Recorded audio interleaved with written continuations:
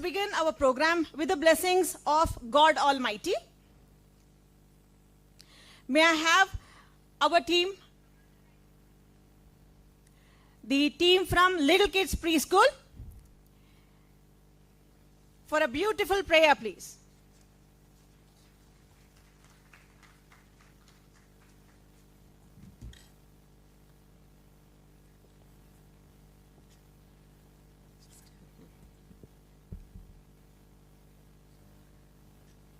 Vignesha tava sharanam, Vigna vinashaka tava sharanam, Vignesha tava sharanam, Vigna vinashaka tava sharanam, Tala tamburi kaiyolage, Vitalana bhajane manadolage, Tala tamburi ಕೈಯೊಳಗೆ ವಿಠಲನ ಭಜನೆ ಮನದೊಳಗೆ ವಿಘ್ನೇಶ ತವ ಶರಣಂ ವಿಘ್ನ ವಿನಾಶಕ ತವ ಶರಣಂ ವಿಘ್ನೇಶ ತವ ಶರಣಂ ವಿಘ್ನ ಲಂಬೋದರನೆ ಅಂಬಾಸುತನೆ ಕವಿ ಜನಪ್ರಿಯನೇ ತವ ಶರಣಂ ಲಂಬೋದರನೆ ಅಂಬಾಸುತನೆ ಕವಿ ಜನಪ್ರಿಯನೇ ತವ ಶರಣಂ ವಿಘ್ನೇಶ ತವ ಶರಣಂ ವಿಘ್ನ ವಿನಾಶಕ ತವ ಶರಣಂ ವಿಘ್ನೇಶ ತವ ಶರಣಂ ವಿಘ್ನೇಶ ತವ ಶರಣಂ ವಿಘ್ನ ವಿನಾಶಕ ತವ ಶರಣಂ ವಿಘ್ನ ವಿನಾಶಕ ತವ ಶರಣಂ ವಿಘ್ನ ವಿನಾಶ ತವ ಶರಣಂ ವಿಘ್ನ ವಿನಾಶಕ ತವ ಶರಣಂ. Thank you.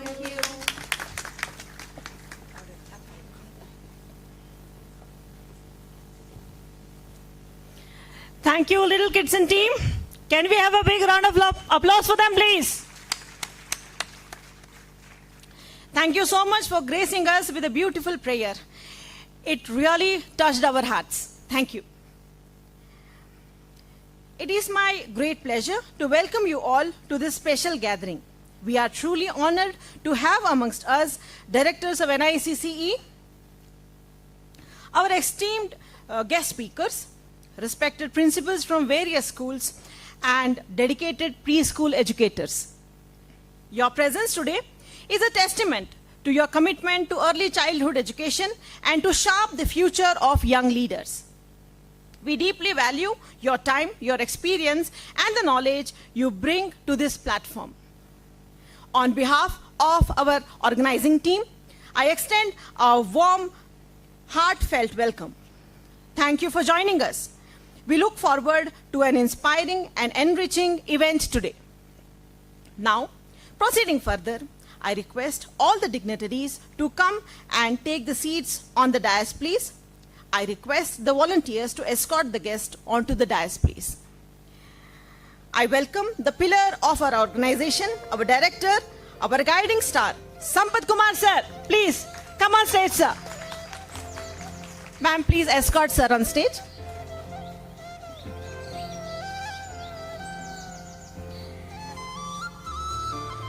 I request Kritika ma'am to please honor Sampath sir.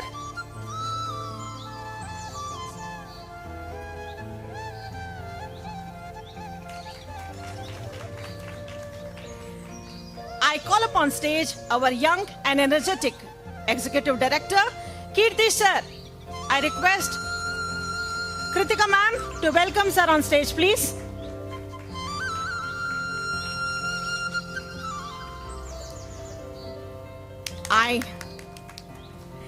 I now call upon stage our ever-smiling and my favorite principal of Little Kids Preschool chain and also principal of NICCE, Mrs. Kiran Shankar ma'am.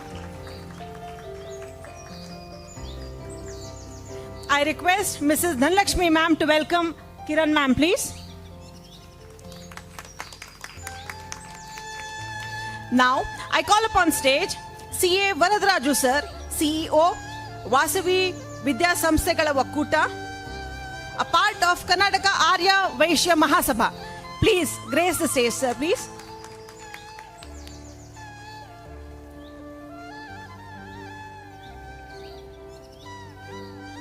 I request Kritika ma'am to welcome sir, please. Honor, sir.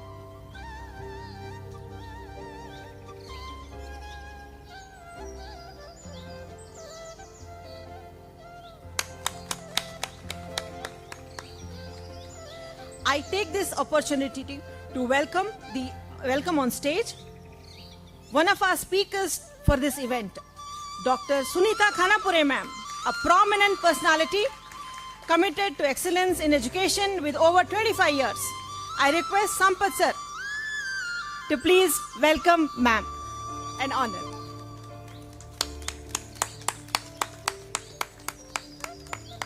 Jorag chappale barbeku aita. They are the guests of the today's event.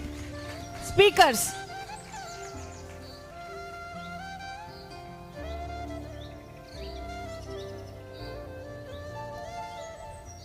I take this opportunity to welcome on stage Aparna Atreya ma'am, awarded winning storyteller, corporate trainer, children's author and a leadership coach. I request Kirti sir to welcome Aparna ma'am, please.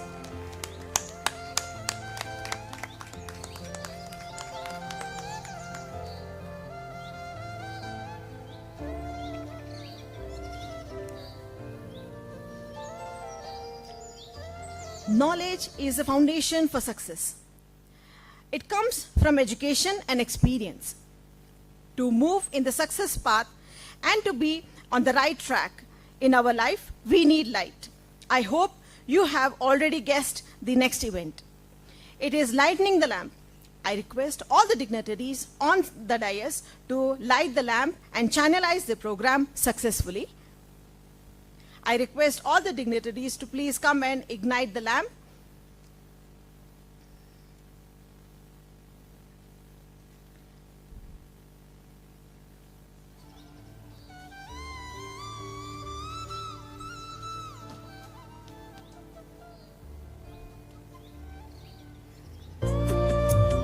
शुभं कुरुत्वं कल्याणं आरोग्यं धनसम्पदः शुभं कुरुत्वं कल्याणं आरोग्यं धनसम्पदः शत्रुबुद्धिविनाशाय दीपज्योतिर्नमोऽस्तुते दीपज्योतिर्नमोऽस्तुते दीपज्योतिर्परब्रह्म दीपज्योतिर्जनार्दनः दीपज्योतिर्परब्रह्म दीपज्योतिर्जनार्दनः दीपो हरतु मे पापं सन्ध्यादीपनमोऽस्तुते ओ दीपब्रह्मरूपस्त्वं ज्योतिषां प्रभुरव्ययः ओ दीपब्रह्म. Thank you, everyone. May I now request all the dignitaries to please descend from the stage.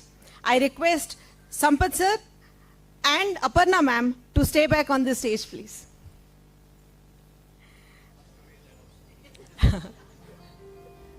Sir, we are having a sprint with time now.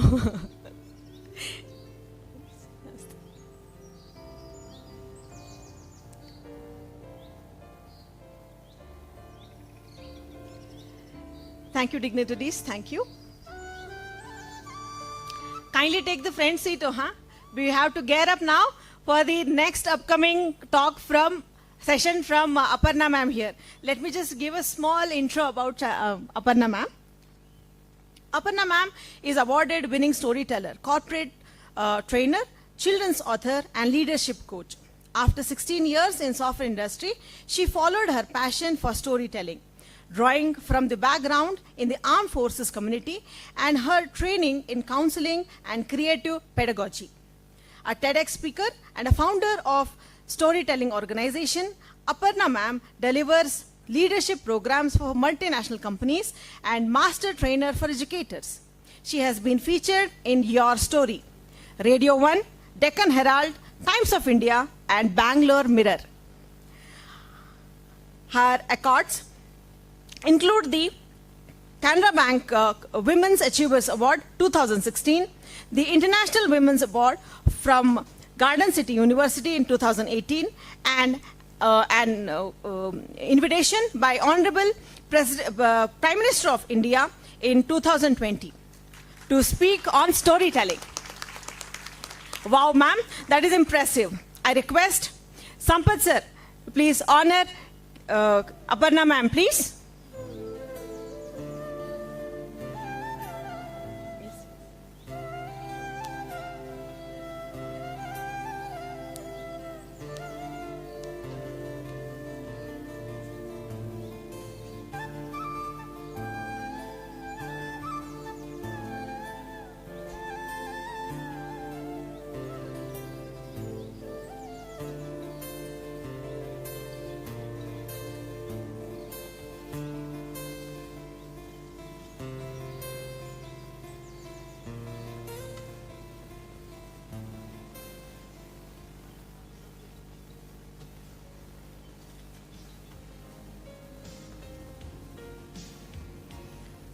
I request Sampath sir to please honor Aparna ma'am, please. Ma'am, you deserve it, please.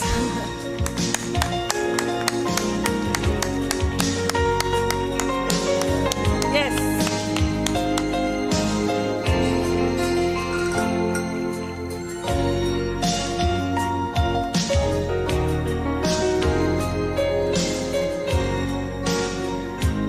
Ma'am, we can't wait for your session now. Can we get up?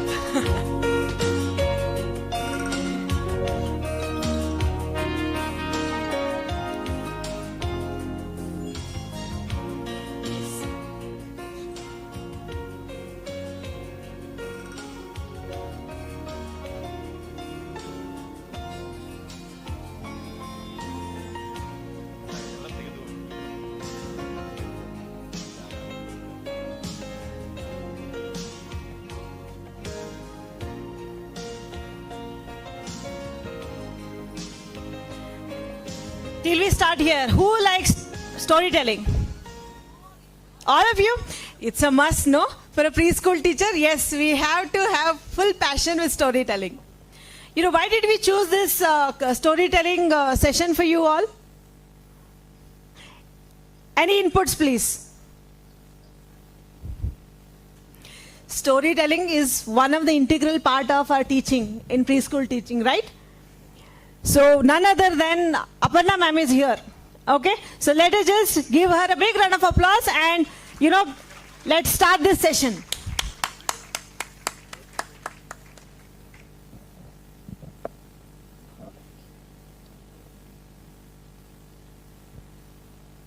Ma'am, stage is all yours. Thank you so much. Thank you.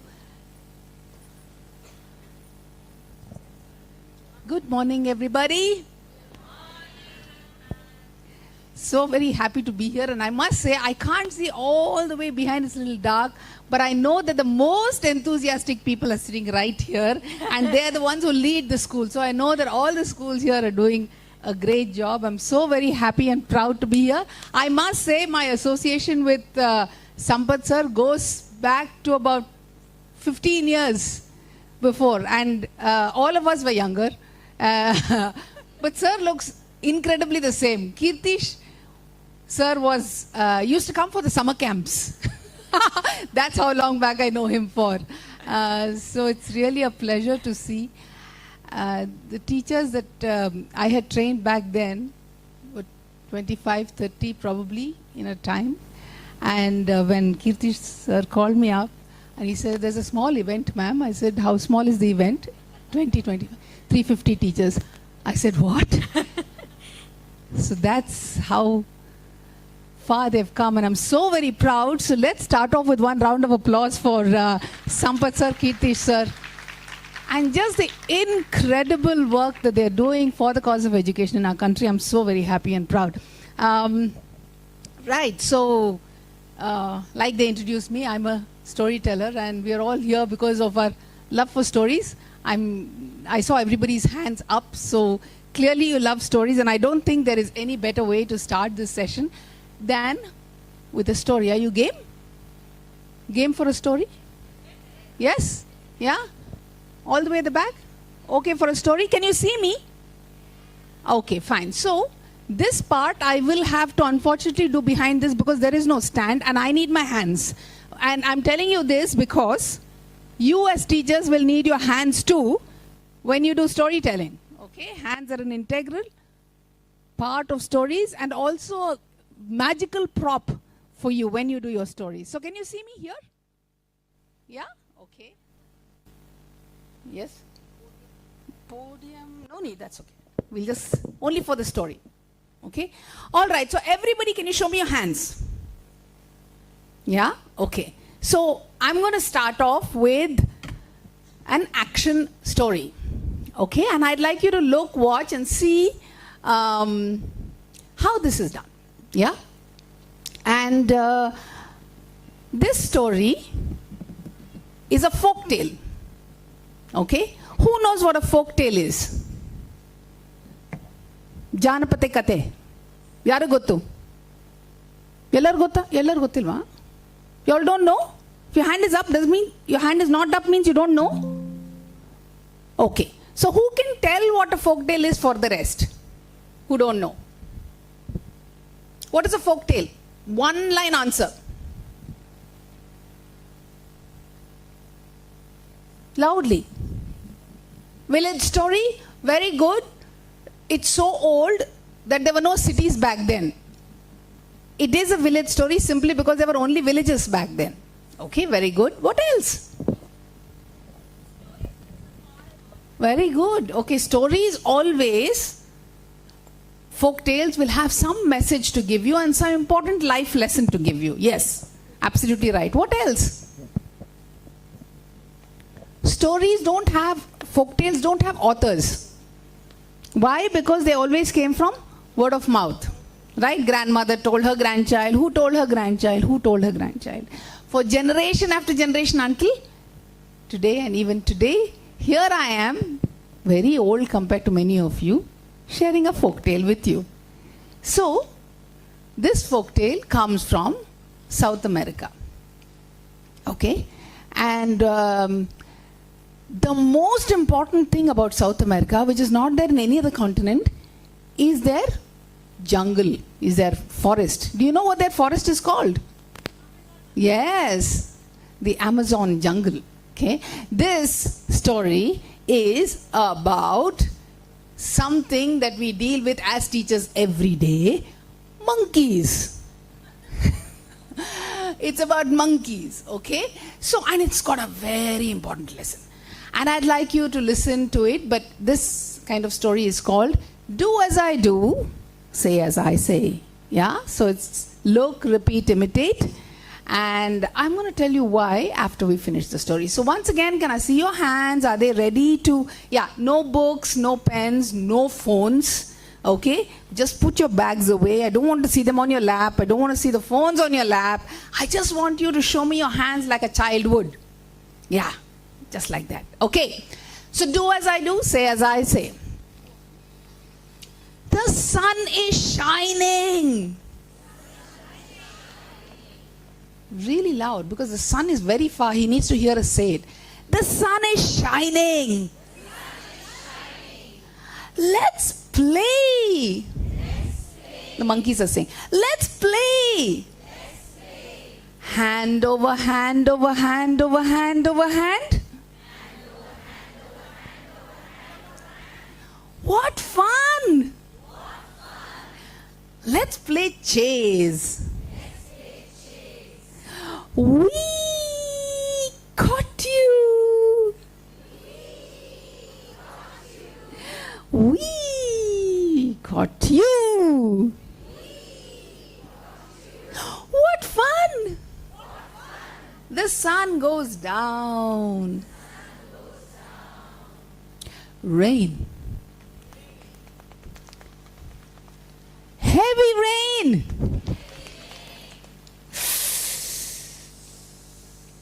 I'm cold. I can't see you cold. It is cold. So show me it's cold. It's cold!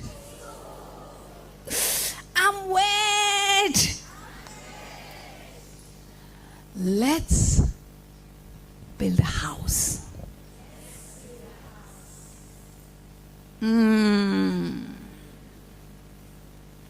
Tomorrow.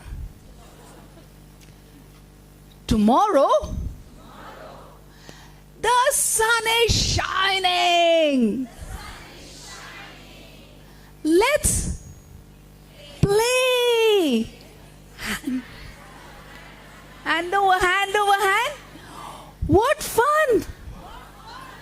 Let's play chase. Whee! Sampath sir, caught you. Whee! Caught you. What fun! The sun goes. Rain. Heavy rain.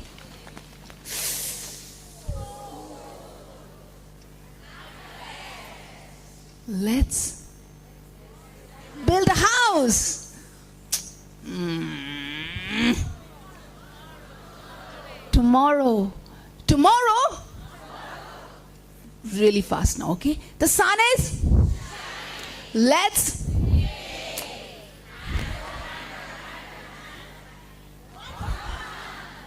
Let's play. Whee!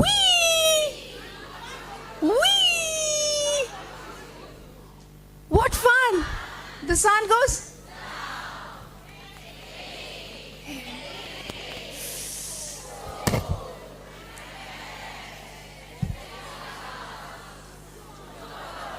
Tomorrow, now Chennai Express types. Super fast. Okay. Tomorrow the sun is. Let's.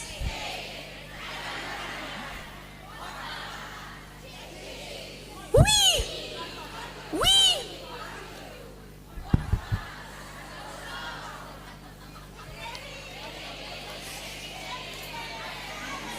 I'm wet.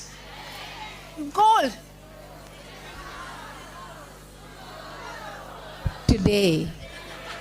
Today, let's not be like the monkeys. Let's build a house today, you see. Today is the day that I'm here. Today is the day that all of you are here. So let's build a house of learning today while we are here with each other. And that's the biggest message. I think we need to remember that every day is a learning day for every child that we ever come across. And therefore, let every day and every minute and every moment be a learning moment.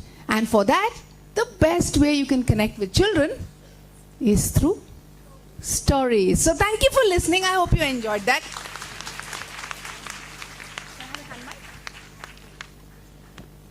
So I wanted to, for you to take around the mic.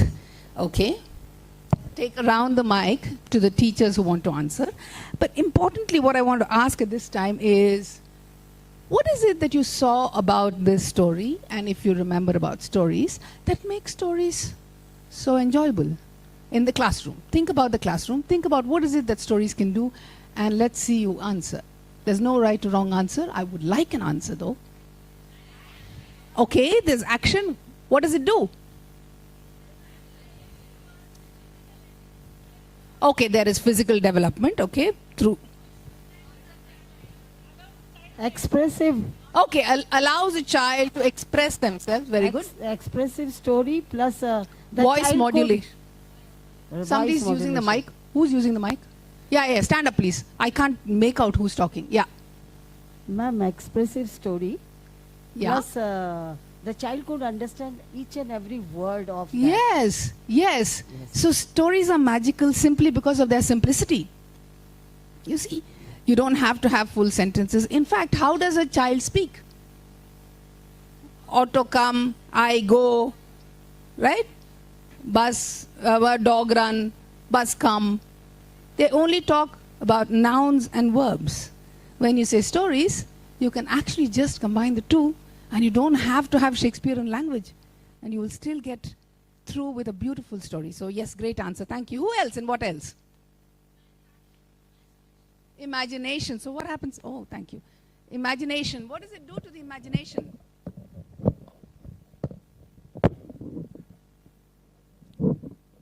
it helps really expand your imagination, right? Right? Because I didn't even show you props in this story. So it allows your mind to think about, for example, in this story, think about the monkeys, think about the rain, think about the sound of the rain, think about what it means to play, think about the fun that you have when you play, think about the sun going down, right? It helps you develop imagination far beyond what your eye can see, right? Okay, very good. What else? They start relating to it, right? So now a child who is able to put in their heads a thought is able to convert that thought to real life. In this world, what happens when it starts to rain? And then they're able to relate saying, yes, it rains and I get wet and that is probably why I use an umbrella. Right? So you're able to relate to real life concepts.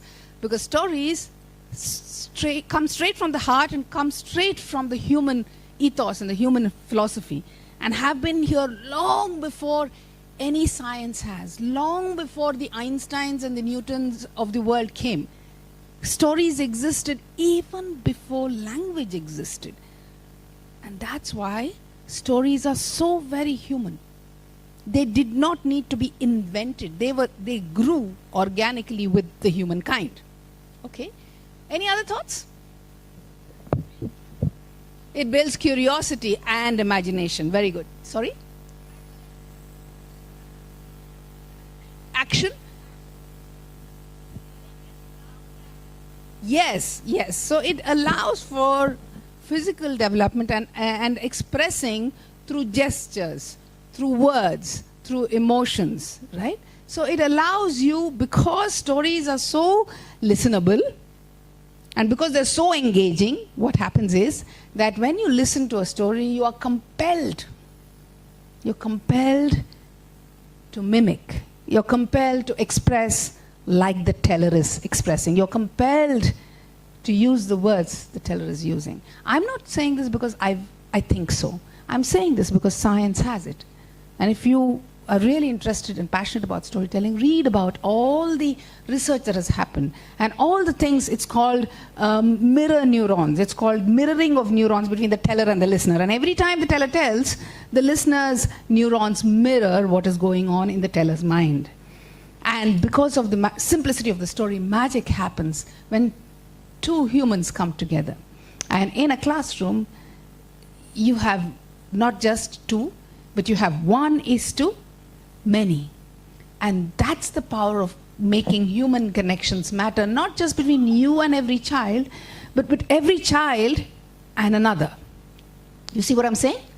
Yes? So let's go to the first slide. Who has the slide control? Yeah. So just go to the next. Yeah. So what is the purpose of stories itself? Okay. So like you very rightly said, the purpose of stories is, one click please. One of the most important things is simple as that. It creates interest, right? So it creates a sense of curiosity, one of you said, right? So it makes you want to listen more. Stories are such that it makes you want to know more, okay? It also creates engagement. You would agree, right? All of us were engaged in the story. In fact, not all of you are engaged right now as I give you this, because these are the theoretical aspects of what I'm saying. Now, but the moment I'm going to move this into a story, I will have listening ears, and that's what stories do. They create engagement. So one of you said it converts to and relates to real life, and that's what it really is. The concept is made memorable, and I'm able to take that concept back into real life. And let's go to the last two. Yeah, just one click again. Yeah. So, can you give me an example of any logical conclusions you can draw just through this story that you've listened to? No, yeah, morals is the moral, that's the value system. But I'm asking for logic. Is there logic in anything? Okay, let me give you an example, okay? The example that that comes straight from the story is, if it rains, cause is it rains, the effect is you get cold, you get wet, right? So there's cause, there's effect. right? So now the critical thinking question that you can elicit in your class is, why does it get cold and why does it get wet when it rains? We're still talking preschool, right? So it's still important for us to ask, because they don't know. See, rain is just a word, right? Now, how do you convert that rain to a real life event, which is a torrent, a downpour of water, right? So now, just this logical conclusion and therefore the thought behind why does it get cold? I wonder if you know why it gets cold. And I'm not saying this in a bad way. I'm simply saying that sometimes the teachers may not have the answers. But what's important is to ask the questions, to go on a journey to answer this together. Why does it get cold? Right? So that's the whole idea of telling a story, because stories have a bunch of events. And all of these events are, come together through things that they see in their real life. And in fact, it's important for us to tell stories. I'm just leaving this with you, to tell stories that are folk tales that come from our region, rather than talking about folk tales that are not necessarily from our region, especially in the earliest of years. Why? Because they may not be able to connect and resonate with real life. So if you're going to tell a story about London Bridge, I'm not sure that's the right thing. They're not going to see London Bridge, or they may see a bridge. If you're going to talk about snow, not in Bangalore. Right? Does not make sense. So start with stories that they can identify. Start with telling them stories that they can, pushes their curiosity and makes them think. But the most important thing beyond any of this that a story does is for me to wait for one last click from Kirtesh. And that's the thing it does. You see, it builds a bond and trust between the teacher, the educator, and the students, and between every child with another, in a manner that no other medium can ever. And I say this, that comes from science, that comes from enough research, that when a story is told, all barriers are broken. And that's true. And that's why you need to tell stories, not only during the storytelling time, not only for if they are bored, or not only if they are restless, but really to teach math, to teach science, to teach environment, to teach language. And preschool is the bedrock of all of these concepts. So how can you use stories to teach all of these concepts? NICC is doing a great job in putting it all together in the books that they do, in the courses that they conduct. And I have the privilege of being one of their earliest educators in this, and therefore I see that the tradition still continues. So you should be the ambassador for storytelling. Let's move to the next slide, and also the next story. So this is what a story is, in case you really want to know. Everybody knows what a story is, but scientifically, in fact, there are many definitions, but the simplest of all definitions is simply the reason why stories are so engaging and so memorable is because they follow a pattern. And the pattern is they go from one event to the other, to the other, to the other, in a structure that really, really builds a curiosity, builds a sense of what's going to happen next, I wonder. It does not happen if you simply teach them mathematics. Like, for example, if you say that, 2 plus 2 is equal to 4, is there a sense of wonder? 2 plus 2 is equal to 4, that's it. There is no wonder there. It's a fact. So math is what is known as it's a logical approach. It's 0 or 1. There is no in between, right? It's right or it's wrong. It's true or false. It's a fact or it's untrue. It's fiction. But that's not what stories are. Stories are a beautiful combination of fact and fiction. You know what I mean? Right? And the child needs to dwell in both fact and fiction so that they're able to make meaning in life through art and science. You see what I'm saying? Right? A child needs to be born not just out of science and not just out of art. And how can you combine the both as a leadership coach and as a person who teaches in many different universities, including Indian School of Business? I can tell you this, that the top leaders today, the top companies today, the people that they're recruiting, you as a teacher have to have a creative bent. But it's not just your teachers. Today, every leader in every corporate is looking for a healthy mix of creativity and competence. Yeah? So it is our duty as teachers to build creativity, imagination, and technical competence, in the sense intelligence, the mathematical intelligence that you and I know about. So we have to mix both so that we ready them for the world, which we don't know where it's going, to be honest, with all the artificial intelligence. Do we know where it's going? Do we know what kind of jobs are going to come?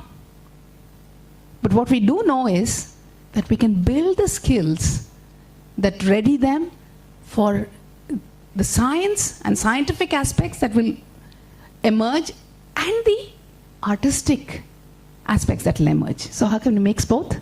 Story is one great medium, okay? So let's move. I'm going to do one story, okay? And I'd like you to participate in this story. So this story comes from Africa, okay? How many of you know African folk tales? Okay, very good. So I'm going to introduce you to a character, and I'd like you to write down this character's name, okay? This character comes from Western Africa, West Africa. There's a great history and a narrative to the creation of this character. The character is called Anansi, A-N-A-N-S-I. Okay, Anansi. Now, Anansi is like our Vishnu. He takes many avatars. Okay, so his fundamental avatar is a spider. Okay, he's a spider. Sometimes the spider will become a very clever spider. Sometimes he'll be a Buddhu.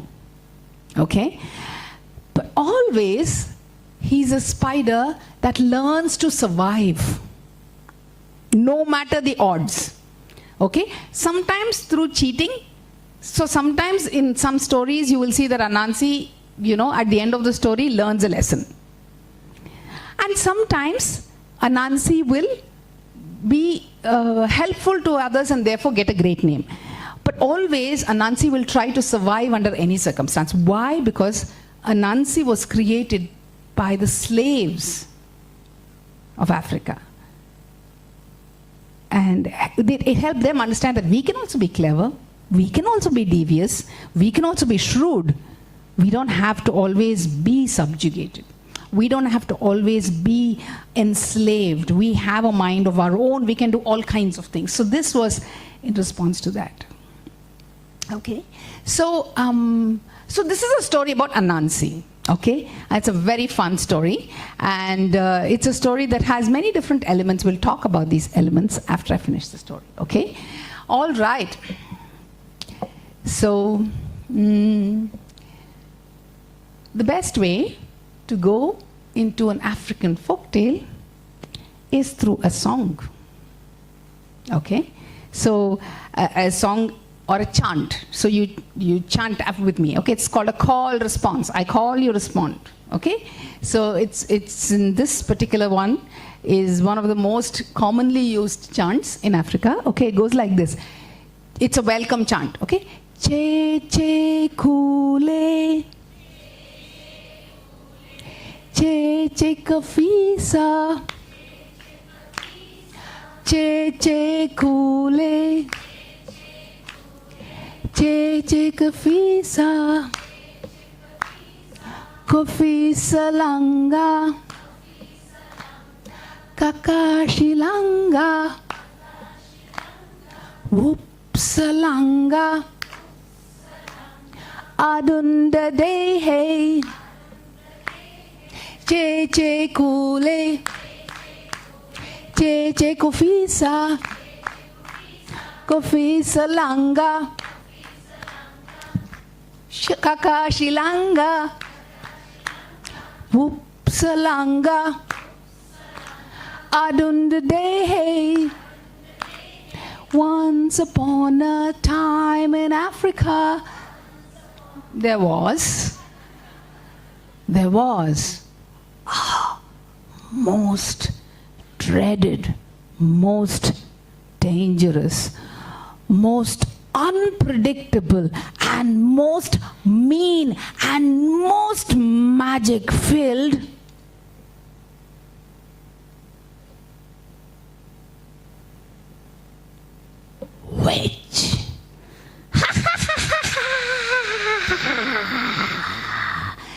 witch would come out every day. And she was a crazy witch. You see what she would do? She would look around and whatever she liked, she would think, look at that. I like your white sari. I want to make it mine. And so she will say, fee, fi, fo, fum, let the sari make it come. And then ma'am would be wearing a grass sari and the nice pure cotton white sari would come into the witch. Mine it is. A golden colored watch. I like what this man is wearing. It has come from many years of hard work. 25 years? Yes. I should make it mine. Abracadabra, make that watch mine. And boom. And the little witch will be having the watch and Sampath sir will be looking at his mobile after that to see the clock. And so this witch would do all kinds of crazy things. She would look and say, too fair you are. I don't think you belong here. Fee, fi, fo, fum. Just become brown like the rest of us. Too much smell from your hair. What shampoo do you use? I don't like it one bit. I wash my hair once in a year. I like the way my hair smells. You will give me that shampoo right now or I will eat you up. And she would do all kinds of crazy things. Now, for a witch such as this, what do you think is a name that will suit her? What do you think should be her name? Need not be an African. It can be any name. You say, ma'am. What name you want, you give Namakarna, whatever you want. Chandalika. Yeah, that sounds like a name. That sounds like a real name. Yeah? What else? By the way, anybody wants baby names, you can go to ma'am. She's giving very good names. What else? One more name. Bhutani. Bhutani, Putani. What else? Shurpanaki. Very good. All of you know your Ramayanas, Mahabharatas very well. Right? So, yeah, I mean, these are the kind of names. Do you know what her name was? Her name was nothing but a number 5. Her parents must have hated her, no? 5, that's her name. It was the talk of the jungle. She would be so dangerous and she would be so crazy. But her name was 5. Come on. And people would make so much fun of it. In fact, when I say people, I mean animal people. Right? All the animals would make so much fun. In fact, they also had a song for it. And do you know the song? You want to sing with me? Make fun of her because she took away your shampoo and your fair color. Sorry? And your son. And poor Sampath sir is not even bothered. He's just looking like this. Take whatever you want. So, let's sing the song. Right? The song is 1, 2, 3, 4, 5. Once there was a witch alive. She cursed and flew on a broom. Not a flower was in bloom. But do you know her silliest name? The number 5, oh so lame. Oh so lame. From the top. 1, 2, 3, 4, 5. Once there was a witch alive. She cursed and flew on a broom. Not a flower was in bloom. But do you know her silliest name? The number 5, oh so lame. 5. The animals would just go look at her and say, she's going by, give me a 5, bro.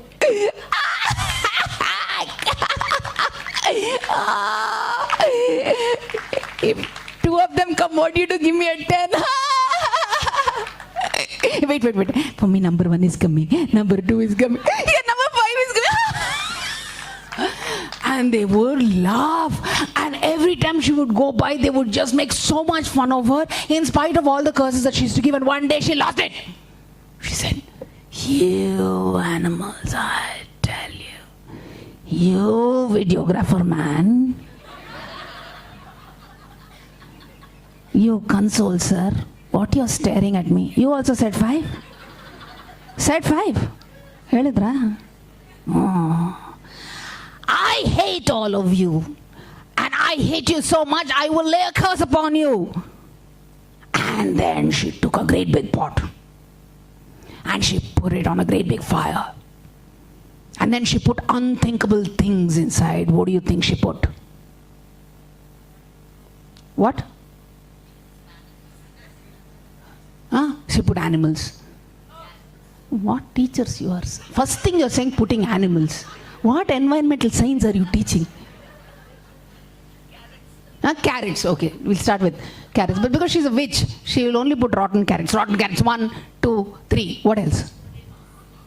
Potato. Oh my God, sir, ma'am is fully changed now. From animal, she's saying potato. All salad items she's saying now. What else? Tea, coffee. What we'll drink then? Lizards. Oh, yikes. Okay.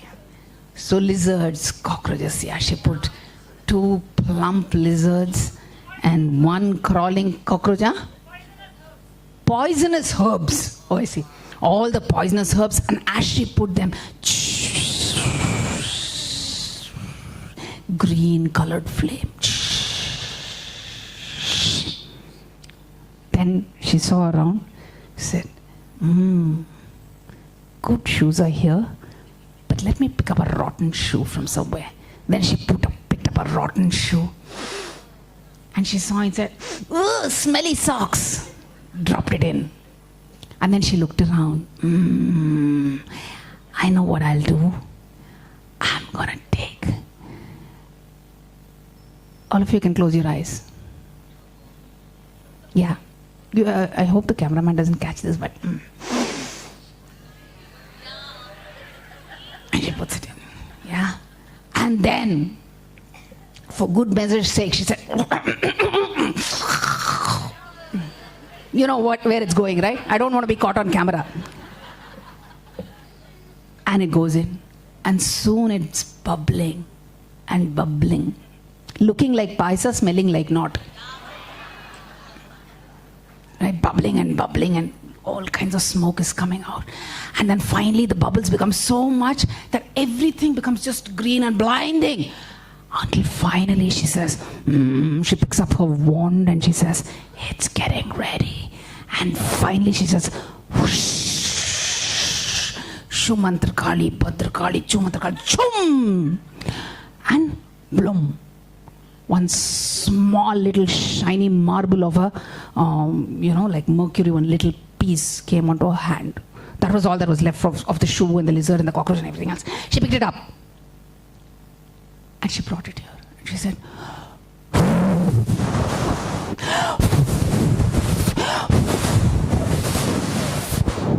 all around.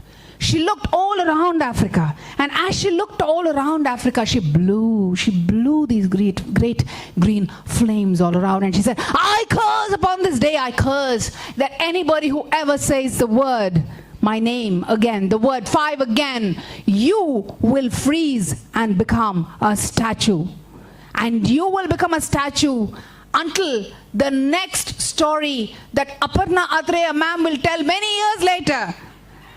And you will only be turned back to human then. Until then, you will be a stone. She cursed and said, so be it from this day forward. Everybody remember to never say my word or turn to a statue.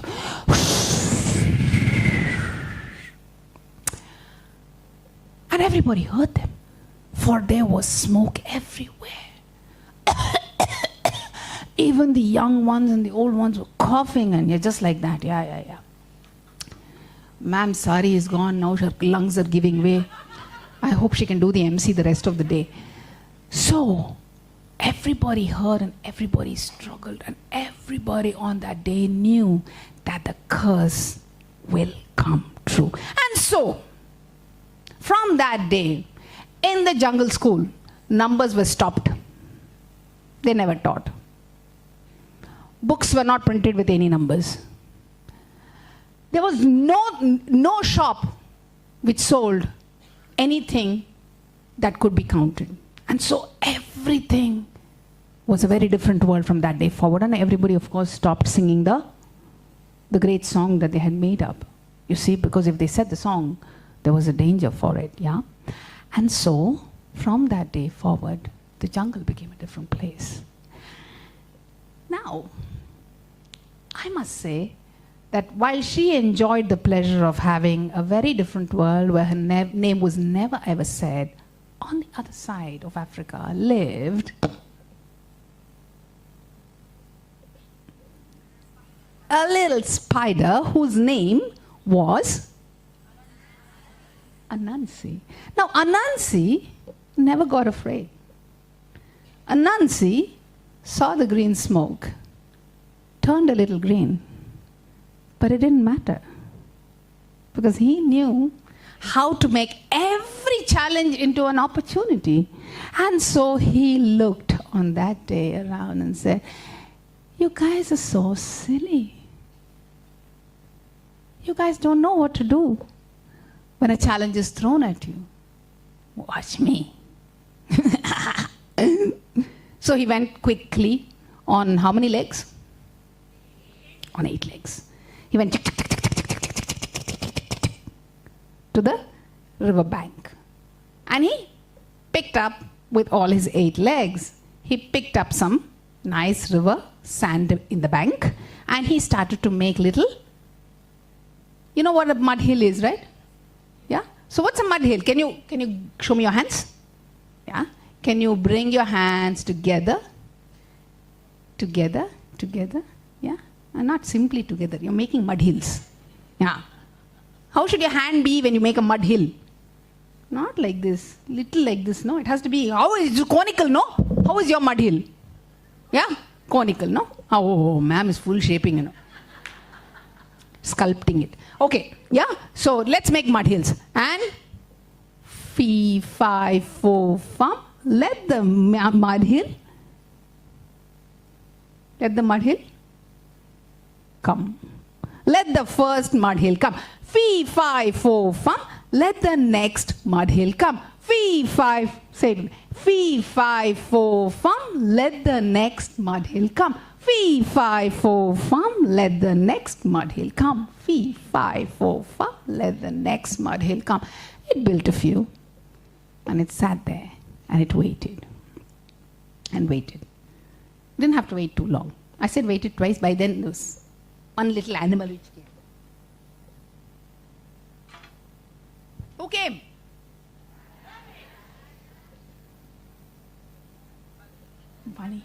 Bunny rabbit. Anansi! I'm so happy to see you. Dude, how have you been? And Anansi said, rabbit. Singura. Singura is rabbit in Swahili. Singura, I'm so happy to see you. How have you been? I've been very good, sir. Good to see you in the morning. What's up? I'm doing okay, but I actually have got a little bit of problem. Is it? What problem you have? I'm here to solve any problem you want. Just tell it to me. He says, I've built these mud hills, but I just don't know how many are there. So rabbit says, you don't know how to count. First thing, I got A+ grade in my counting. My teacher also gave me such good marks. I'm very good in counting. You want me to count and tell you? He says, yes. Please, if you can. He says, sure. 1. And Anansi is like, yes, yes. 2. Yes, yes, yes. 3. Yes, yes, yes, yes, yes, yes, yes. 4. Yes, please. 5.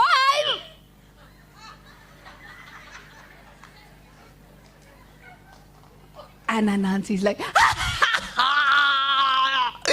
caught you. And he looks at, just frozen like this, and says, whoa, I don't know how many of you have had breakfast, but I've not had. And he goes, plucks the eye out, plop. Yeah. Out come the eyes, the ears, the intestines, the tail, and gives a final big. Oh, thank you, witch, he said. And 3 days and 3 nights.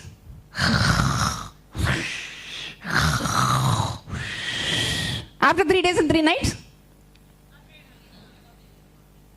all digested. And the mud hills are ready. We don't have to build them again. They're all there. Strategy worked, right? So sat and waited next morning. And next morning, who came? How does the duck come? Buck, buck, buck, buck, buck, buck, buck, buck, buck, buck, buck. Not quack, quack, yeah.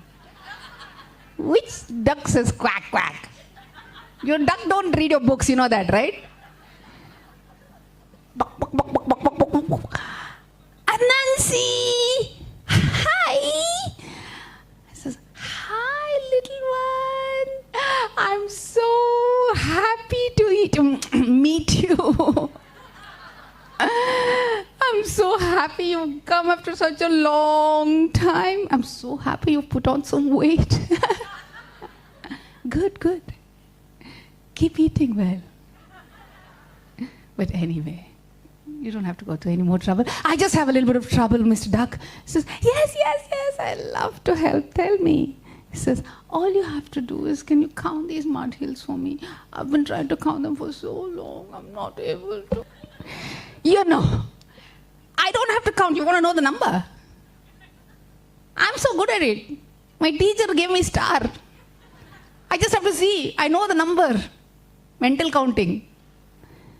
There's just 5.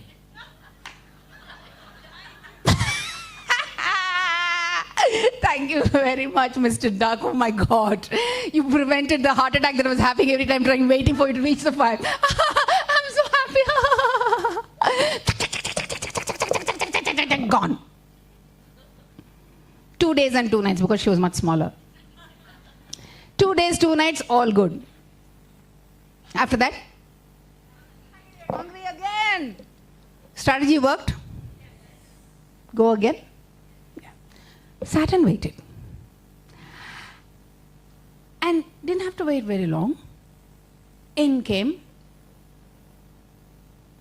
a very special guest. Kobe, tortoise. Kobe walked in. Now Kobe looked at Anansi and Anansi looked at Kobe. Says,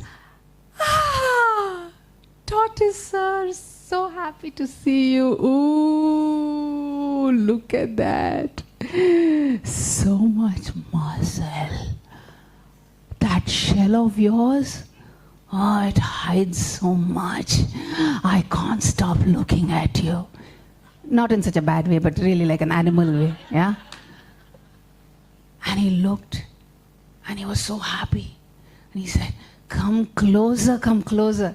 And Kobe went closer, and he said, hi, Anansi, I see you're the same 8 legs. And yeah, same smile. What's up? He says, nothing, Kobe. I'm just going to keep this short for you. I'm sure you have a long way to go and you take a long time to go. So I'm not going to take too long.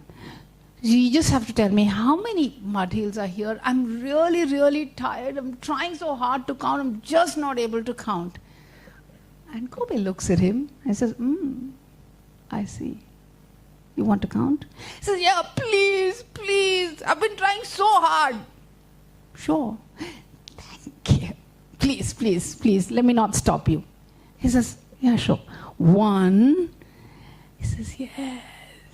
There go your legs. 2.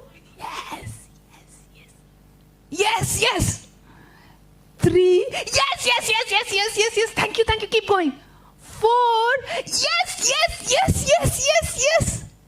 3 plus 2. What? What? No.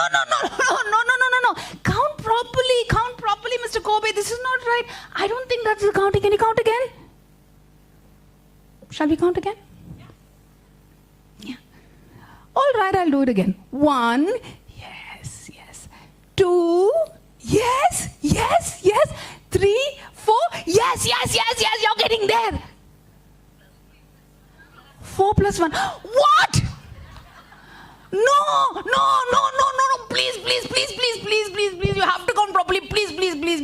Okay, I'll do it again. 1, 2, yes, please. 3, 4, 6 minus 1. No.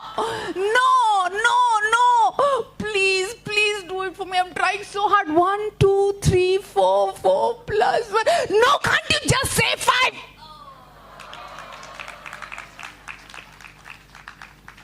And that was how little Anansi sat there by the riverbank, by his 5 mud hills, sitting there. And even now, if you ever go to Africa, if you ever go to that river, make sure to go there, because there will be 5 mud hills, by which side will be a little spider. But because I've told you this story today, you know that he will be moving around, for the curse has been lifted, and Anansi is now free to go. But on that day, Kobe looked at Anansi and says, thank you for bringing us great stories, Anansi. Bye-bye now. And he leaves that riverbank, a head full of numbers, but also a heart full of courage to know what to do when. And then, what do you think happened to the witch? Now this poor witch realized that everybody knew how to count, even without her name. And so life got so boring that this witch looked and said, oh, this is so boring. All of you are so bad. You're not saying it, you're not getting cursed, you're just sitting and chewing and eating your food and doing all the things that you humans do. I'm so bored of you, you're all moving all the time, you're not even becoming statues. So I am going to fly into another story. Bye-bye. And whoosh, she went into another story. And the jungle was free again to sing the song. 1, 2, 3, 4, 5. Once there was a witch alive. She cursed and flew on a broom. Not a flower was in bloom. But do you know the silly name? The number 5, oh so lame. Oh so lame. Thank you for listening, and thank you to Anansi for bringing us such fabulous stories. Okay, so let me just ask you a couple of questions now. Right, so you saw the story, you saw how the story is presented. So I'd like to ask you, what is it that made you really stay with the story? What is it that you saw in the presentation that you liked? And if you think like a child, what do you think a child would really appreciate in the presentation of this story? Let's take the mic around. Let's hear answers. And many of you have the same answers, but let's try and get people to answer. Voice modulation, ma'am. Yes, okay. So there's this whole thing about voice, right? So there's a whole lot of things you can do with your voice. So if you really want to understand about voice and work with voice, then what you should remember is that there are the 5 pillars of voice. So one is volume, right? And how do you use your volume to really speak up, speak low, yeah? And then there's also the pitch. Okay, what is the pitch? What do you know about pitch? High frequency, low frequency. How many of you learn music? Carnatic music, you'll know what pitch is, right? So pitch is the frequency with which you sing. So very high frequency would be like this, very low frequency would be like this. Yeah. So you use your pitch, okay, use volume, use pitch, use pace. What is pace? The speed, right? The tempo of speaking. So you can speak really fast when you're saying something, or really slow that down. Yeah. So you can use your volume, you can use your pitch, you can use your pace, you can use pause. So what's a pause? Why do you pause? Yeah, okay. One is just to build that sense of drama, right? You pause and they're waiting to just eat the words, right? So that's what a pause does. If you just keep saying it, there's nothing left for them to imagine and wonder what's coming next. Yeah, so you use your pause for that. What else do you use your pause for? Yeah, so to build curiosity, dramatic effect, but also because, and you know, all public speakers do it, I know the story really well. I know my content really well, but my listeners don't. Young children definitely don't. They're still learning nuances of language. So pausing gives them time to absorb, gives them time to take it in, understand it, internalize it, get the meaning of it. And that pause is probably the most powerful because it gives them time to really make that story their own. Yeah? So that's the fourth, the pause. And finally, the tone with which you're using. You know, the tone is how, you know, how you're doing it in a casual, friendly manner, or you're doing it in an intimidating manner, or you're doing it in a very formal, read aloud kind of manner. So it depends what you're doing, okay? So you can do many things with the tone that you're using. So these are some of the most important pillars of voice management. And voice is a very important part of the way you present a story, okay? The more you work with your voice, the more you can modulate it. Modulation comes with all of these, okay? Only when you really plug and play different aspects of these are you actually using your voice modulation. What else apart from voice? Puppets. Yeah, there's a hand up there. Go ahead, ma'am. Puppets. Yeah. Go ahead, green sari, ma'am.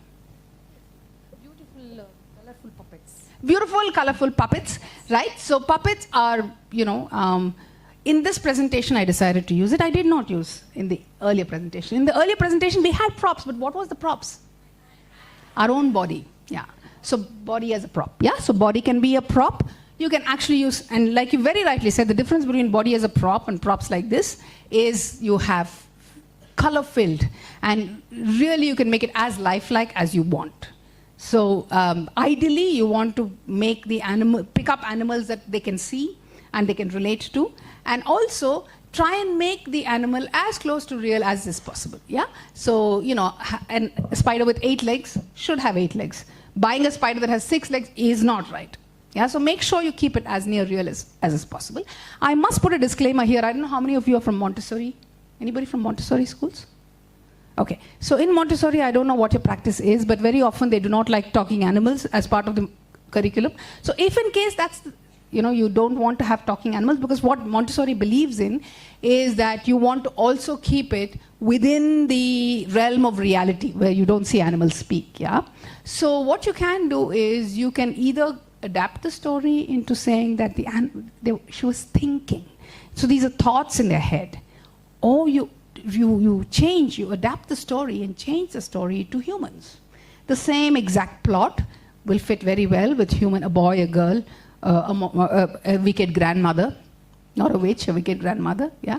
So, yeah, so that's how you can adapt it in case you want to keep, so this is called concrete reality versus imaginary, realms. So if you don't want to be in the imaginary realm, you can use you adapt your story to keep it as near real as is possible. Good, so puppets are required in stories, especially in the preschool years, because it helps them it helps them imagine things that they may not readily see. You do see ducks. They'll be able to associate a duck when they see a duck, but they don't see a duck in a classroom, right? And to help them, aid them in language development and in terms of knowing, forming a visual imagery of what they're thinking about, you present them with props, especially those props which help in the concept development. So teaching them the concept of a river, what is a mud hill, a duck, and so forth, right? So these will help them build their world,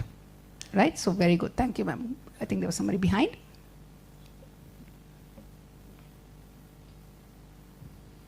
Facial expression and humor. Very good, yeah. So facial expression. So there's a whole lot of things that can be done just with your face. In fact, it has got nothing to do with body language, is what they say very generally, but body language is very different. Body language is what you do with your body and your gross body gestures, your hands, your legs, your movement. But what you do with your face is an entirely different science, right? And your face is the window to every single emotion. You can never show an emotion as clearly as you can show with your face, right? Your shoulders may show anger, but they're never as powerful as you can show with your face, isn't it? So the whole science of emotional expression comes through using your face for these expressions. And every story, whether you like it or not, is so human that it comes packed with emotions. And the more you pack your storytelling with emotions, the better the engagement with the children, better the outcomes in terms of understanding also the emotional awareness. So when somebody takes away something that's not yours, you get angry. And there are different ways to show your anger. Your story and your expression can help them regulate their emotions by showing them how you respond to a particular emotion. You with me on this? You understand what I'm saying? Right? So you become the person to show it, to role model the management and the channeling of emotions through the stories that you tell. Okay? So very good. Thank you, ma'am. Who else? Yes. There's a person here, ma'am.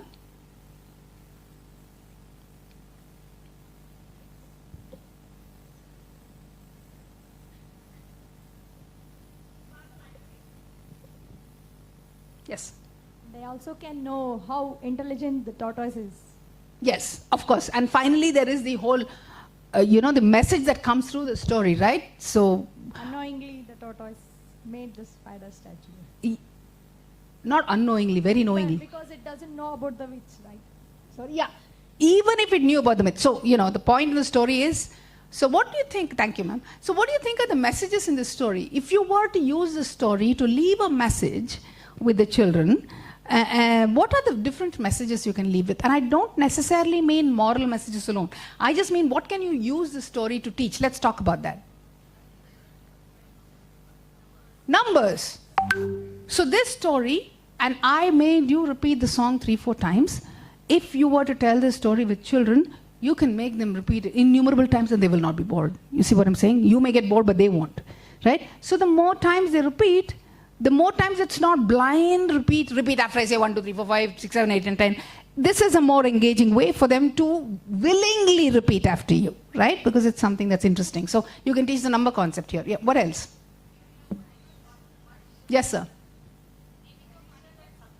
Addition and subtraction is absolutely right. So, you can play around how many different ways in which tortoise said the number 5, right? 4 plus 5, 3 plus 2, 1 plus 4, whatever, right? 7 minus 2, and so forth. You can keep playing around with it. Addition and subtraction is a very important way that you can use this story to teach. What else? Curiosity, ma'am. What happens next in the story?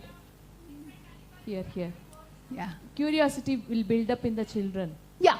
What happens Yes, next? curiosity is anyway a natural outcome of this. What I'm asking is, what can you use the story to specifically teach a concept of to the children? Animals, Animals, right? So now here is how you can adapt this story further. You can bring in other animals, or you can bring in similar kind of animals. You can only bring in mammals, right? You can only bring in birds. You can only bring in water animals, for example, right? And all of these domestic animals and so forth. So you decide what you want, and you can thematically tell the story and adapt it. Yeah? Okay. Good. So you can teach them animals, you can teach them about flora, fauna, you can teach them about the river bank, right, and how the river flows. You can also teach them, of course, values. So what are the values that come out of this? Values in the sense, behavioral traits. Sorry?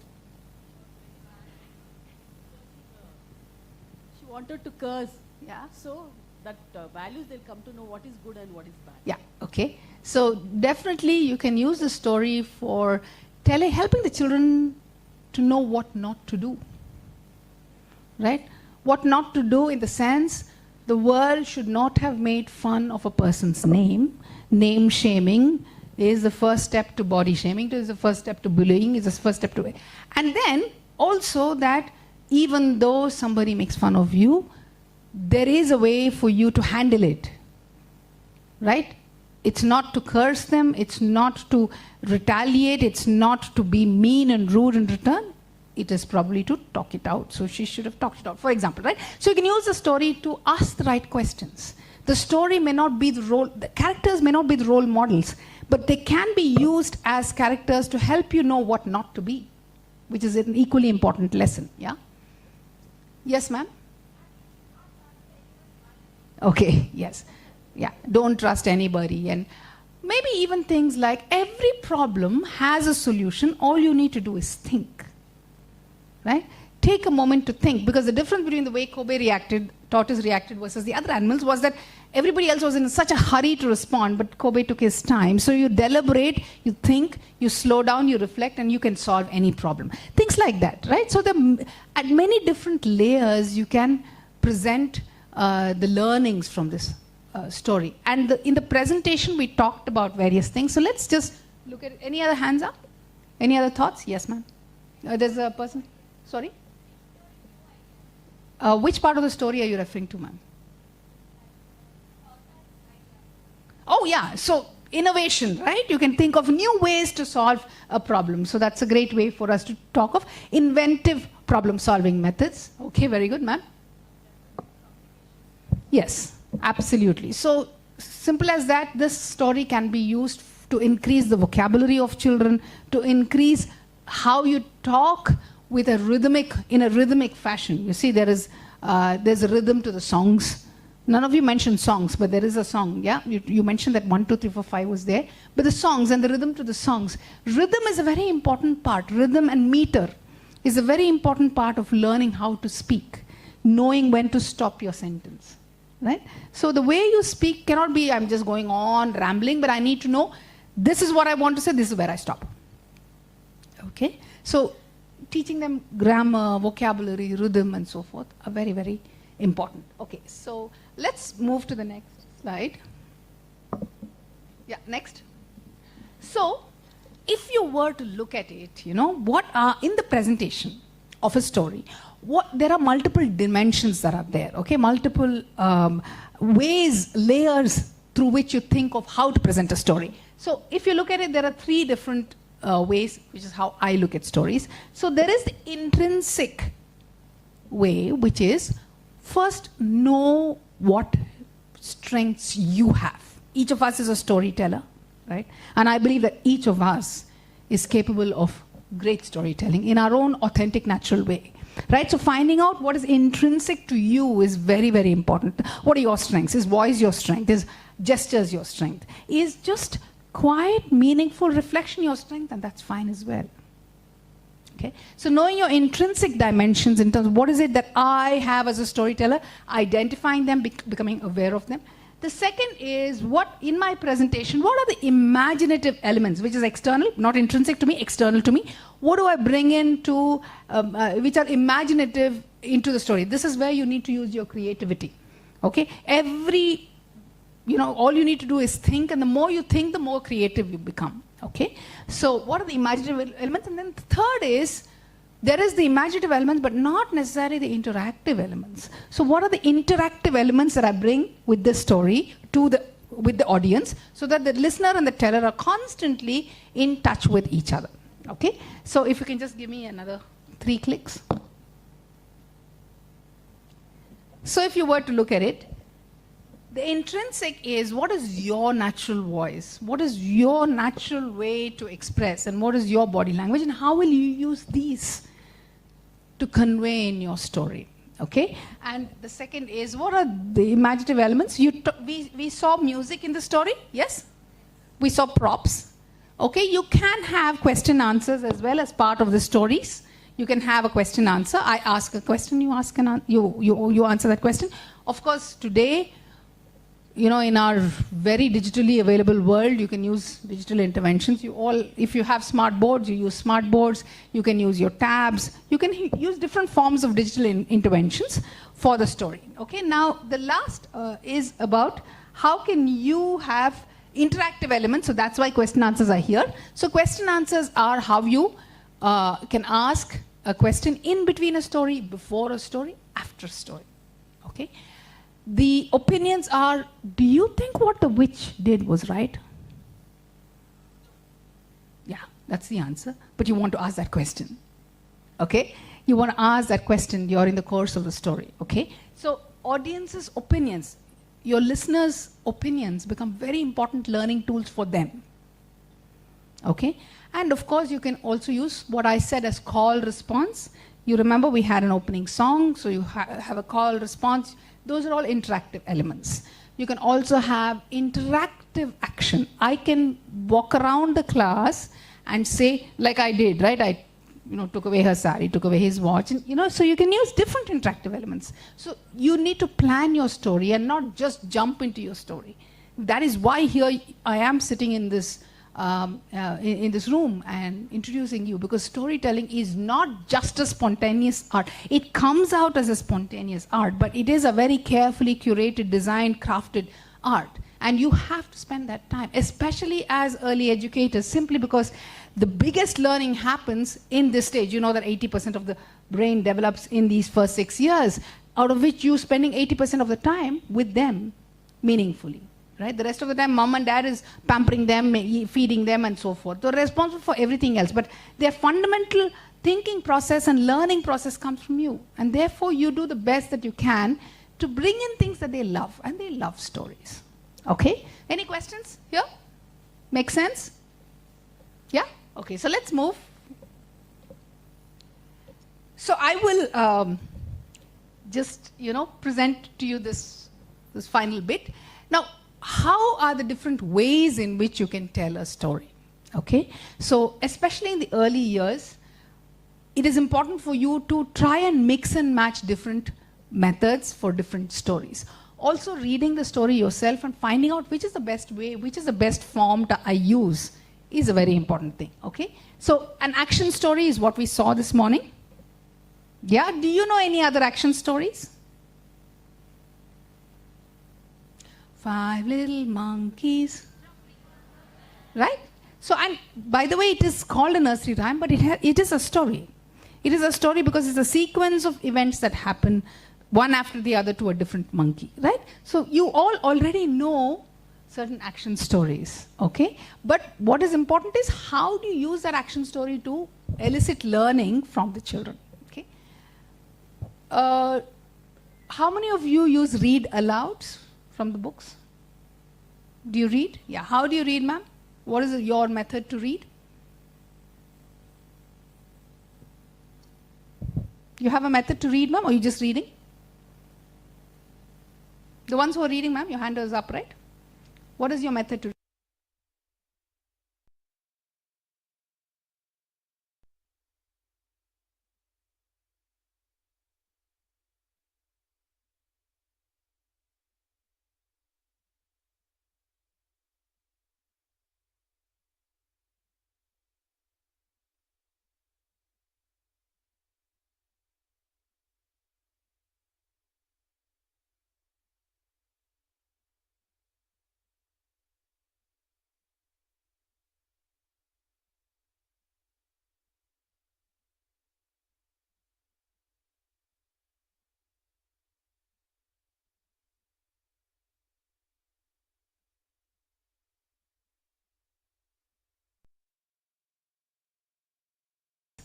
Make sure that you pick up a story that has, the children enjoy listening to the theme is something that children enjoy listening to.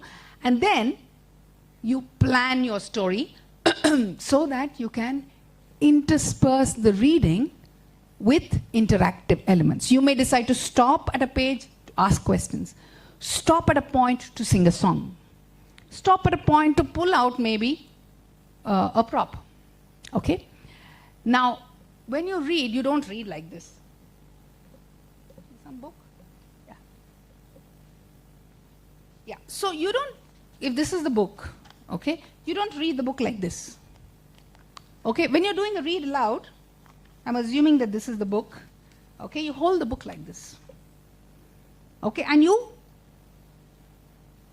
run your hands. You run your hands along the words. Why?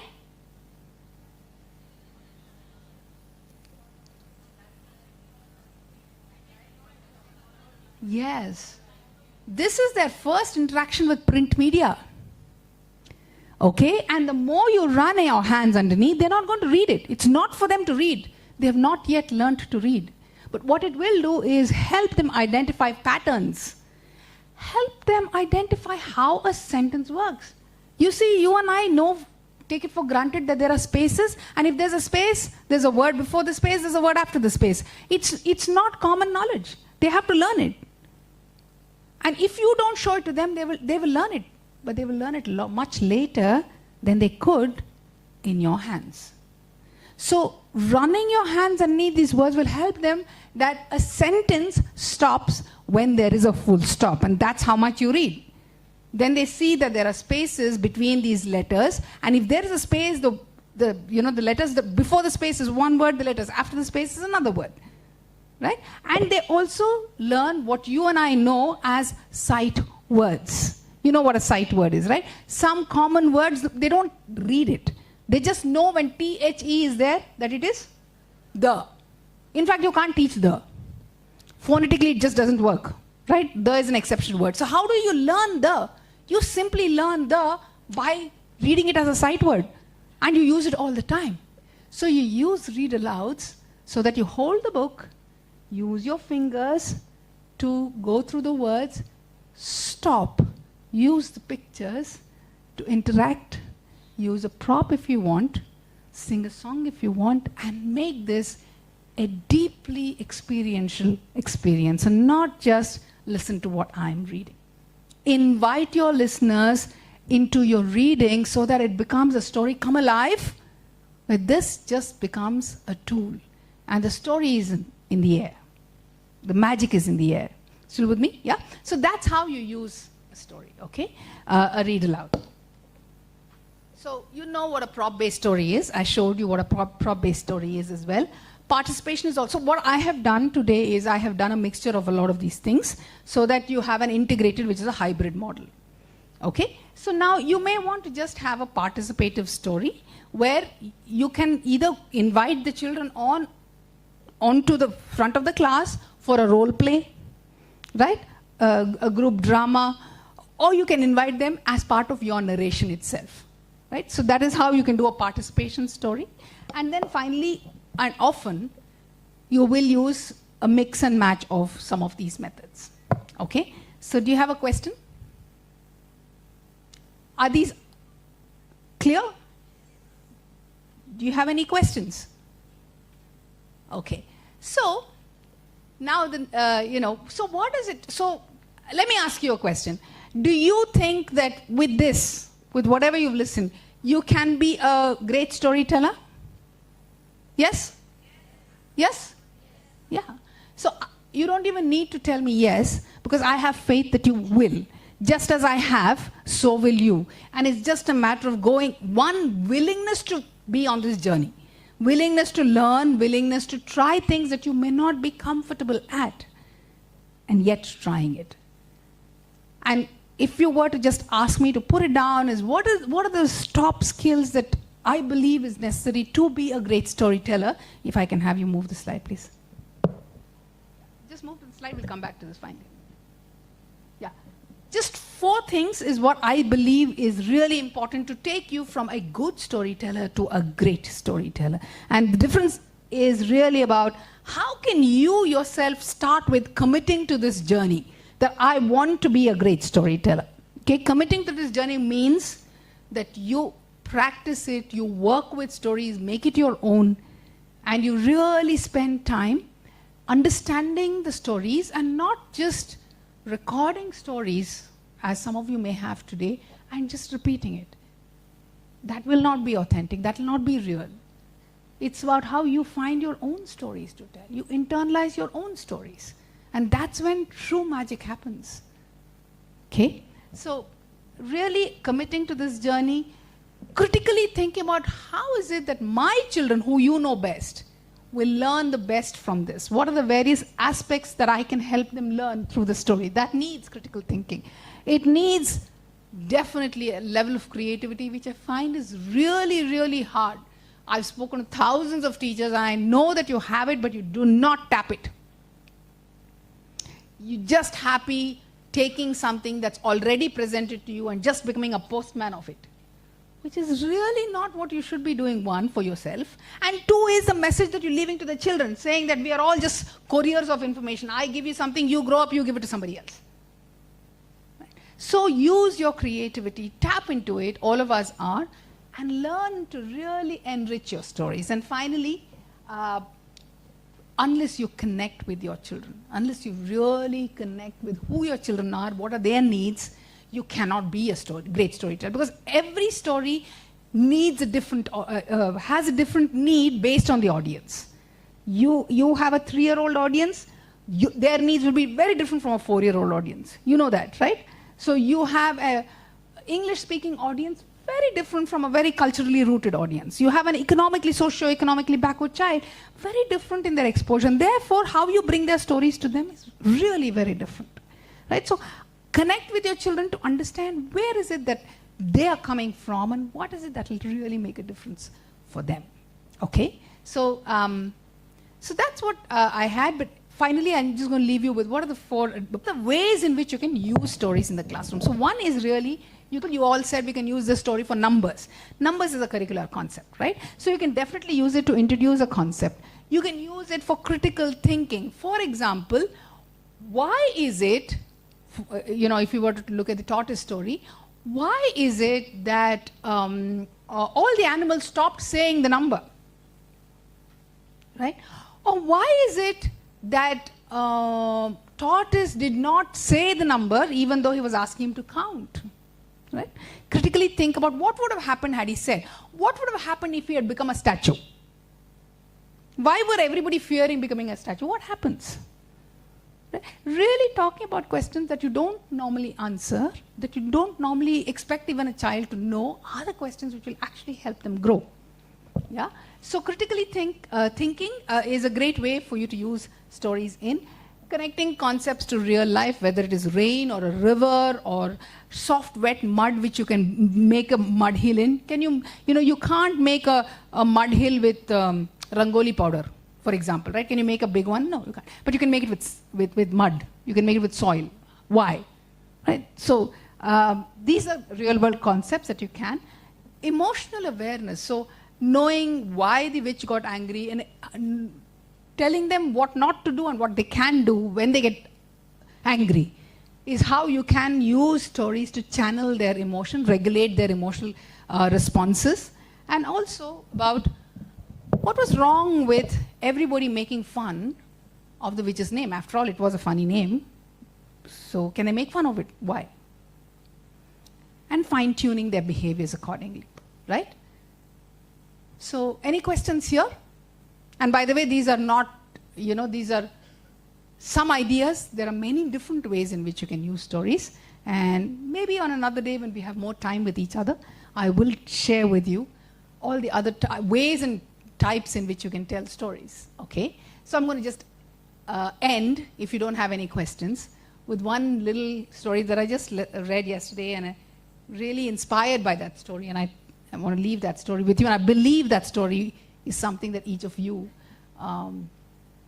will embody as well. So this is about how we all of you, I see you answering, I see you listening, I see you making notes. All of you are already so willing to learn. The fact that it's a Saturday morning and all of you are here to learn is evidence that you're all on a learning journey. And this story is about what happens when you're already on a learning journey, right? So it's called a wisdom story. It's a metaphorical story, okay? So it's a very short story. I'll just finish it very quickly. So once upon a time, there was this young woman.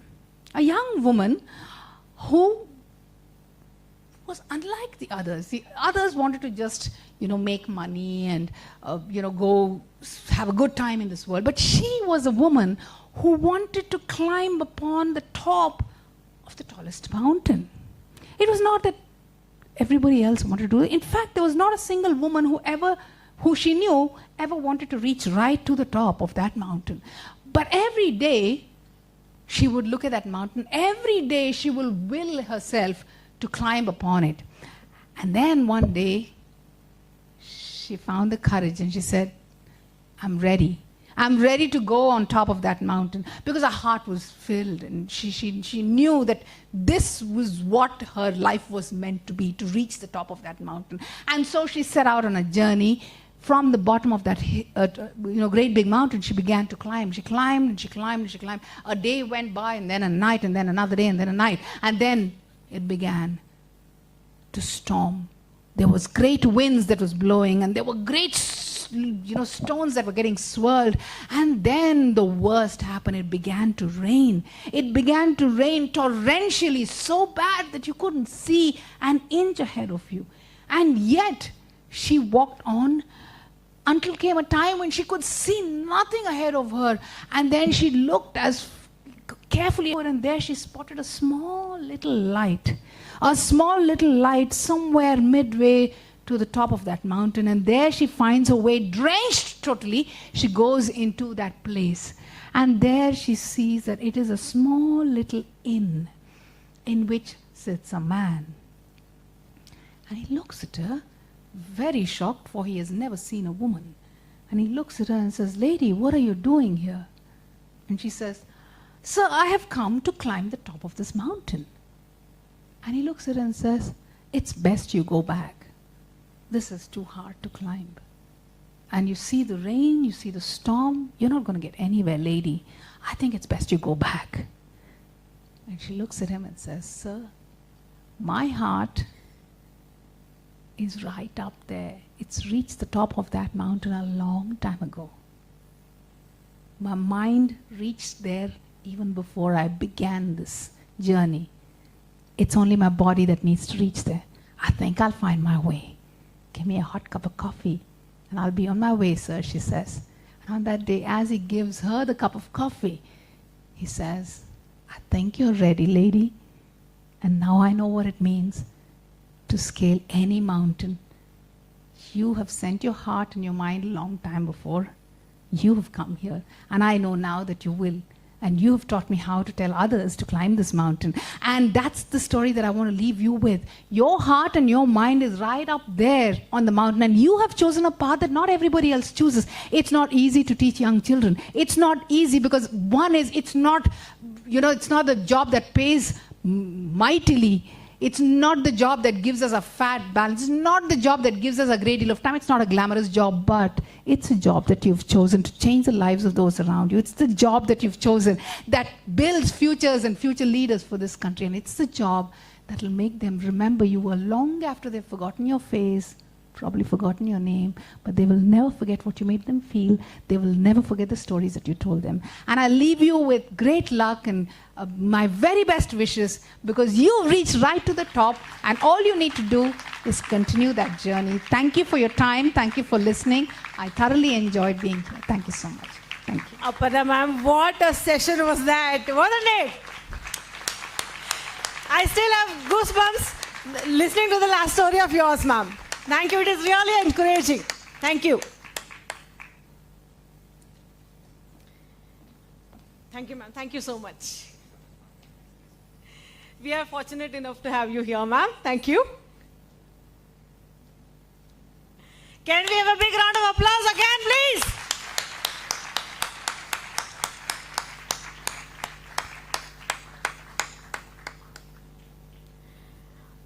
Now, it's time for our next session for the day, for today's event, that is emotional and mental well-being. I call upon stage Dr. Sunita Khanapure ma'am and Kiran ma'am to honor Sunita ma'am, please.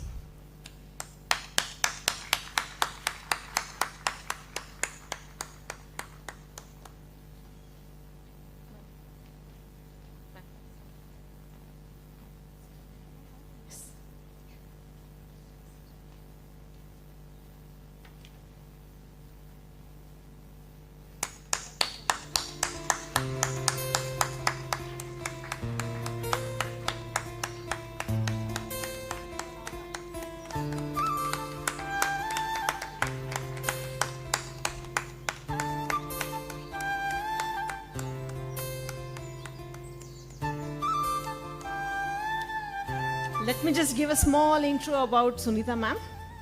Dr. Sunita Khanapure ma'am is committed to excellence in education sector for more than over 25 years now. Resource person for many workshops in micro teaching skills, B.Ed coordinator for IGNU, coordinator for Hindi Prasar Sabha, B.Ed College, Polytechnic College.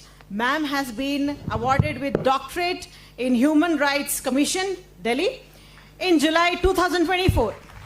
Dr. Sunita ma'am is an eminent educationist award winner from national and international condemnation. Now, ma'am has received from New Delhi. Ma'am has also received Best Principal for the academic year Bangalore, from South Bangalore, from Karnataka State Educational Award in 2004. I request, not wasting much time, I request Dr. Sunita Khanapure ma'am to please take up on the stage. Can we have a big round of applause, please? Thank you, Shweta ma'am. Yes, Thank you, Kirti sir.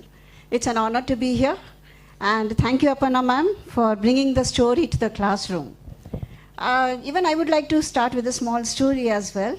There was a little puppy in a village, and it wanted to visit a house of castle of 1,000 mirrors. It went to its mother and said, I want to visit this castle. It's very interesting. Mother says, yes, go on your own. When the puppy visited the castle, 1,000 mirrors reflecting back, the puppy got scared. And it started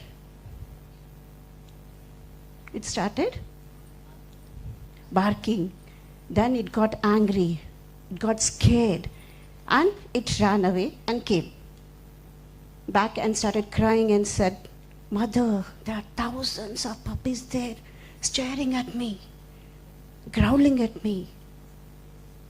Mother said, is it? Do one thing. Go back again to the castle of 1,000 mirrors and smile. Okay. So again, the puppy went back and smiled. What happened? 1,000 puppies were smiling back. So welcome back. Happy morning to all of you. So this is regarding our emotional well-being and mental health. As we say, please next slide. As we say, I picked up 2 words from ma'am's slide, last slide, that is emotional development and behavioral changes. So always emotional balance and behavioral changes are intertwined. Okay? Now I'll come in between you. Whatever I say, please say hi, hello, hi, hello. I say hi, you say hello. Hi, hello. Hi, hello. I say hello, you say hi. Hello, hi. Hello. Hi. How is the Josh? How is the Josh? Hi. So let the Josh be high entire day. I want one of you to read this slide.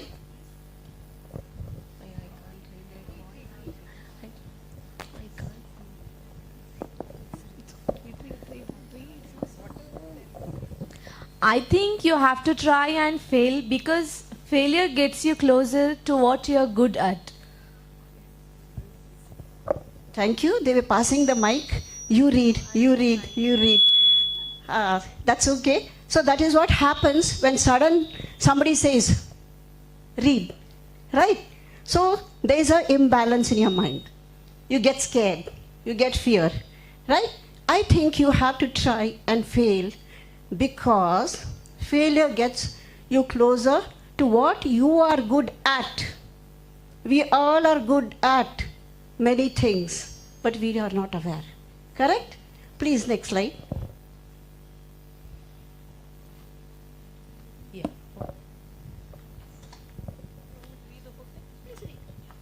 Promoting mental health, release it. Written by Crystal Andrews. Promoting mental health and well-being among students is very important. First check, are my emotions under control? Please check, are my emotions under control? Promoting mental health and well-being among students. Feel the feeling, but don't become the emotion. Witness it, allow it, release it. This applies to all of us. This applies to all of us. Whenever we feel the emotions in the student, just be detached. But be careful what the child is feeling. Next slide, please. Yes. As a teacher, we all are into teaching field, no matter what our designation is. We all are in teaching field, right? Yes, ma'am. Teacher can deal issues like subject-specific difficulties by bullying, etc. Can talk to family, physical symptoms, home environment, etc. Can refer to counselors, issues related to stress, disabilities, etc. Thank you. Me as a teacher, we all are counselors by default, right? So when you feel the emotions of the students, when you know the students are undergoing the trouble, how can you deal? Can deal issues like subject-specific difficulties, that is your learning disability. You learn about family, physical symptoms, home environment. Unfortunately, many of the students are witnessing many difficult situations at home. So they always look upon the teachers. Can't refer to counselor, issues related to stress, disabilities, etc. You have counselors in the school. You as a counselor, what are you going to do? It's a question mark. I want you to answer that. Next slide, please. Yes, a common emotional behavioral problems in children. So, ma'am?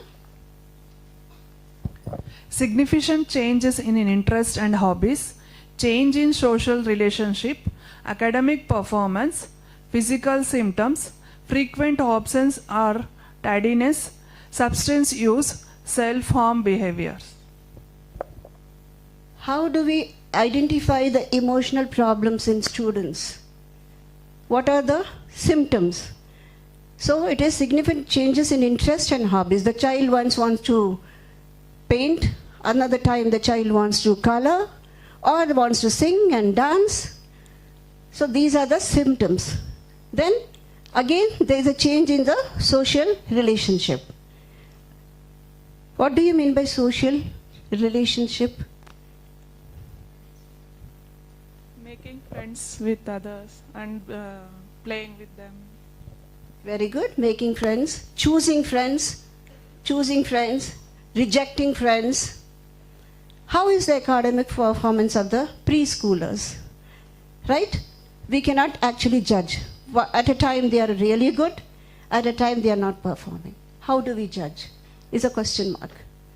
You have physical symptoms. They feel tired. They are angry. What are their mood swings? Kindly check. Frequent absence and tardiness. The child is absent and is not ready to listen to you. Clear? Substance use, it comes for the higher grade, but lower grades also. They like to eat chocolates all the time, right? Some things are there which releases their stress. Self-harm behaviors. Have you seen the children pulling out their hair? Right? Poking something to the other students. So these are self-harm behaviors. Next slide, please. Yes, this is very important for all of us.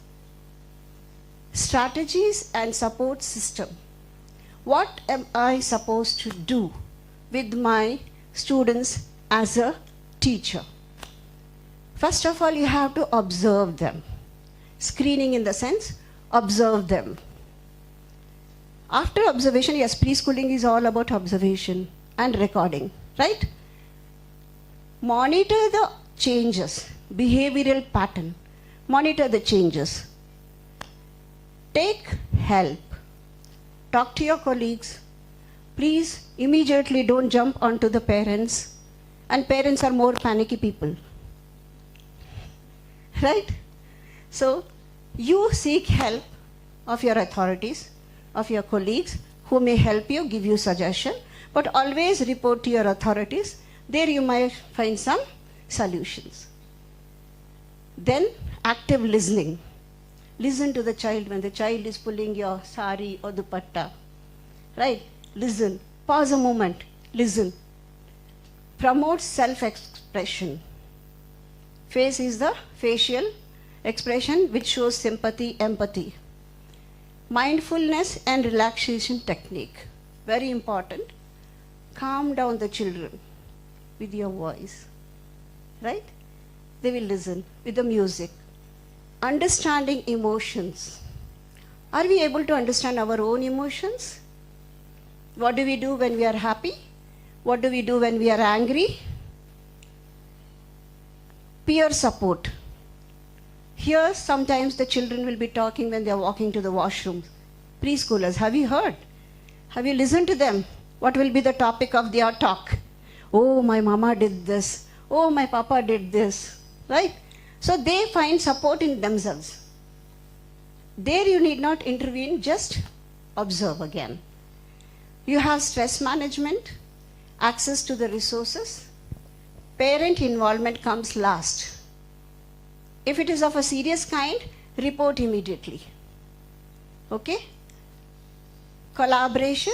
By using these practical strategies, teachers can create a classroom environment that promotes mental health. So mental health is a big word. Okay? At the end, I will be showing you how difficult it is to understand ourselves, not anybody else.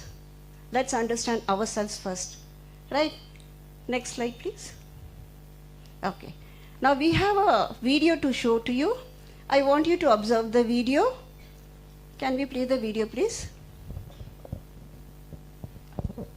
I have kept it very crisp so that I can do some brain activity regions with it. responsible for opioid release. Your favorite music can actually activate brain regions responsible for opioid release and pain reduction, helping explain why music creates intense feelings of pleasure. In a new study from the University of Turku, researchers used positron emission tomography and functional magnetic resonance imaging to observe participants' brains while they listened to their favorite songs. They found that music triggered opioid release in areas linked to pleasure, and that individuals with more opioid receptors showed stronger brain responses during music listening. The amount of opioid release also correlated with how often participants reported feeling chills while enjoying music. This study directly confirms for the first time that music activates the brain's opioid system, a mechanism previously only associated with survival-related behaviors like eating and mating. Researchers believe this opioid activity may also explain music's known ability to relieve pain. The findings open new possibilities for using music-based treatments in pain management and mental health care. Opioid release in the brain refers to the process where the body's natural opioids, like endorphins, are released and bind to opioid receptors, creating feelings of pleasure, reward, or pain relief. This system plays a key role in regulating mood, stress, and physical sensations. Opioid release occurs during essential activities such as eating, social bonding, and sexual activity. It is also involved in reducing pain perception by blocking pain signals in the nervous system.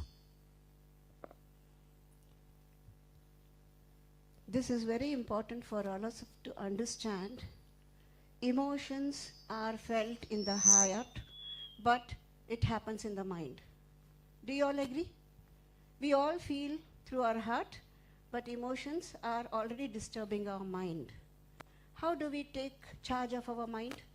What do we do? What are the activities we can do? How do we have a thought process which is positive, which is focused, and which is doable? Are we speaking in the age of manifestations and affirmations? I can, I will. If I say I can do this work, I will do the work. So when we talk about the affirmations which has come in, what we used to say, our elders used to say, don't speak negative word, Vastu says Tathastu. Don't say ill about others, Saraswati resides on your tongue. Right? So words have power. Words have energy. What we speak, it comes back to us. It's like a boomerang. When we wish well for others, do good, be good, spread goodness, everything comes back to you as a blessings. Fine? So focus on your words you're using in the classroom and how the children react to your words. Your words can pacify or your words can give stress to the children. Oh, my teacher said this to me. So mind your language, we say, right? Do we say? So mind your words. Mindfulness. Mindfulness is nothing but what are we doing in the present moment. Mindfulness. So how do we focus on that mindfulness? How do we do that? How many of you do yoga here? Please raise your hands. How many of you do yoga? I can see, can I count? 1, 2, 3, 4, 5, 6, 7, 8, 9. Kirti sir, how many teachers are we having here?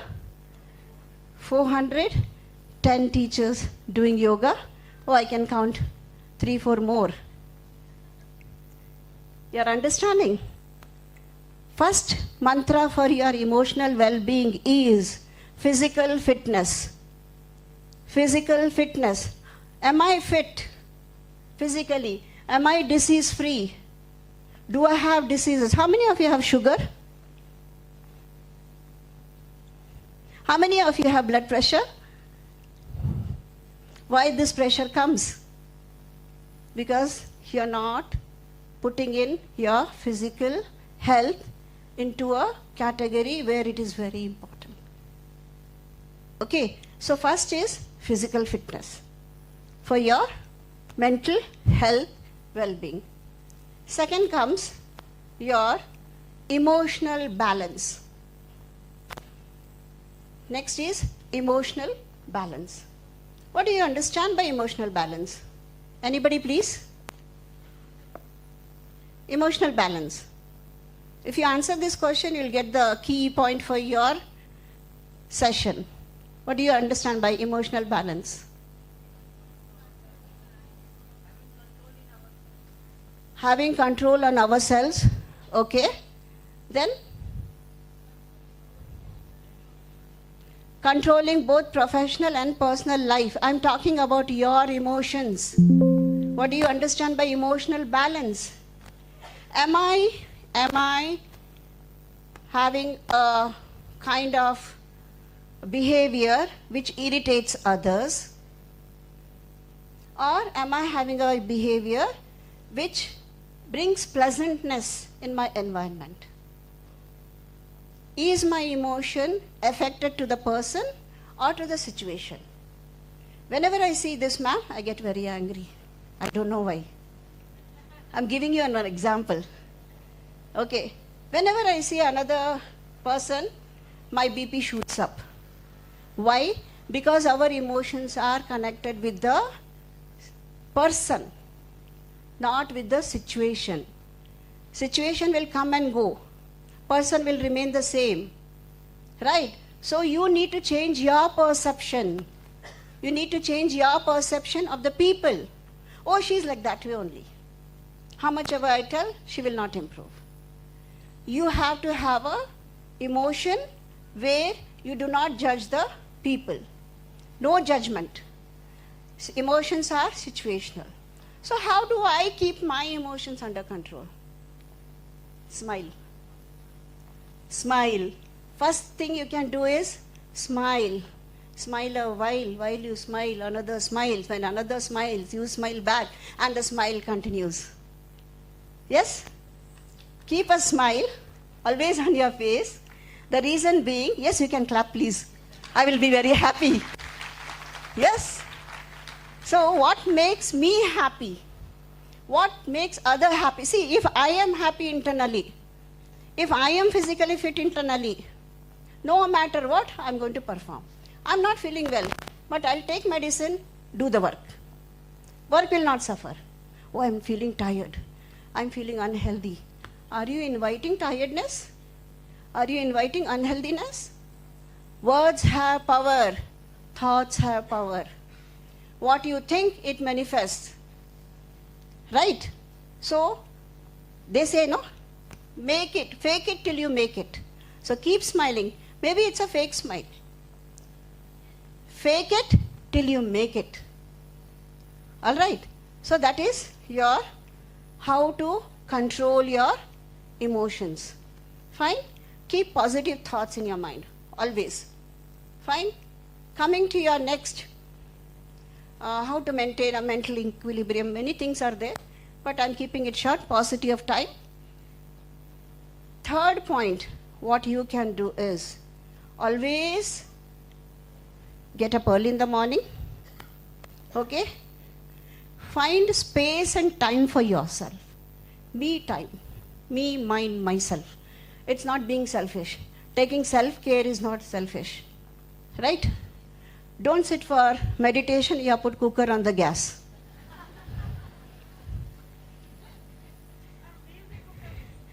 Laughter is the best medicine. Am I able to make you laugh? Humor in your talk. Humor in your classroom also brings smile, laughter. Find space for yourself.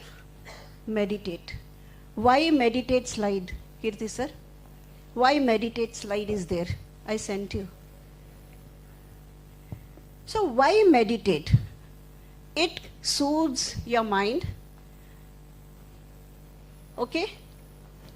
Yes? Can you read for yourself?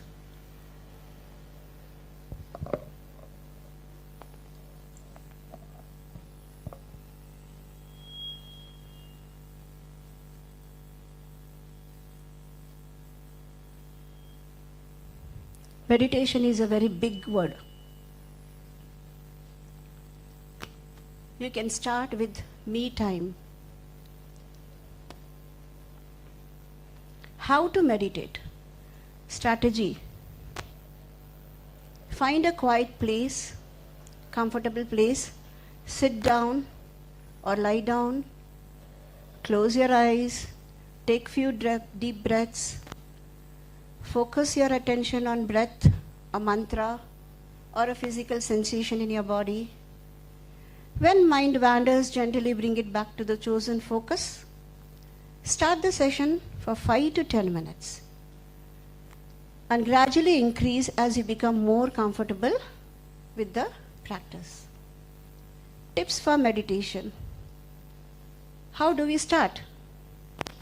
How do we start? Start small.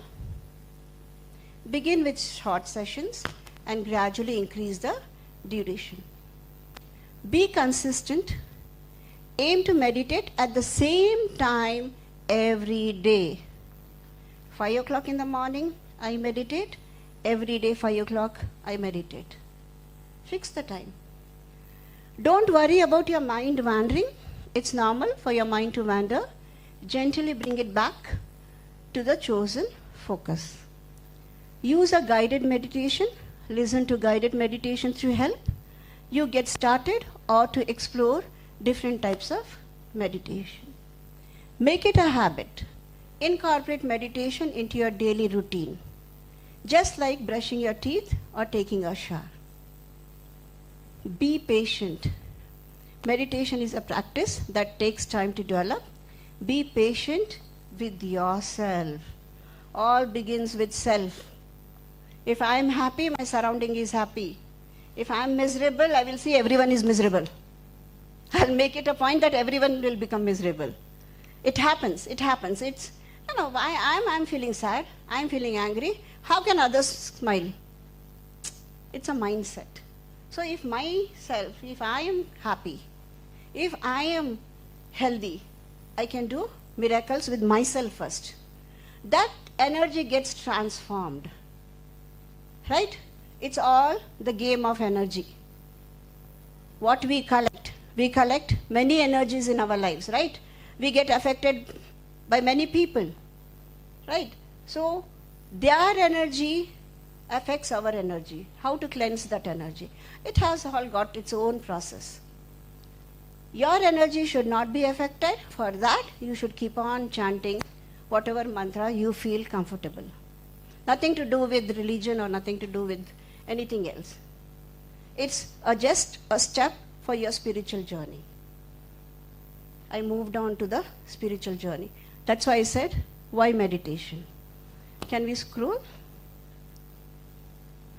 Remember, a goal of meditation isn't to achieve a specific state or stop your thoughts completely. We are not going into samadhi. Please, your small kids are around you. We cannot definitely go into samadhi.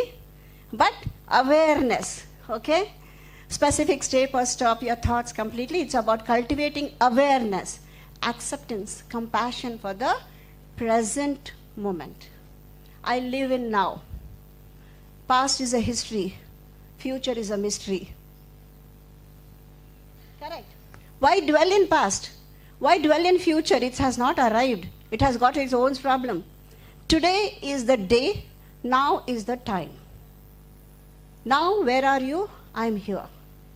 Right? So, science-backed benefits. Please take down this. It's very important for you. What does the science say about meditation? It reduces stress and anxiety. It eases depression. It improves focus and attention. It boosts memory. It improves sleep quality. It lowers blood pressure. It manages chronic pain. If you keep on saying, I am healed, I am healed, I am healed, I am healthy, believe me, you will not require medicines. Your body heals itself. WBCs, RBCs, everything is there. They are fighting their own battle inside the body. Why are we consuming so many medicines? You can heal yourself, right? It improves emotional well-being. Your meditation improves your own emotional well-being, right? It increases lifespan. How many of you want to live up to 150 years? Oh my God, you youngsters saying no. You youngsters, who will do the preschooling? The Nitish and sir, what will they do? Right? We need to live as long as we are destined to be. Not a minute earlier, not a minute later. Correct? But as long as we live, leave a legacy. Teach others. This is my knowledge. I will not share. I will store it up and I'll become rich. Do you know which is the richest place in the world, on the earth? School. It's a graveyard, cemetery. All the expensive ideas are buried who have not shared. Right? So please share your ideas. Nothing will happen if somebody copies you. They cannot be original view. Ma'am, I did the work, but that teacher came and told she did it. You're understanding? It happens in your team. Somebody will be very proactive. Somebody else would have done the back work. Ma'am, we finished, ma'am. Oh, very good, well done. But do you think authorities are fools? They will not know who is doing the work? Correct. So that is what happens, right? So you cannot fool everybody. You can fool yourself. If you're fooling yourself, you are in the wrong place. Okay? Then, one more slide is there. Setting tone for a positive school day, every day, happy school day. we are also receiving circulars from CBSE. Make the school a happy environment, happy school. Why do you say, Shweta ma'am says, happy morning? I like her saying happy morning. Why? The word itself, happy, makes you smile. Right? Isn't it? So set a tone. One truth remains constant. In education, the first moments of school day matter. Welcome back to school. How many of you have been welcoming your students, or maybe you'll be welcoming back? That sets a tone. Greeting students with warmth and purpose. Please scroll. Very important, teachers. As I said, fake it till you make it. However you are feeling, nobody is bothered. Neither the management nor the principal. Yes, your students are bothered. The moment you are sad, what happened, ma'am? You are looking very sad. The child is feeling for you. Right? Do you want that child to feel sad for you or happy for you? So, you should have a happy smile, a simple smile, and its personal greeting. How are you, Shweta ma'am? Please remember their names. Each child name you should know. And address the child by calling the name. Hey you, come here. Hey girl. Please don't do that.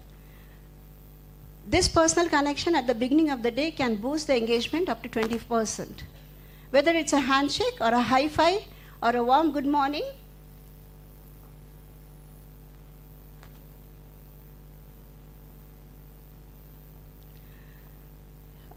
those few seconds of recognition help to build a sense of belongingness. Teachers who intentionally greet their students also set a behavioral expectations. They are silently saying, I see you, I care for you, and I'm here to support you. Okay? The child should not feel at any given point that teacher does not look at me, the teacher does not care for me, however big the size of your class is. For a fraction of a second, you can look at all 400 people. No doubt I cannot see the last benches because they're sitting in the dark. Right? That's the reason I walked up and saw their face and came back. All right. Can we have all of you back, sitting at the back? Wave your hands, please, at ma'am. Yes. Yeah, I can. That's the reason. Yes. Side. Happy to see you all. Right? Then, creating a predictable, calming routine. Please set a routine. The student should know. Every day, panicky situation.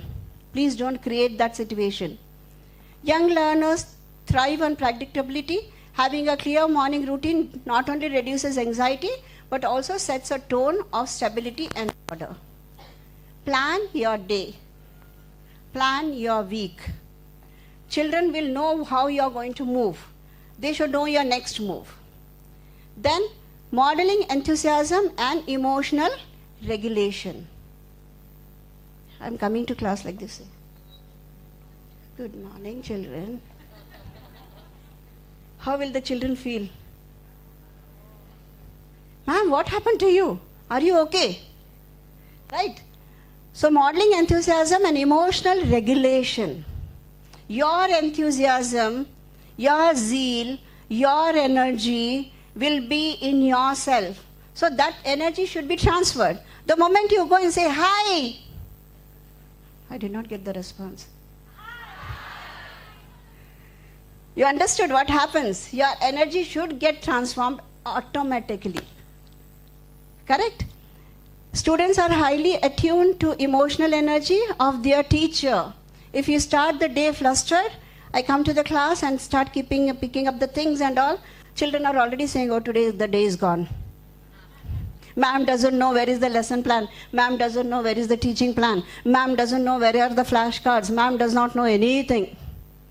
Children, ma'am, these are the teaching aids. Ma'am, these are the flashcards. The child will bring and give you. What a shame. Correct. Am I correct? Have you experienced these situations? So conversely, starting the day with calm energy, enthusiasm, and positivity, invite students to mirror the same mindset. I told you the story of mirror. Right? 1,000 mirrors smiling back at puppy. Puppy came back happily. Came and told the mother, all the dogs, all the puppies are smiling at me. The way you smile, children smile back. Correct? You don't have to be overly animated, like Chota Bheem. Okay? Just be present, intentional, well-timed joke, a fun story from your weekend, or a simple, I am excited about today's lesson, shows the students that learning is something fun. Today we are going to have a joyful day. Right? Now also challenges arise when they are inevitably will model to navigate them with a grace. So let's all take a deep breath together. Inhale, pause, exhale. If I would not have said exhale, it's good to hear laughter. Laughter is the best medicine. Please make your children laugh. Well-timed jokes, right? See, I did not create these jokes. Neither I am prepared for the presentation. I just sent the circular to Chris. I said, we'll play it. Right? On the spot, you should be able to have that kind of sense of humor. Then, vital self-regulation skills you need to practice. Building positive connections early and often. So kindly read for yourself. Setting a positive tone isn't just about 15 minutes. It's a rational capital that lasts throughout the day. You can compliment the new haircut or a dress. Simply acknowledge their effort of the homework done. You are written very nicely. Right? Acknowledge. Then you should have a supportive relationship and micro moments. Small, chota, chota. Right?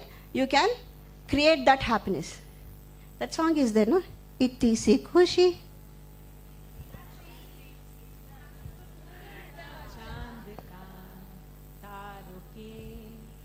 Mera chal banaye aasmaan.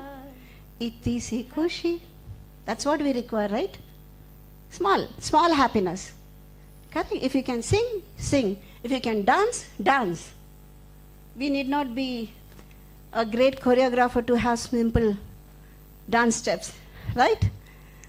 Then using affirmations and goal setting, very important part of your day and important part of your life too.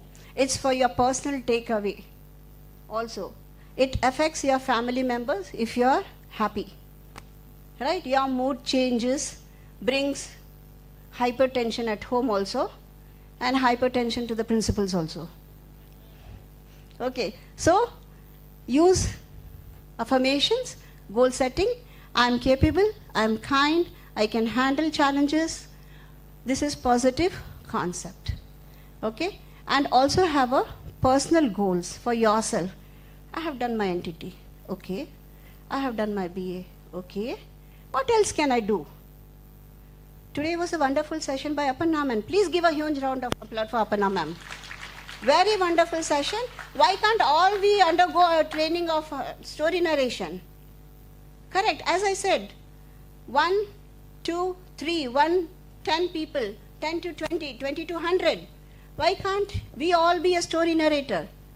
Correct. It's a skill. It's an art.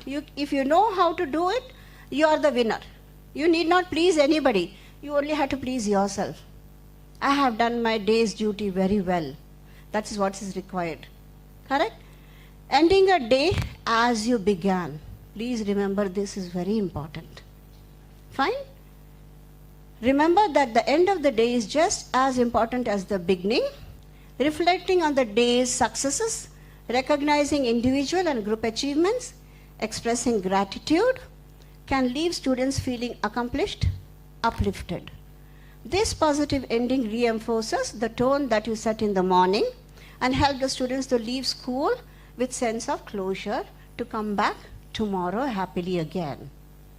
So very important, the way you started the day, that is the way you require. So, conclusion, Setting the tone of positive school day doesn't require perfection, it requires presence.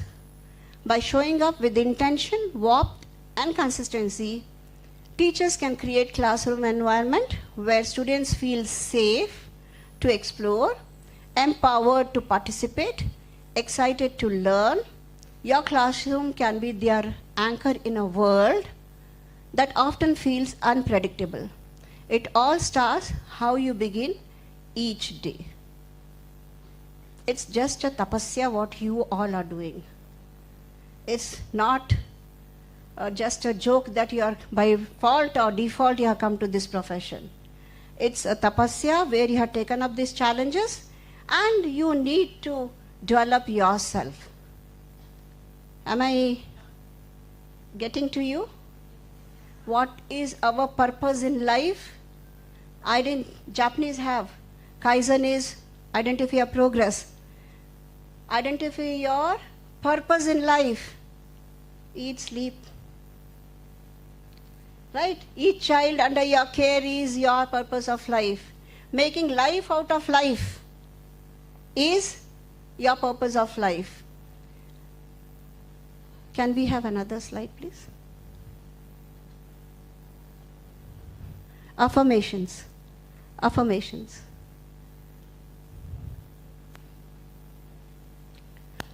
That is, I am happy.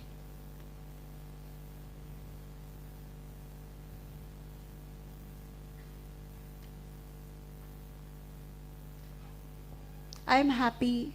I am capable. Those affirmations I sent one slide.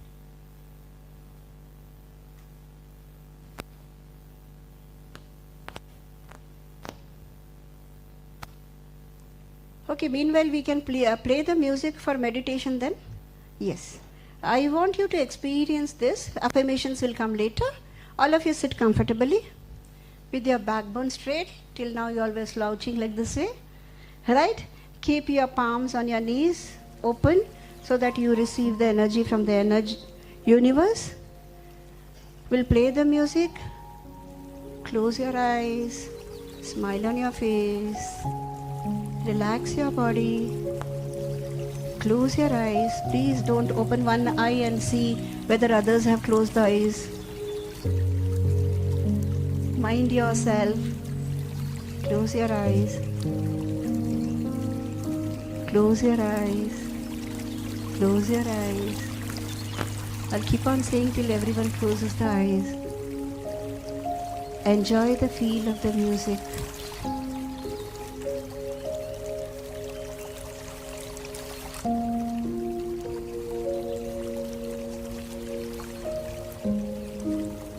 Imagine yourself entering a forest. Thick green forest. A small spring flowing. Birds are chirping.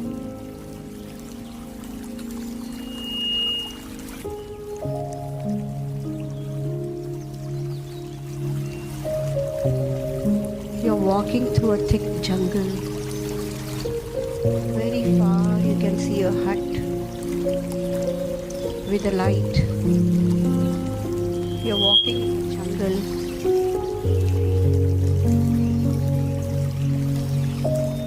You have entered the hut where candle is lighted. Sit down in front of that candle. You are observing the color of the light of the candle. Breathe in slowly. Exhale slowly. Observe the light you are seeing in front of you.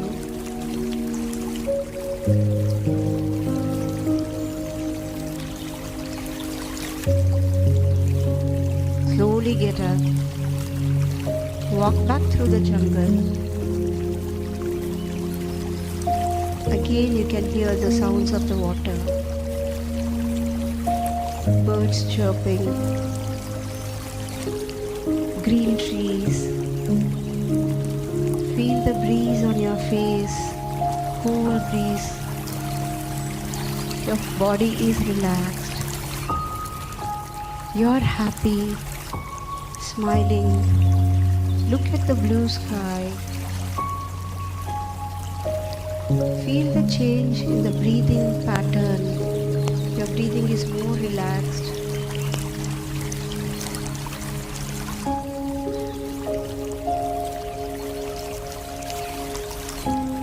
Slowly come back. Feel your surroundings. Slowly rub your palms together. Keep it in our eyes. Open your eyes slowly. How are you feeling? Relaxed? That should be the intention of the day. Right? How much ever you are stressed, please do this technique with your children. Right? Feel happy, spread happiness. I will affirm ourselves. Can we have the affirmations? Yes, can you please all stand up? We'll say the affirmations which you should also be saying in your assembly. Ah, what a relief to stand up, no? From long hours we were sitting like this way, now we are standing up. Correct, good exercise. Ask your children to sit, stand, sit, stand. Thank you for standing. Let's affirm ourselves. I am always happy. Please keep your hand, right hand on your heart, because heart matters.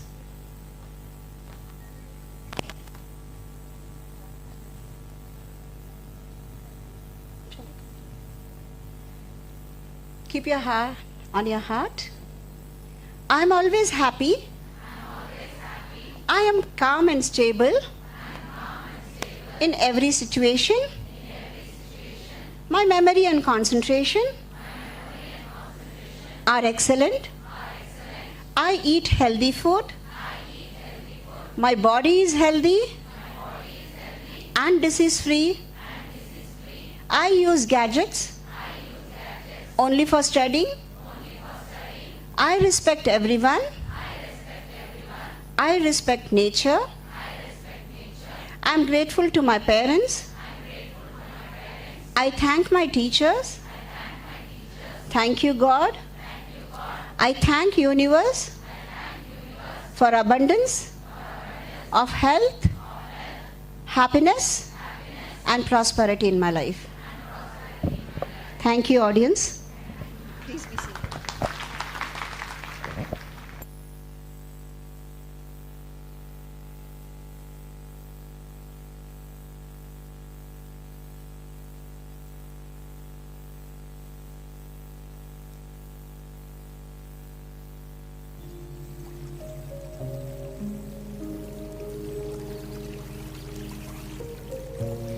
Wow, wow, super. Wasn't that wonderful?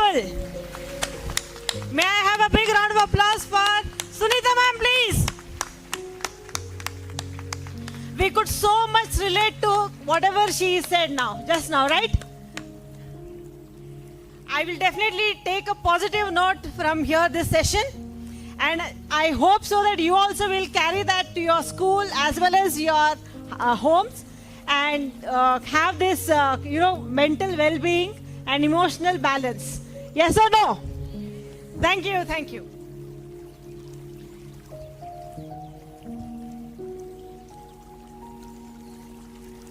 We are honored here to have one special person, Aruna Prasad ma'am. Thank you, ma'am. Thank you for being here.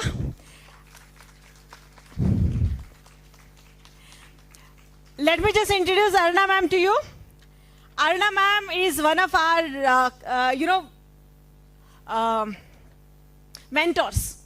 She has been with us since, little kids grew up. She has been with us for the formation of Little BEEZ publication. She is one amongst the advisories in forming Little BEEZ publication, Little BEEZ books. Ma'am is the chairperson and president of KCPS, Preschool Association of Karnataka.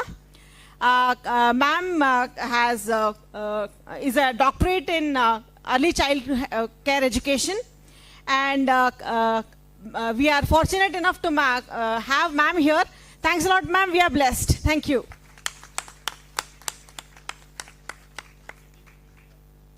Madam also has represented Karnataka State for NEP and NCF, formations.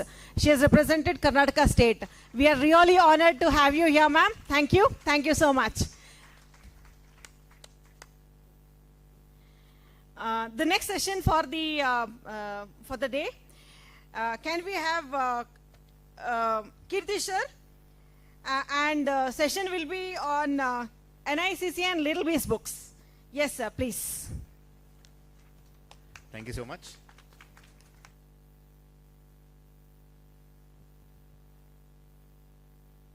Good afternoon, everyone. I know all of you have been listening to great minds and great talks since morning, and I will be presenting you one small talk, maybe around say 15-20 minutes. I'm not going to take much of your time, I know, because this day is for enriching our minds. And one other aspect that I'm going to talk about today, the main aspect I'm going to talk about today, is also enriching. It's more like enriching classroom teaching equipment inside the classroom, right? So basically, we are giving you better tools and techniques how you can present, make yourself much more efficient inside the classroom, and also how to address the teachings inside the class. So before that, I'll also give a small introduction. Before that, I'm also going to give a small introduction of about NICC, how we started, and other things. So NICC was basically first started by Mr. Sampath Kumar sir, founder director, my father too. So he started Little Kids Preschool back in 2004, after which we started with NICC Teacher Training Institute. So the main criteria, there was one reference. There was one reference that was actually given by Sunita Khanapur ma'am regarding the Japanese way of doing things, right? So Kaizen we call. So daily improvement, measure the improvement that we do on a regular basis. So probably it was that kind of a philosophy or that kind of an instinct Sampath sir had, wherein we had used to get a lot of admissions for the school, and then we started getting the teachers. But definitely the teachers required a lot of training, and therefore the training of the teachers in our own school, preschool, not a school, okay? So preschool started as training our own teachers. We used to have a lot of stalwarts from industry who used to come and train inside. One of the teachers was also Aparna ma'am. Back in the day, 2006, I guess, approximately 6-7 approximately is when she had come and did the training for us. And after which, many such brilliant faculty members used to come and train the teachers. So this training had become a bigger portion along with the school activity, preschool activity that we used to conduct. And that is when we thought, why don't we start a training institute itself, which is going to cater. And it was very, instinctively it was started. We did not plan to start a teacher training institute. The teacher training institute happened, and because of the teachers. We started training the teachers from nearby schools as well. And then somebody came and told, no, we also want to get the training, and the numbers started growing. Back in the day, it was around 3 students who had actually enrolled formally. Informally, of course, our own teachers were there. From outside teachers, we had around 3 teachers who had come for the training purpose. So after training them, and then by the time we started, it was 3. And recently we had a graduation day in the month of May. So close to around 850 candidates from all the branches. 850 teachers have been trained, and also many of them placed in most of the schools across Karnataka, I would say. So founded in 2004, and Teacher Training Institute was started in 2007 informally. We got it registered in 2008, of course. And in 2008, we were also awarded Vidya Shri Ratna Award by then chairperson of the parliament, Jagdish Shettar. He is also ex-chief minister of Karnataka. Right, and the first batch of NTT branch we started, which is Little Kids Preschool, the first branch we started. And we also had an outstation, and close to around 12,000 students had passed out by 2012, right? And we've also been awarded Best Educationist Award in New Delhi by Bharat Ratna and Bharat Ratna awardee. And Education Minister also had attended our graduation ceremony in the same hall back then 2019. It was Mr. Suresh Kumar sir who was there. And 2020 was such a catastrophic time for most of the schools and preschools, right? So it was the same case with us also. Okay, we did not have children coming into the campus, but we have a lot of difficulty was we were facing and all those things. But our teachers were brilliant not to waste the time in spending their time instead of simply sitting. The time was used for developing of this new set of materials. Okay, so that was when kind of the Little Bees books were born. And Little Bees books were is the brainchild of our faculty member in Little Kids and NICC, wherein close to around I would say it took 4 years of continuation. Of course, in 2017 already we had started developing these books, but we got enough number of amount of time to dedicate, and in 2022 it was launched, and it was also officially launched by then Education Minister. Kind of I can say Little Bees was the first one to have NEP aligned curriculum back in 2022 when the new curriculum framework was being introduced. So 2020 when new education policy formulation was happening, I also had gone along with Aruna Prasad ma'am for the presentation of the how it can be dealt with and all those things. So back in the day, with the support of Aruna Prasad ma'am, we started developing the books. I need some water. Yeah. So after developing of this book, so basically how is we have kind of used, after 20 years of experience, right? You have tried and tested all the books that is available in the market. Whatever the best is there, we know what is there. Thank you. So after using all of them, we have put the best of all the curriculum in the world, and our expertise of 20 years is being put into place, and that's when the Little Bees books was born. And therefore, this session is happening. Thanks to you all for supporting the teachers. I want to give you a round of applause for choosing Little Bees. Of course, it is very much relevant, and thank you for supporting us for last 2 years. Thank you so much. As of now, we have graduated around, groomed around 25,000 children from all our preschools and 8,500 teachers. Now it is close to 9,500, okay? So of teachers trained, and around 44 plus locations, we do this teacher training things and all, right? You can go to the next slide. Yeah, so this is our teacher training institute. So incepted in 2008 officially, and having multiple branches across. So we do train for pre-primary and primary teachers, and upskilling of training programs. Many school principals are present today. We also provide soft skill training for the schools, dear principals. So if any such requirement is there, we'll be more than happy to come and do the training sessions in your school. And we also do teacher recruitment. Many of the schools that are present here have also taken this benefit of getting the teachers from here. As of now, close around 9,500-10,000 teachers are there. I can say in Bangalore, at least in all the schools, you would have seen at least one of our teacher working, because there are around 10,000 teachers that are there in the market. If you see across Bangalore in all the schools, at least 1 or 2 teachers you can find of NICC, either studied in any multiple batches of ours. Next. This is about the uniqueness of the Little Bees publication, which I had told you. We were the first one to adopt NEP 2020 and NCF 2022.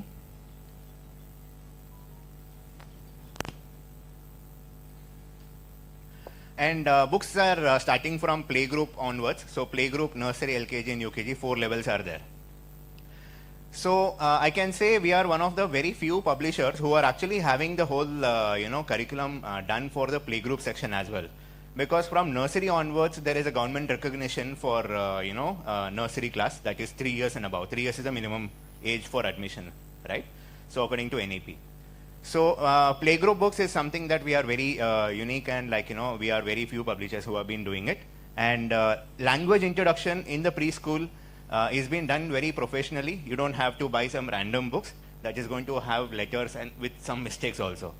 And most of the text that we see in current day textbooks and all those things are the fonts that are available on Word document, Microsoft Word, right? So the letters that we are actually teaching them is what is available, because nobody was it is a very tedious task to create each and every font. across all the textbooks. But this 4 years of work, we have created the text for each and every document from playgroup up to UKG, and these fonts are the correct fonts of writing. This is not the fonts of typing in the document. This is how we have to learn. This is how we learned when we were children, right? So as and when the technology or the advancement is happening, we've been directly printing on the computer desk, and then we are taking a printout of it. And the writing of G is different what is available on the Word document and what we actually write inside the classroom.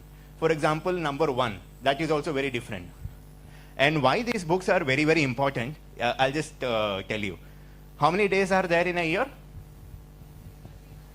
365 days. I know some of you have already know about what I'm going to talk about, but I'm just going to repeat it for the new ones here. So there are 365 days, correct? How many days the preschools will work in a year? Sorry? 180 days approximately. So out of 365 days, 2 months is summer vacation, 10 days is Dasara holidays or Christmas holidays, etc., etc. So almost 2.5 months is already gone there. And then we remove all the Saturdays and Sundays because we run for only 5 days a week, right? And Band, then festivals, and then we have a lot of other things. We use only hardly around 180 days is maximum that we can actually utilize. And what is the duration of classes for preschools? What time does it start in the morning? 9 o'clock approximately. And what time does it end? 12:30? 1:30, okay. 2 o'clock. Okay. Anybody doing for more than 4 hours? Okay. How many hours? 5 hours. Okay. So on an average, I will take around 3.5 hours, right? So 3 hours to 4 hours majority is there. So let me take it as 3.5 hours of average time the child will be spending inside the classroom. And even if you consider for UKG, so let us keep it as 4. So let us keep it as 4 hours per day it is going to take. All of us will be using the notebooks, right? Along with the textbooks that is being provided from different publishers that we've been using. So our Little Bees publication is going to be very unique. Unique representation is when the notebooks, plain notebooks, are pre-printed in Little Bees, right? So if at all there are around 30 children inside the classroom, right? So 30 into classwork and homework, 60 books the teachers have to write continuously the alphabets and numbers, whatever that we are practicing on the board. The same thing, they'll have to write it in 60. And 60 books writing not only once, okay? There are 5 columns that we make. So 5 times we have to write in each book, and that too into 60. So how many times it has become? So 60 into 5? All right? So 300 times of writing the same alphabet again and again. Is it in practice for the child or for the teacher? Right? You'll also have to draw lines. Drawing of the lines is completely, I've kind of skipped. Yeah, it's been forgotten. And writing for 300 times on a daily basis will easily take about 1.5 hours of time, putting all the margins nicely and then writing it and all those things. So this is where we are going to, pitch in to save that 1 hour of time. So now keeping, okay, there is 4 hours. In 4 hours, 1 hour we are keeping it for writing for the teacher. Remaining 3 hours, what are we using it for? Half an hour lunch break, half an hour for assembly, prayer, circle time, and all those things. So on an average, only 50% efficient are the teachers. So prayer time and lunch break is something which is unavoidable. We have to give that time on a daily basis. But the remaining 1 hour which is being wasted of writing inside the books is what we are trying to save. So we are saving around 25% of teachers' time on a daily basis. So saying about having in around 180 hours per annum per year is what we are saving. And this particular time saved is not like, okay, now teacher can sit nicely and they don't have to do any work. They can spend this 1 more additional hour in quality time, spending quality time. Maybe they can do some activities inside the classroom. They can do some, interesting, approaches and experimenting to convey these lessons much more effectively, and much more good assessment can be done. And we at Little Bees are also giving these assessment tools as well. So there are first term, second term, and first term and second term, right? There are 2 terms in a year. So before the first term, there is 2 unit tests. First unit test, second unit test, midterm, again third, fourth, and then final. So all these assessments, the question papers are also being provided from Little Bees. So basically, it is the same question paper. ABCDs are not going to change, right? How you are going to, ask the children is not going to change. So reinvention of the same wheel is not required. We can invent a new wheel, which is not there. But reinventing the same wheel on a daily basis is going to be not beneficial for a human race, right? So this time is saved and then being implemented through our Little Bees. And all the teachers, whoever is using Little Bees, will be getting a teacher resource app. So teacher's resource app is where you will find all the worksheets, additional worksheets, apart from what is being given in the textbooks. Apart from these worksheets, they get the assessment sheets, like, exam sheets, test sheets, revision test sheets, and portion. And in the whole year, how to complete the portion. So all these things is being provided and can be implemented much more effectively inside the classroom. This is where, the advantage of Little Kids is going to come. So therefore, we call it as Little Kids Academic Advantage Program. Right? So currently, we've been adopted in close to around more than 360 schools. And this is up to last year, around 16,500 kits been sold. So market entry in 2002, as you see. So as of now, close to 30,000 kits has been, there. So thanks to you all for taking us there. And we want to reach, into lakhs very soon. So these are some of the solutions for challenges that the teachers are going to face. It reduced tons of imposition work done by the teachers inside the classroom to be devoted into quality teaching. And second one is having multiple classrooms will have multiple teachers. So this is one other great challenge for especially principals. You have multiple sections. For example, in nursery we have A, B, C section, and if at all maybe there is again 3 branches of your school. So whether you are sitting in one branch only, we can see quality education is 100% happening in one branch. In the other 2 branches, if at all you want to check, then you have to be very mobile. You have to visit all these branches on a regular basis. We can manage up to 4 or 5 branches. But if you want to have more than 4 or 5 branches, it becomes very difficult as an individual to visit all these branches and check if everything is being done properly or not. By introducing Little Bees on a regular basis, on each day, what curriculum has to be implemented, the same thing will happen in all the branches.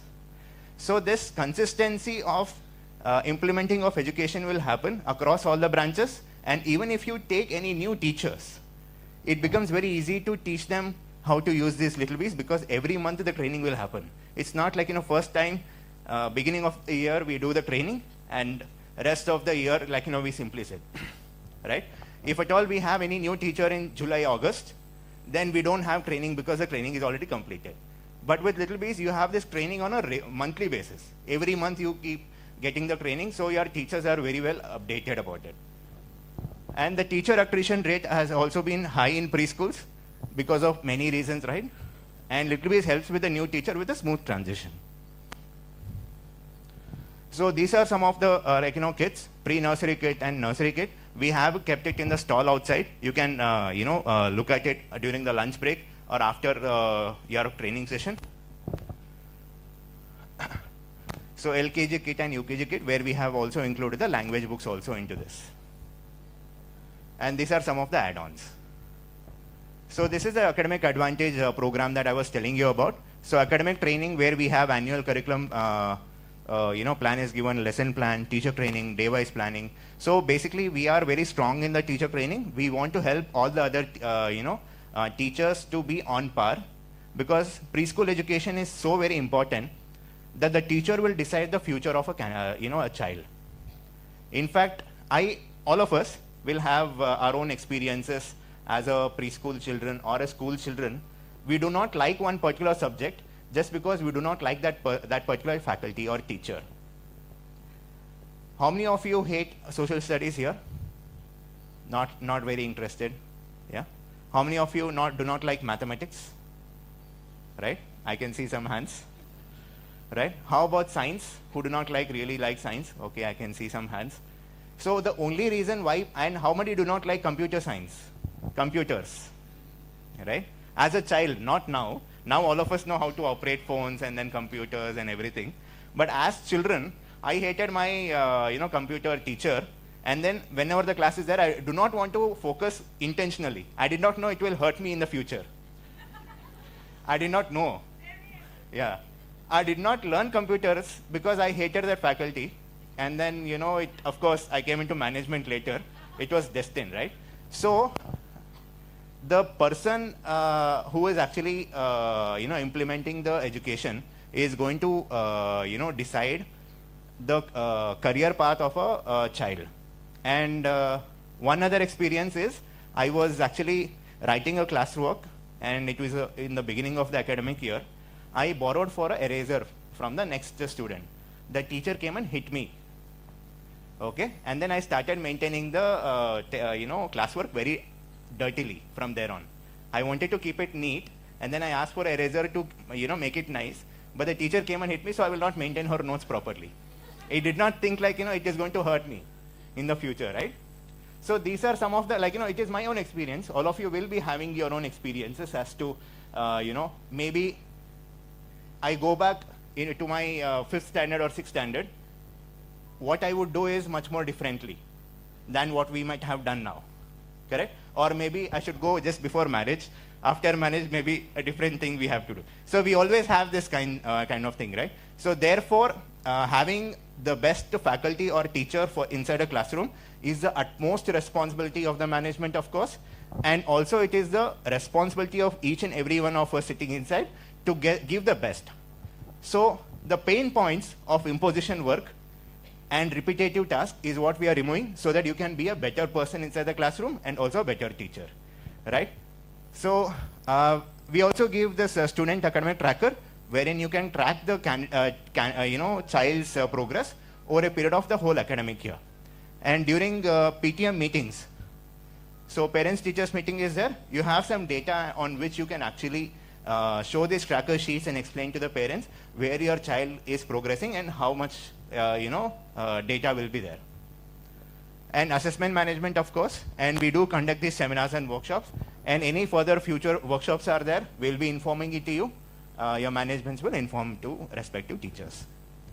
And yeah, this is about it for me today. Thank you so much for your time. So next we'll be having a different program. Thanks. And one surprise element of our today's event, you want to announce? Yes. Okay. So Shweta will take care of it. Thank you. Thank you, sir. Thank you for an insight in Little Bees publication as well as NICC. It was a must. Thanks a lot, sir. Who doesn't like surprises? I too love surprises. Do you all love surprises? Yes. What is the surprise?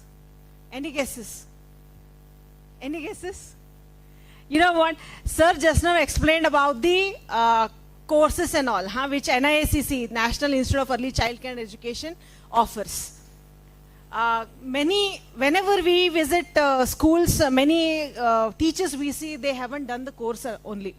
And they also want to upgrade with some, courses which are being offered by us. So here,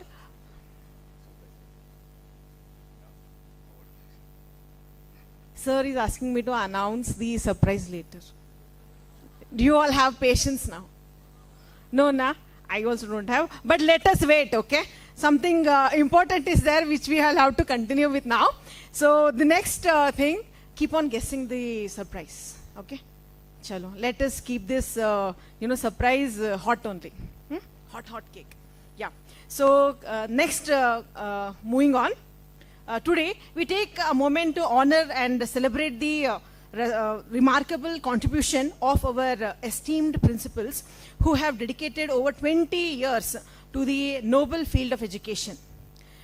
Your unwavering commitment, leadership, and passion has not only shaped institutions but also transformed countless young lives. You have been mentors, guides, and role models, leading with vision, passion, and perseverance. On behalf of all of us, thank you for your decades of experience, services, for the knowledge you have shared. And for the difference, you continue to make every single day. Your legacy is truly inspiring. We are privileged to honor you today with deep respect and heartfelt gratitude. Thank you so much for being here and giving us this opportunity to honor you. I request Sampath sir, Kirti sir and Kiran ma'am please to come onto the stage and honor the award-winning principals. It's my privilege to call upon stage. I'll be calling the principals one by one now.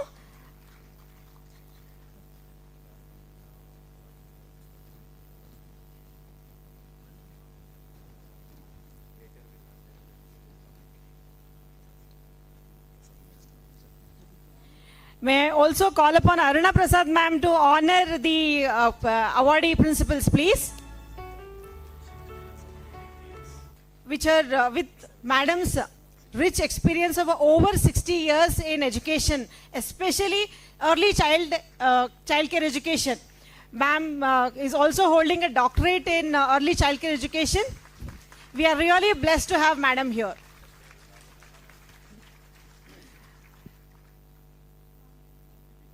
Sampath sir, may I please call upon you to honor Aruna ma'am, please.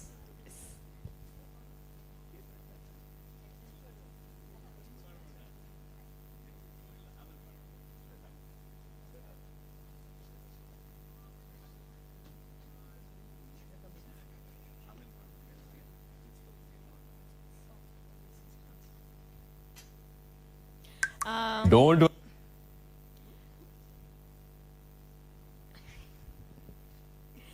There is so much of intervention, sir. What is happening? It's okay. It happens. So may I just start calling the principals? I would request, many of the principals couldn't make it here.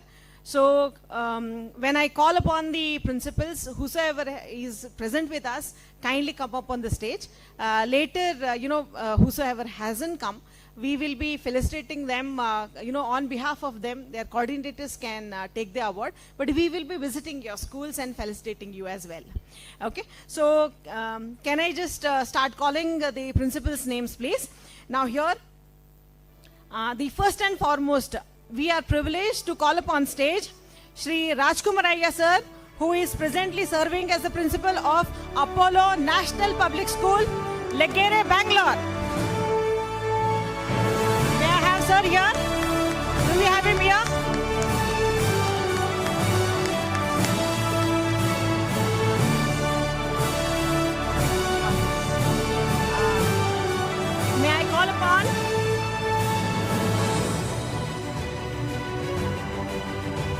May I call upon Varsha Jaideep ma'am. Ma'am, are you here?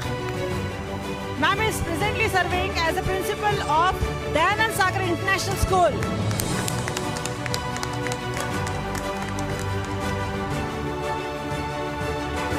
Yes, keep the applause rolling, please.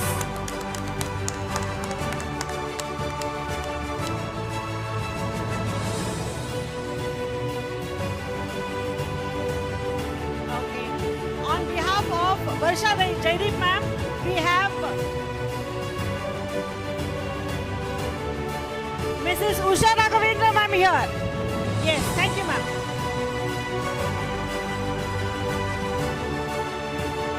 May I call upon stage Radhika Goswami.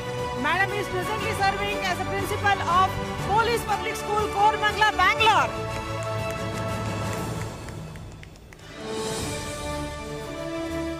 Next, Mrs. Suman Bhargav sir is presently serving as the principal of Rotary School, Sakleshpur. Is sir here?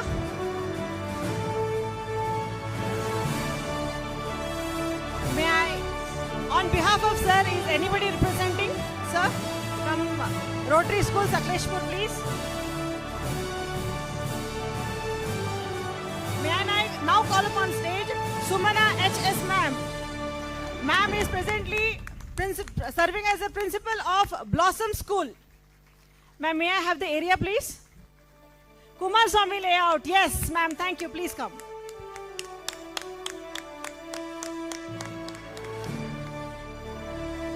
May I now call upon stage Dr. Chandrika ma'am. Presently, she also serves as principal of Blossom School. Kumar Swami layout, please.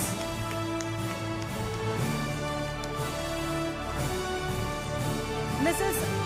Mahalakshmi R. Madam is presently serving as principal of St. Sophia Convent, Nagarbavi, Bangalore. Yes, ma'am, please.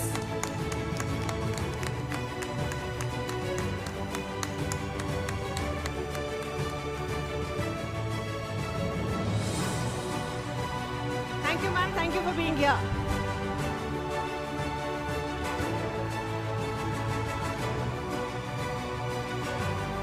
Dr. Sunita Khanapure, ma'am.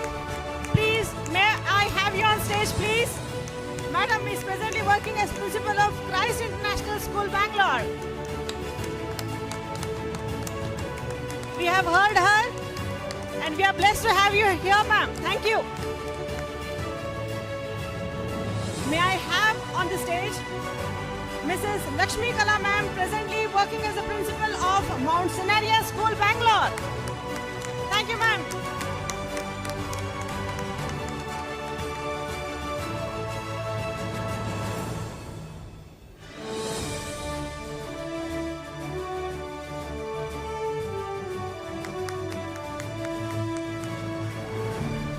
May I have on the stage Mrs. Dhanlakshmi, ma'am, presently working as a principal of Sri Narayana PU College and owner of Rainbow Preschool.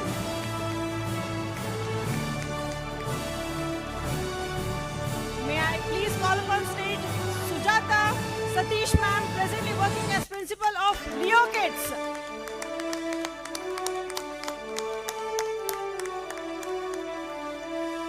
May I please have on stage Mujiba Begum, ma'am, presently working as principal of Presidency Public School.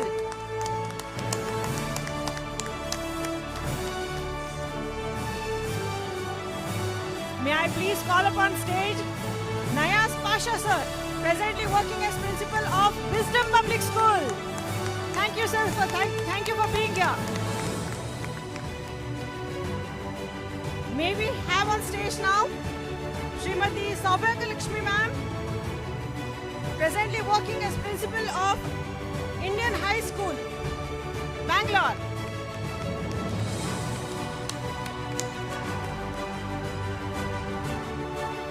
May I please call upon stage now Mrs. Farhana Ali, ma'am, presently working as principal of Galaxy Educational Institute.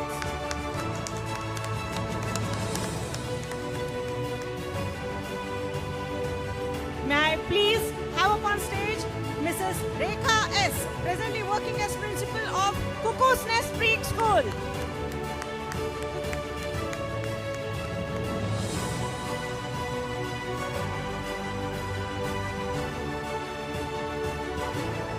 May I have upon stage Swarupa Rani, ma'am, presently working as principal of Boston School.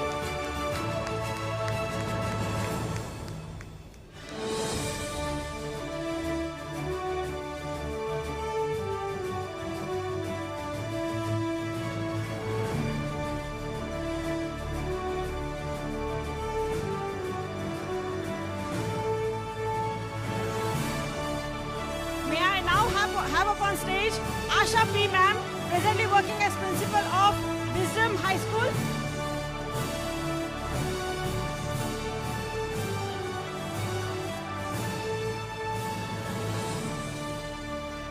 May I now have upon stage, last but not the least, Meena C, ma'am, presently working as principal of BGS World School, Bangalore.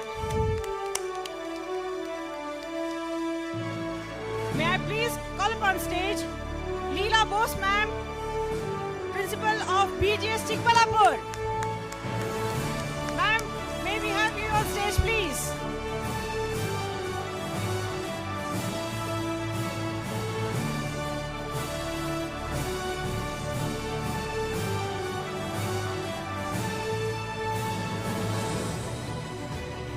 May we have on stage Mrs. Hemalata ma'am, Padikar, Navodaya Kishore Kendra, please. Put your hands together for all of the achievers here. Ladies and gentlemen, we are honoring principals, educationists who have served more than 20 plus years in the field of education. Can we have a big round of applause, please?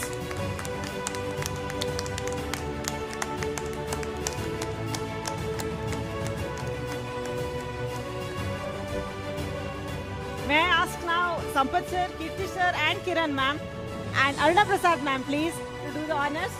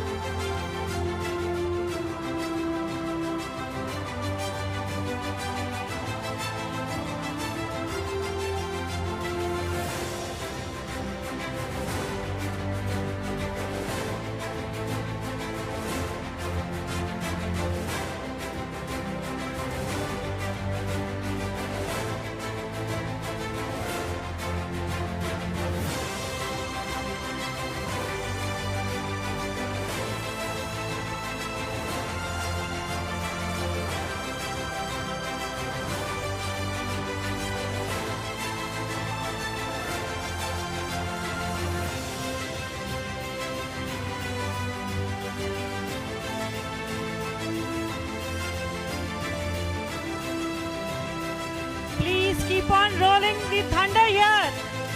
Big hand of applause, please.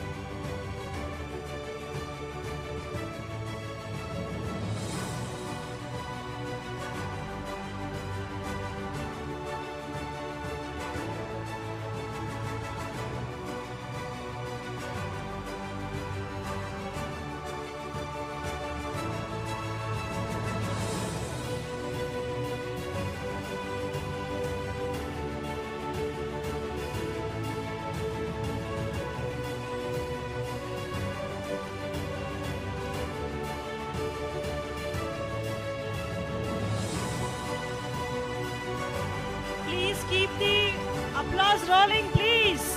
Let us honor them. It's a very big deal.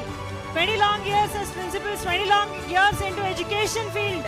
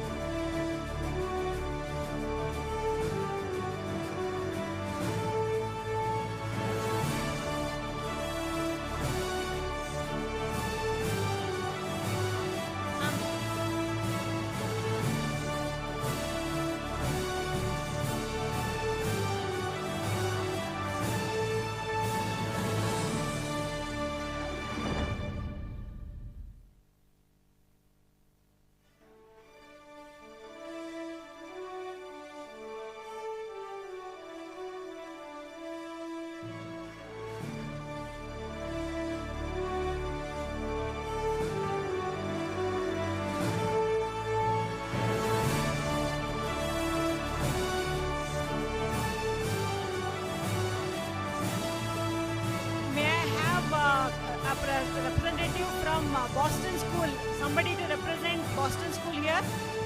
Somebody on behalf of Swaruparani ma'am, please. Can I have you? Can I have Fazila ma'am? Yes, ma'am, please. Can we have you on stage? Yes.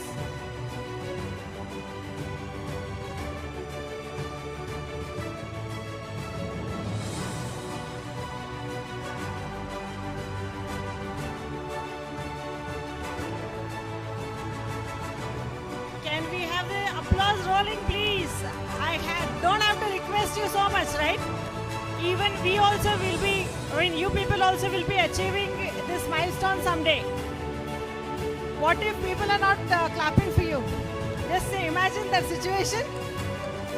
You don't want to be in that, right? Yes. Smile, all of you, please. Smile. Thank you. Thank you.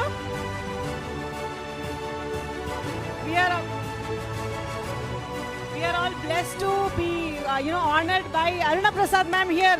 Thanks a lot, ma'am. Thank you for being with us.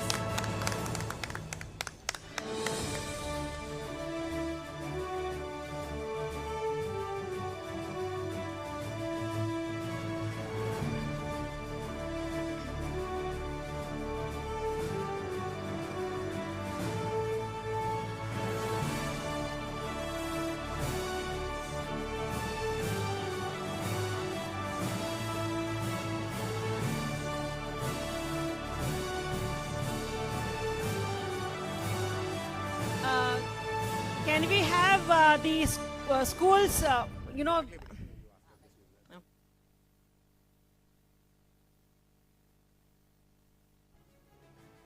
applause please.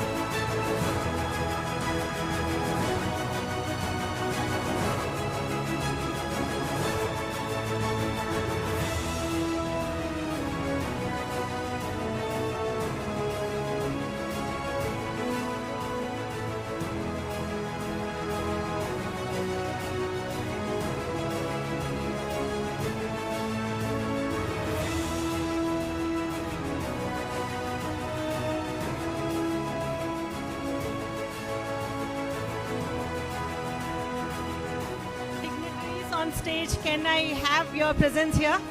Can we all honor Aruna Prasad ma'am, please? All of us.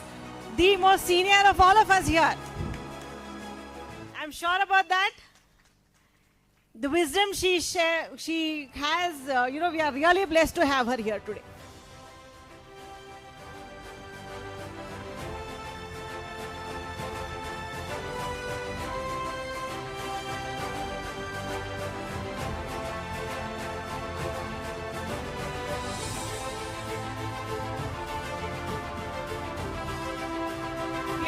To felicitate Aruna ma'am here.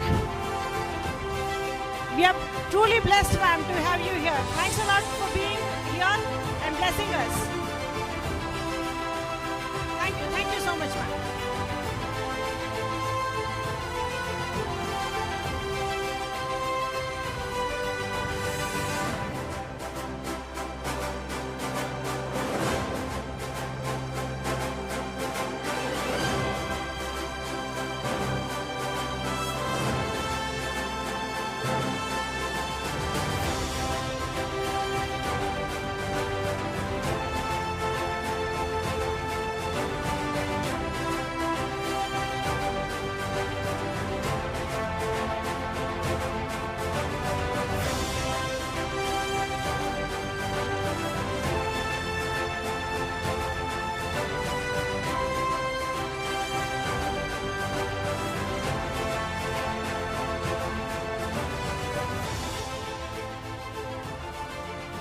May I call upon all the dignitaries to kindly take their seats. Thank you so much for being here. Kindly take the seats in the audience, please. Yes,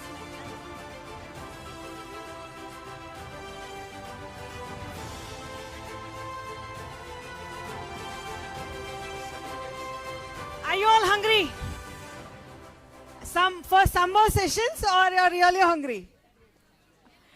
I take that the second option is the right one, I guess. Okay. So lunch is ready for all of us. Yes, let us all have lunch quickly, really quickly. Just half an hour time, huh? Let us see who comes first. Okay. We all are children today, and let's just see who will be having the lunch as quick as possible. Okay. So please come back. We will be having another important session after lunch break. And you know what? You have received the writing pads with you. behind that, we have the feedback form. Okay? How did you feel about the sessions? Your feedbacks are really very, very important for us. Okay? After the program, when you are leaving, we will be collecting the feedback form. So kindly fill that feedback form and then you can receive your certificates for this workshop of today. And with the certificates also you will receive a surprise. One of the surprises I will tell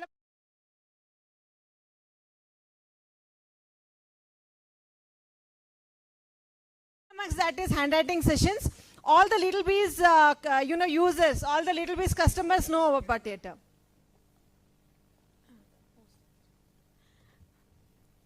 So what, you will be receiving handwriting books today.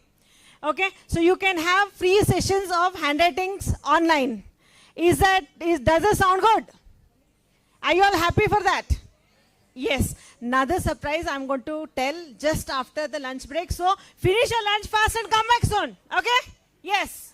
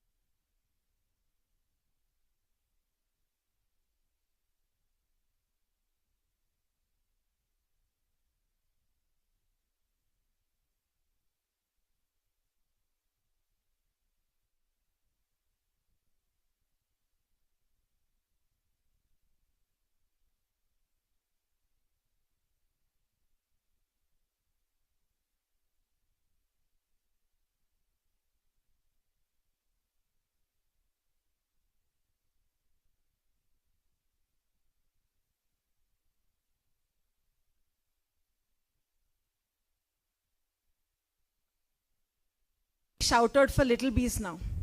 Okay, let me see who will shout the most, the highest peak, okay, and who stretches the to the maximum. Okay, can we start? I will also do with you. Okay, this is kind of a breathing exercise we do. Huh? So we will tell little bees and we will stretch it. Okay? Yes. May I have your attention at the end, please? Can you wave your hands to me? All of you? This side, please. Yes. Can we start this small breathing exercise? Yeah? Ready? 1, 2, 3, start. Lil bees!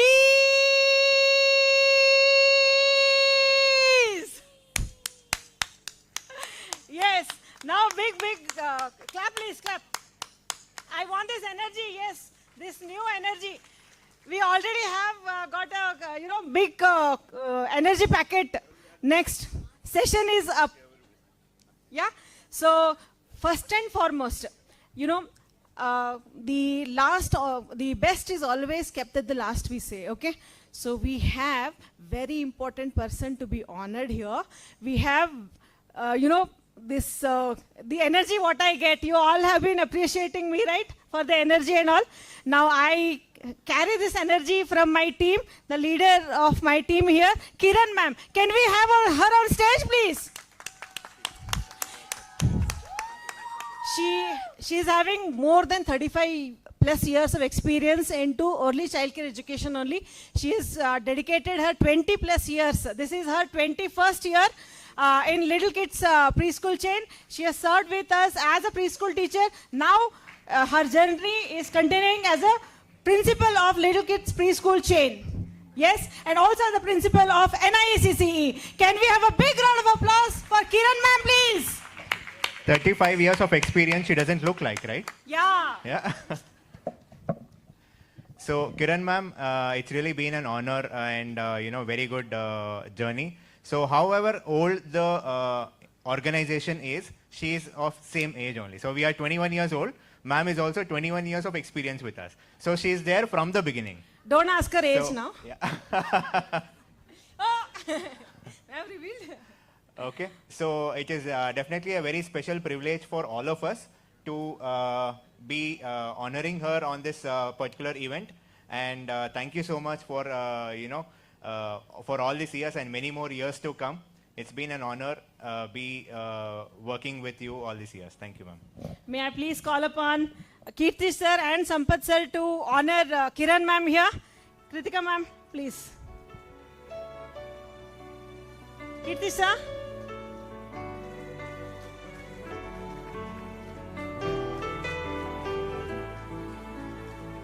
Keep the applause rolling, please. 35 plus years of experience only into ECCE, Early Childcare Education. She is one amongst the eminent faculties of NICC as well. I have been her student. I have done the NGT course in NICC and I've seen that burst of energy she has when she takes the sessions. My God.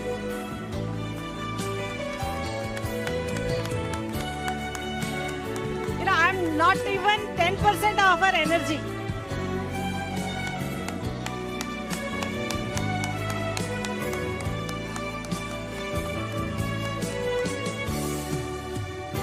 All our alumni will definitely, agree with me, right? Do we have any alumni here? Can we have a big shout out for Kiran ma'am here? Kiran ma'am! Woo!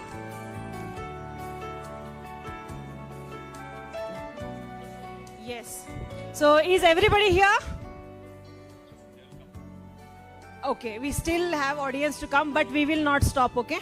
Even you have to go back home as early as possible, right? Some were asking me. Now, you know what?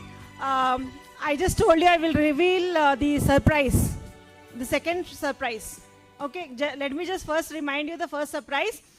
Now, when you give us the feedback form, okay, which is at the back of your, writing pads there, when you give us your valuable feedback forms, we will be giving you handwriting books, I said. We will be giving you free sessions on handwriting as well. Okay, this will be on Gmeet what we'll be doing. Okay, this is complimentary for all the attendees here for this event.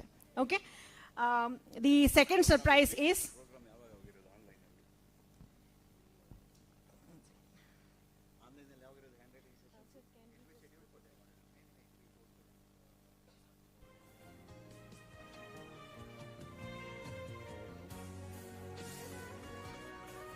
we are informing the schools as in when we are going to conduct the handwriting competition, handwriting sessions. This will be online what we'll be doing on Gmeet. Okay, we'll be sharing the links with you as soon as possible. Yes. Yes, the handwriting sessions will be happening on June 6th, 7th and 8th. June 6th, 7th, 13th and 14th. Okay, we'll be sharing the links with your managements as well as you people. Okay, this session is to improve your handwriting. Okay, yes. Now, when you people come, give your feedback forms and collect the handwriting books, we will also be giving you certificates. Okay, now with the certificates, we have a surprise. Now this surprise is, we are having, discount coupons of 4,000 rupees, okay, for whosoever wants to take up our courses, NTT, MTT integrated courses and also PTT course, okay. So whatever may be the fee structure, on that you will be getting 4,000 rupees discount, and the coupons are attached to the certificates, okay. Now, if you have already done the NTT course, you can opt for PTT course. Okay, PTT is equivalent to DED, which is Diploma in Education. You can just teach till 7th standard with PTT. Now, whosoever want to enhance their knowledge and also want to get into, groom themselves with our NICC's NTT program, that is MTT integrated one, you can utilize your coupons. If you have already done the course, if you have already done the NTT course and not interested to do PTT course, you can also pass these coupons to whosoever is eligible to do the courses. Okay. Now, eligibility for the nursery teachers training along with Montessori teachers training integrated course is 10th plus, but we prefer 12th plus. Okay. So there is no limit for education qualification here. But the minimal qualification what we require is 10th plus. Okay. Now, for PTT course, the minimal eligibility is graduation. Okay. So, whosoever has done NTT course with us can also take up the PTT course. So, you can just make good utilization of these coupons, or you can also pass it on to any deserving person. Okay. Thanks a lot. Now, let's not wait, make our next, speaker for the day wait. I know, ma'am, I have personally been her student, and little bit of delay, even, prayer, if it is elongated also, I could see impatience in her. So I can now just feel that. Now, let's not wait, let's not make madam wait here. So can I have Akshata ma'am please on stage? Can we have a big round of applause here? Akshata VM ma'am, our speaker for the next session. And also one small announcement. The schools of Aryavaishya ಸಂಸ್ಥೆಗಳ ಒಕ್ಕೂಟ ಅಂತ ಇರುತ್ತಲ್ಲ, ಆ ಸ್ಕೂಲ್ನವ್ರು ಬಂದಿದ್ರೆ ರಮ್ಯಾ ಅವರು certificates ಕೊಡ್ತಾರೆ ಅಲ್ಲಿ ಆಚೆ. You have to collect the certificates from with Ramya madam, who will be waiting for you to take back the feedback forums and also give the certificates and handwriting books. Everybody will get the handwriting books, certificates and coupon, all those things. You utilize this opportunity to learn and enhance your knowledge. Thank you.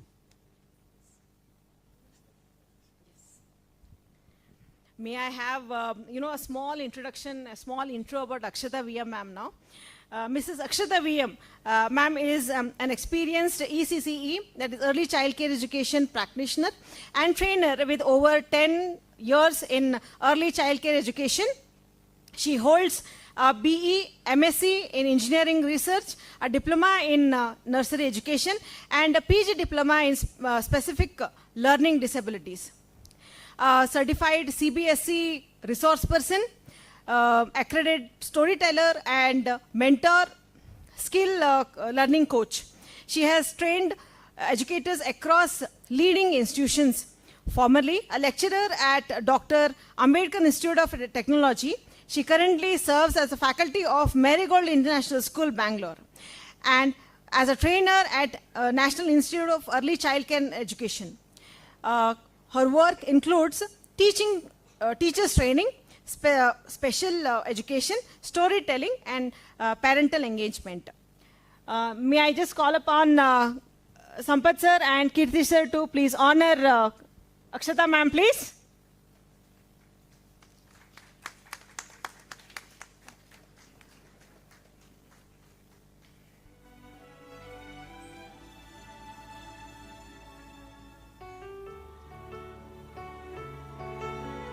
Ma'am, we are honored to have you here, ma'am. Thank you for being here. Can we have a big round of applause, please?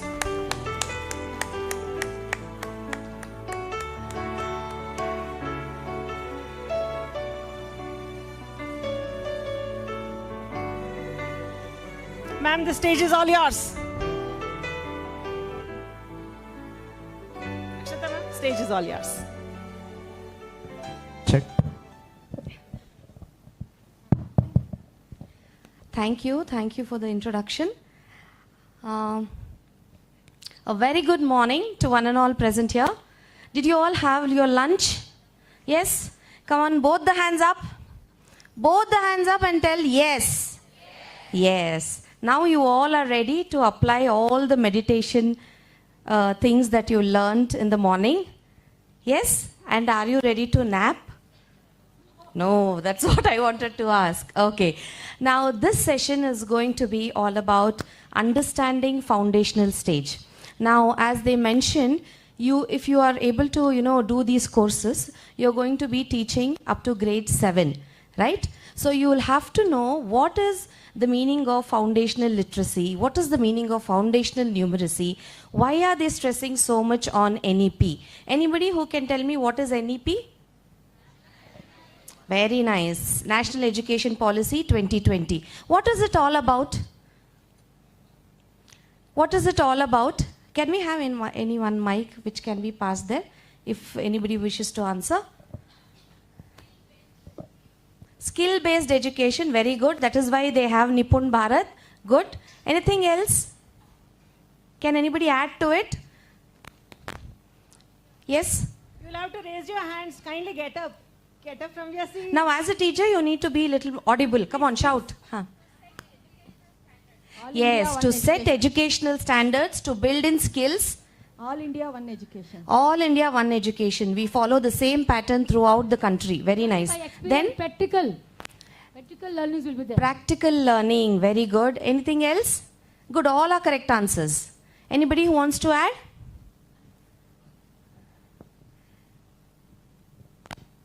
Okay. Yes.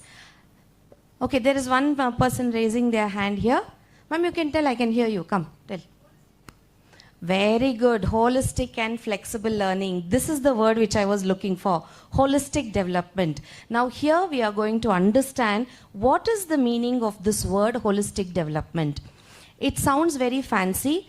It for beginners or for freshers in the field of education, you might feel or you might wonder what is holistic development. What do they mean by it? Okay. Now can I have yes. Understanding foundational literacy and numeracy. Just read this. Even I will read along with you. Foundational literacy and numeracy, the short form is FLN. So as teachers, you need to be aware of these short forms also. FLN stands for Foundational Literacy and Numeracy. In the foundational stage refers to the basic skills in reading, writing and mathematics that children need to build a strong learning foundation during their early years. That is age 3 to 8. So this age is what we are referring to as foundational stage. The age between 3 to 8. The first 3 years are pre-primary years. the pre-nursery, nursery and preparatory or senior KG. And then the 2 years are grade 1 and grade 2. Now why they started this, what made people think about, no, there has to be a standard format of education. When they did research, they found out that students who were in grade 3, grade 6 were not able to do simple mathematical computation, not even 2-digit carryover. So when the basics are not instilled properly, there is no point in teaching chapters and chapters and introducing new subjects, dividing science into physics, chemistry and biology, when the child doesn't know germination at all. Correct? You agree? Yes? There's no point in constructing a whole building if the foundation is not strong enough. So this is where you as teachers, pre-primary teachers or primary teachers and middle-level teachers come into picture. Can I have the next slide? Yes, now this is how they have divided it. Anyway, have you seen this before? You've seen this earlier? Yes? Now it shows, see earlier it was 6 to 16, that is grade 1 to grade 10, it's one go. And sometimes schools used to just push you. Even if you're not competitive enough, your skills are not yet developed, it wouldn't matter. Unless the child would go to grade 10 and there the child starts facing issues. And then the school says, no, he's not able to cope up, so we'll not have the child in the school, right? So for that reason, they have divided this stages of schooling. The first stage is your foundational stage that I just explained. In Government of India and Karnataka, we can refer it as Anganwadis and Balwadis. Okay, where they have 3 years of their age, till they reach 6 years, they are going to spend there. And then your preparatory stage is class 3, 4, 5. That is your preparatory stage. And then comes 6, 7, 8, that is middle stage. And then 9, 10, grade 11, grade 12 of first PU and second PU, they fall into the category of secondary education, higher secondary education or secondary education. So this is the division they have made based on the age criteria of each children, okay, of each child. Next slide.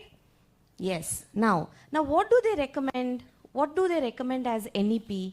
And what are we supposed to follow as teachers and as curriculum developers in schools? Making foundational learning the highest priority of the country. That's why I gave you an example. When they did a research or a survey, most of the teachers themselves didn't know or understand the concepts completely before teaching. Okay. Now we teach division. Yes? For our children from grade 1, 2, 3, we start division. Right, single digit or 2 digits, we start division. Can you tell me any other simplest method apart from dividing, putting the bracket?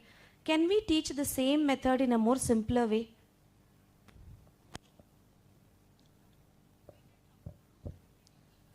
Please tell who told the answer. Repeated subtraction.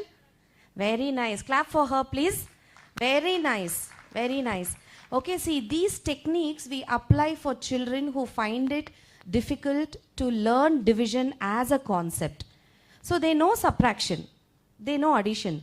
So continuous subtraction is nothing but your division. By chance, the child is not able to understand the concept. In the exam, can the child do this? He is able to do it. You want an answer for the test. The child is able to give. So as teachers and as schools, are we letting children to explore these opportunities? We don't encourage. We tell, no, this is the method I've taught, come on, follow it. What is this continuous subtraction? This is not division. So this is what we need to change. That's what they're giving emphasis on.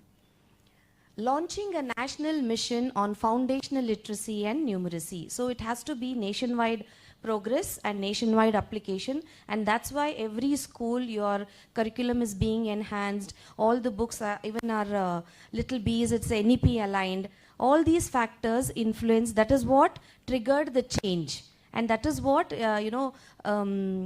pushed the schools and the teachers to learn more about the psychological and the developmental phases of children. Earlier we never bothered about all this, correct? As mothers, you were worried about your children. oh, are they developing correctly? Are the milestones met? But as a teacher, how aware were you before all these implementations? Very less, right? Some maybe consciously, if a teacher is putting effort, maybe then you would have. But otherwise, mandatory agi, we never bothered. Is the child able to dab using finger? Is the child able to, hold using pincer grip? Is the child having correct tripod grip? We never bothered. Even if the child would, just hold like this and write, we would let the child write. So this is what needs to change nationwide. Achieving universal FLN in primary schools by 2026-27. Why primary schools? Because as I said, it is the foundational stage, and if the targets are not met or the goals are not achieved there, then there's no point in going further and just by hearting and rote learning and then just write the test and pass. Okay, many of the companies nowadays, they are scared to hire Gen Zs. Why? They don't, see, you give a topic, they'll read that and they will write an exam and pass. How to apply that logic? Nobody knows. That's why I always tell, see, the number of inventors are less, it's going to drop down. Only innovators will be there. Meaning, whatever is existing, those changes they will make and give a new one.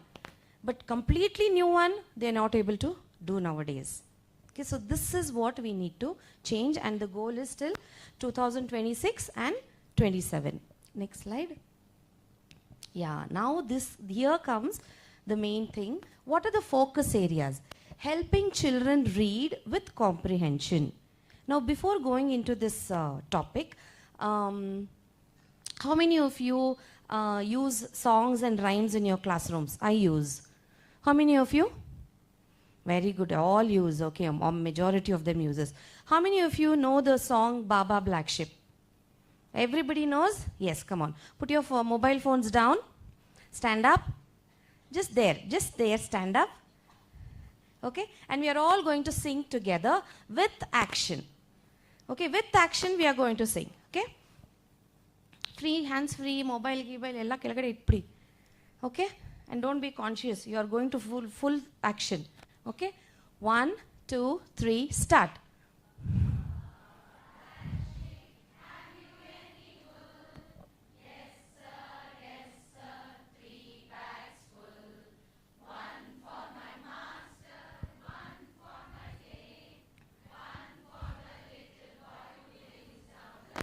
Very nice. Clap for yourselves.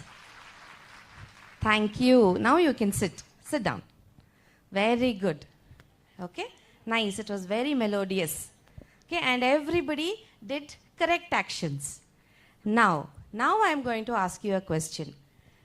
The song or the rhyme starts with Baba. The Baba is an English word or a Kannada word? Sorry? It is a sound. Then why everybody actually, most of you, why were you calling the sheep in Kannada Baba? Alva? See, it is an English rhyme. Yaak karita idira Baba anta? Adral Kannada word ide anta enadru yaradru helidra? Illa alva? Oh, Baba is matching to Kannada Baba. So as a teacher I assumed, oh, Baba andre kariyana. Let's call the sheep in Kannada first, Baba. So the sheep has to understand, oh, they are calling me because it is Baba. Then the sheep will come and give you wool. See, now you can understand what is the meaning of comprehension learning. Do not, make your own interfaces or assumptions. It is not Kannada Baba, it's ba, ba. That is the sound. So you're calling the sheep with ba, ba, black sheep. Okay, so this is how comprehension becomes more important in your classroom. Idu makki ka makki or by heart madadu or ratta marke aao or just bol do, pass kar do, exam pass kar do or oral rhymes finish kar do. So this is not right. And as a teacher, are you doing justice for the syllabus given to you? No. Are you imparting the right kind of knowledge to the child? No. So this is what you need to understand. Before you teach, as a teacher, try to understand the concepts. why it is being given to this age group, how better can I teach for this age group? Can I have it more, simplified version than given in the textbooks? Okay, at what level my child can understand? And in your classrooms, there are a variety of learners. Yes? Even amongst you, ಎಷ್ಟು ಜನ ನೀವು degree ಡೇಸಲ್ಲಿ R college ಡೇಸಲ್ಲಿ school ಡೇಸಲ್ಲಿ ಮುಂದೆ book ಇಟ್ಕೊಂಡು how many of you were doing like this and reading moving as the world war two the world war two the world war two how many most of us as some who use to just glance, just turn the pages, glance once, go right and pass, 35 marks achieved. Most of us we have done, especially when engineering. See, we have every semester we have 8 subjects. 6 months once. Imagine, overnight only I have to read. 60 marks you read, okay, you go there and pass, come on. 80 marks target, okay, 60 I am getting, okay, first class. Okay, some go back to your own parents. They might would have shared stories with you. ನಾವೆಲ್ಲ radio ಇಟ್ಕೊಂಡು ಹಂಗೆ ಓದ್ಬಿಟ್ಟು ಹೋಗಿ pass ಮಾಡಿಬಿಟ್ಟು ಬಂದ್ಬಿಡ್ತಾ ಇದ್ವಿ. Have you heard? Yes, people telling. People have this habit of listening to music and then reading and then understanding it. Okay, so what are these different types of learners? The first one is visual learners who can see and learn. Okay, if I tell it is a plant, there is a plant. The plant has many parts, and this is called a root. The part which is below the ground is called the root. They will not understand. Show a plant. Show the parts of the plant and then tell these are the parts of the plant. The child will be able to understand well. Some are auditory learners. In your classrooms you would have seen mukha ettade illa mele maklu ello eno ಮಾಡ್ತಾ ಇರ್ತಾರೆ, ಪೆನ್ನಲ್ಲಿ ಏನೋ ಮಾಡ್ತಾ ಇರ್ತಾರೆ. You will be getting wild, you will be getting angry. Look at me, look at the board, look at me. But the child is not bothered. Why? Because the child has auditory skills, andre listening skills. Ma'am, you're telling, I'm understanding. Why do you want me to look at you? I'm not interested to look at you. You just tell, finish the class and go. I am listening to you. Okay? But as a teacher, of course, we ellaru inge, oh, yes. That kind of a level we expect. The third type is kinesthetic learners. Kinesthetic meaning when you're touching and feeling any object. Okay, so for this works well when for activities like germination of plant. Now that we'll celebrate Earth Day, no, June 5th is Earth Day, World Environment Day, Earth Day. Yes, we have activities planned in your classrooms. You give small cups to the children, ask them to sow in mustard or methi. Okay, methi sprouts very quickly. Ask them to come daily, pour water, check what is happening. Check what is happening, and then slowly when they see the sprouts coming out, they feel, oh wow, ma'am, I can see the sprout. Which color is it? Oh, it's green in color. And then slowly it starts coming up. Oh, this is the stem, ma'am was telling. So you're catering to kinesthetic learners. Okay, so when you're teaching, always remember comprehension is very important. Teach the correct things to children. Okay, do not end up assuming Baba is Kannada Baba. Okay, next. Helping children understand numbers, measurements, shapes, etc. Shapes we introduce in the classroom, basic shapes. Yes. Now, some schools, they introduce even hexagon, pentagon, some curriculum. For LKG bekagilla alva hexagon, pentagon, right? No, so you have to, as teachers and even as schools, you will have to comprehend among yourselves, think whether instead of loading all information, okay, I have a brain, let me put everything to this brain. Instead of that, can we think, okay, this child, this is the requirement. Now in the classrooms, we tell the children, okay, can you point out a few things that are square in shape? What are the things the child might show in your classroom? Blackboard is rectangle. Books, sometimes books. Napkin, very good, napkin. Lunch box, sometimes lunch box, very nice. Yes? Desk, okay? So these things they can point out. Oh, biscuits, square biscuits. Okay. So now suppose you tell pentagon, hexagon, where will you find in your classrooms? ಇದೆಯಾ pentagon ಎಕ್ಸಗನ್ ಎಲ್ಲ? ಮತ್ತು ಹೇಗೆ ತೋರಿಸ್ತೀರಾ ನೀವು? ಹೇಗೆ ಹೇಳ್ಕೊಡೋದು? Right?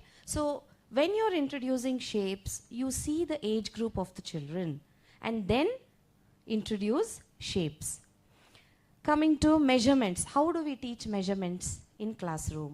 How do we teach which is more, which is less? How do you teach zero concept?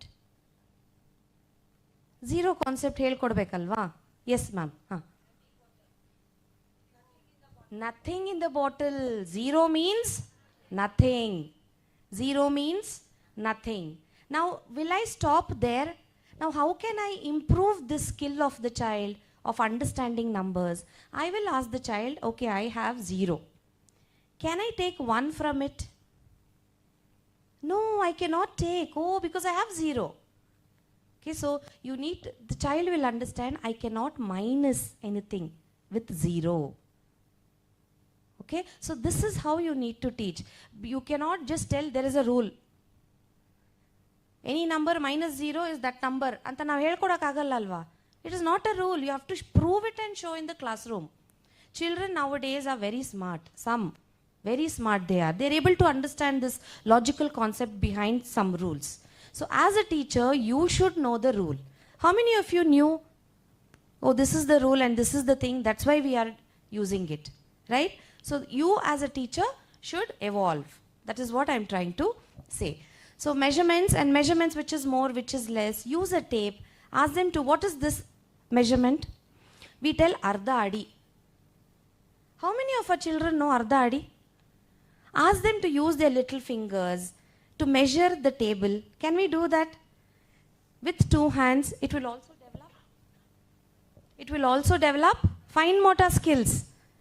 Because their fingers don't fold. You ask them to show 3, they cannot. Ask them to show this, they cannot. So use all these simple techniques to teach measurement instead of taking a big ruler to your class and then you yourself are using a ruler to draw lines on the board.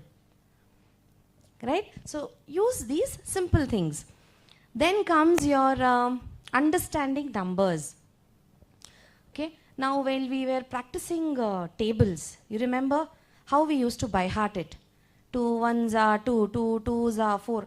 What is that za? What is the za? 2 2s are 4. Okay? So many of them will not even know that za. Something yado English word irbeku illandre French or German irbeku. That's why we are telling 2 2s are 4. Some even a za also zar. 2 2s are 4. 2 3s are 6. So as a teacher, avoid this. This is what you need to focus on while you're teaching numbers. Then using play and activity based pedagogy, very important, and your foundational stage has to follow this mandatorily. There is no by hearting, there is no ratta maro, there is no gut marbitu by heart marbitu hogi helbidana. No, that concept is not there. Play based pedagogy is very important and it requires lot of effort and planning to execute this in your classroom. Okay? Now, how can I teach numbers, vegetables and fruits in classroom? Apart from show and tell, what else can I do to teach vegetables and fruits? Take them to supermarket? Okay, that is one option. Then rhymes, okay. Okay, bring the vegetables and fruits to class itself. Okay, then flashcards, okay. Bring fruits to the class, okay. Make fruit salad, make vegetable salad, teach them, eat, enjoy, okay. Now all this you are doing as a teacher. What are the children doing to experience this? What are fruits, what are vegetables? They can draw and color, okay, that is one option. But how is it play? See, drawing and coloring is not play. Very good. Yes, very good. Please clap for her. Clap for her. I was looking for this answer. Okay, can we do a market day? Celebrate a market day in the school where you have different stalls. You have a fruit vendor, you have a vegetable vendor, you have a small tea shop, because that's what we find, and you have a fish selling stall. Okay, And children will come to play role play or pretend play. This is a big milestone which many of the children are not able to achieve now because of, more exposure to. Fingers are all like this, right? And all very, very fast they are with touch screen and, mobile apps. So in order to bring them out of it, can we have role play? Yes? So the higher grade children can be the sellers or the vendors. And the junior grade children can come with their bag. And you can also teach them eco-friendly habits. Carry a bag instead of a plastic cover, right? And they will go on, pretend play. Soppu beka, soppo. How many of us actually see it on road? No. How do you get vegetables? Ma'am, mummy orders through Swiggy. We get it through Instamart. Ma'am, Zepto. Ma'am, Blinkit. And the fruits and vegetables come. They don't know the concept of market. Correct? Okay, where do you get milk from? Ma'am, packet. It will be there at home in the fridge. Some, good life, ma'am, good life. We get it in Tetra Pak. See, they know all complicated things, but they don't know we get milk from. Correct? So take them to the, grassroots level anta what we call. Take them to that source and arrange a market day setup. And the number of things you can cover in this activity it just goes on. First thing is fruits and vegetables.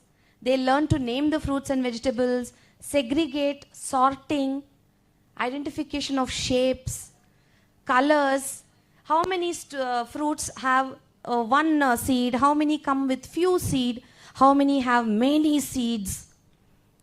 Right? And then you move on to conversational skills, developing conversational skills among children.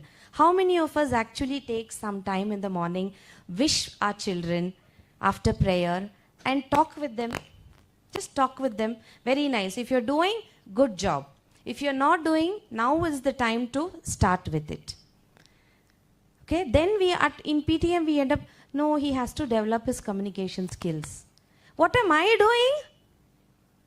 What am I doing? I'm telling it to the parent. Parent ಏನು ಮಾಡ parent ಅದಕ್ಕೆ ನಮ್ಮ ಹತ್ರ ಕಳಿಸಿರೋದು. ನಾನು ಉಲ್ಟಾ ಅವ್ರಿಗೇನೆ problem ಹೇಳ್ಬಿಟ್ರೆ no, he is weak in this, no, he doesn't know. Then actually parent ಮನಸ್ಸಲ್ಲಿ ಅದೇ ಇರೋದು. What for am I sending him to you? But since he cannot put it across, he's just sitting and listening. So can we cover this with just 5 minutes activity per day? How was your day yesterday?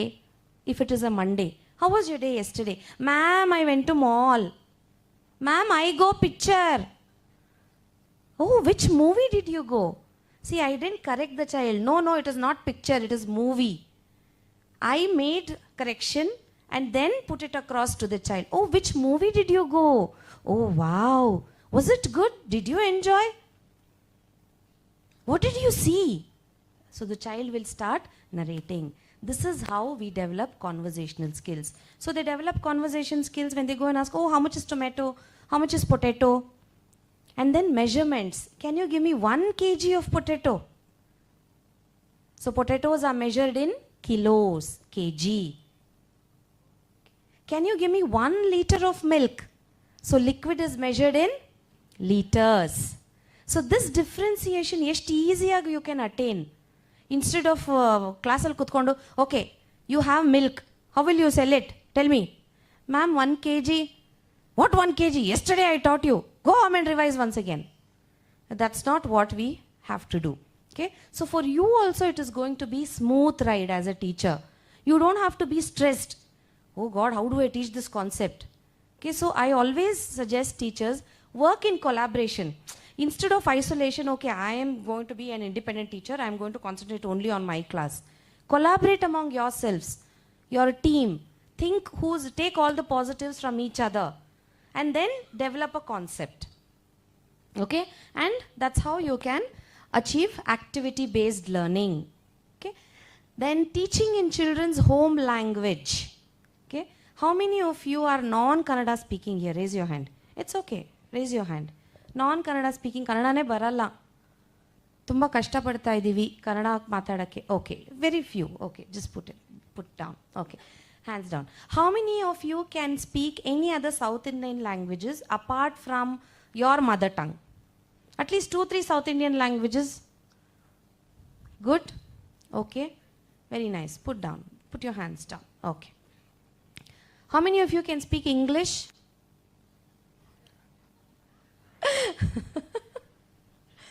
Okay. So, see, I'm not telling or stressing upon teachers being bilingual or learning all type of languages. But there is something called as working language. ಎಷ್ಟು ಬೇಕೋ at least ಅಷ್ಟು ವರ್ಡ್ಸನ್ನು ಬೇರೆ ಲ್ಯಾಂಗ್ವೇಜಲ್ಲಿ ಕಲಿಬೋದಾ ನಾನು is what we have to try and understand. I'll give you a small example.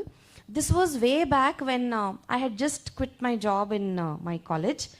And after my son, after 2 years, I wanted to engage myself. So I went to a nearby school and said, okay, can I get an opportunity here? So the other teacher who was handling the grade UKG, she said, ma'am, she can be as my assistant teacher. Let her observe. I was okay because I wanted to engage myself. That was my motive. So I went and slowly I started teaching. And one day she was teaching vegetables. Okay. And she showed ginger. And she asked, okay, how many of you can recognize this? What is this? Okay, now nobody answered. This was one child who stood up and said, ma'am, it is inji. It is inji. In Tamil, inji means ginger. Now, how nicely the child knows the mother tongue and what do you call in the mother tongue. So the teacher didn't know or couldn't, what? No. Sit down. It is not, it is in ginger. But the child was right. Okay. So at such times, can we pause a little and think about it or check and then tell the child, oh, wow, good. Yes, you're correct. It is inji. In English, we call it ginger. Okay. Now that our Bangalore city is, we don't have one language concept anymore. So that's gone. So you need to buck up. And as I told you, not mandatory, but take a pause and acknowledge the answers of the children. Even when you teach in a classroom, try to incorporate all the languages. When you're teaching rhyme, teach Kannada rhyme, Telugu rhyme, Tamil rhyme, whatever is your mother tongue, introduce the language to the children and assure the child that if you don't know English, I am there to help you. Okay. Today morning, we had orientation program in our school and we had one-on-one sessions with the parents. So one of the parents stood up and asked, ma'am, I was just observing, most of the teachers here are conversing in English. Will that be followed even in the class? Because my child finds it difficult to understand English. We just moved to Bangalore. We are from north. So she might take a little time. So these are the concerns as parents they have. Even the child, imagine how anxious the child is going to be. Correct? So just make these small changes in your teaching process. Providing high quality TLM to engage children. What are TLMs? Yes, we all know because channag assignment maadi, design, project work maadi, we know what is a TLM. Okay, so how many of you, apart from while doing your courses, are doing it now, even now as teachers? Frank, you have to be honest to yourself. Come on, raise your hand. Some of them have forgotten how to use scissor also.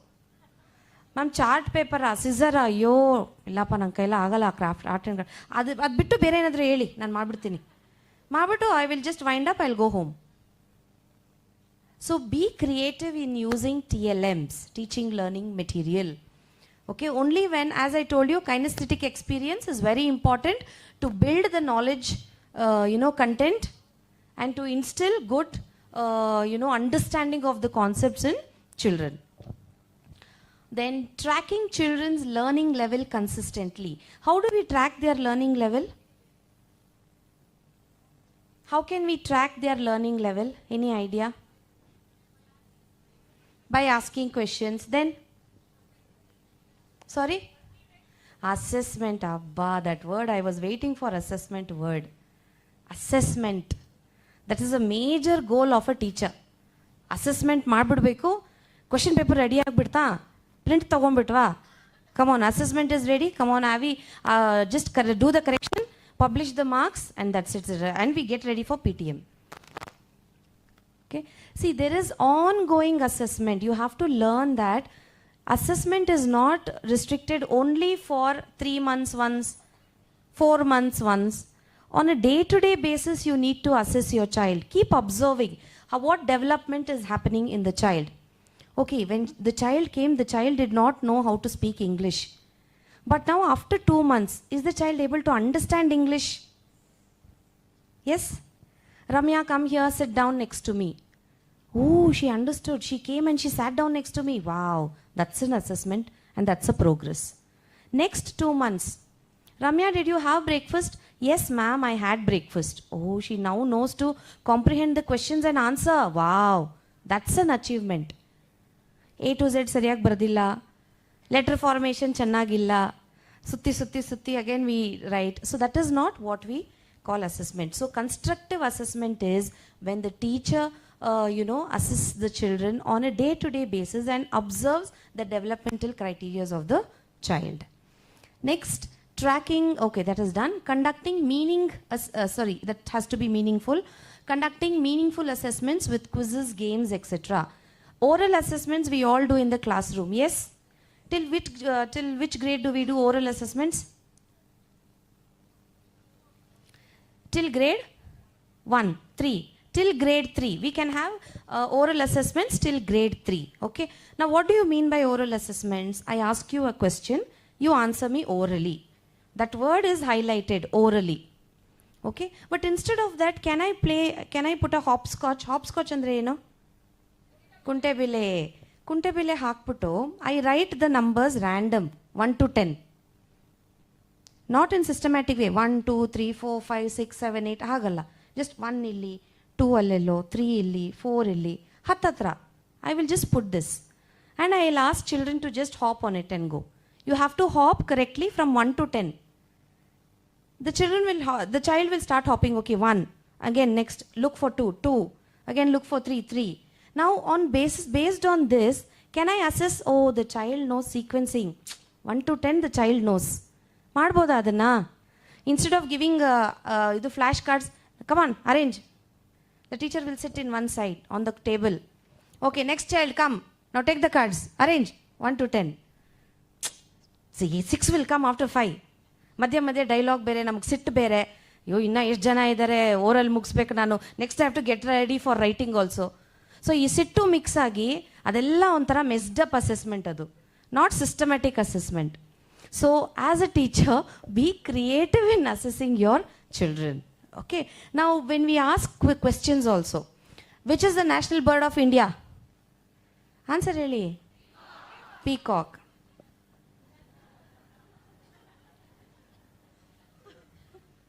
Which animal has a long neck and long legs?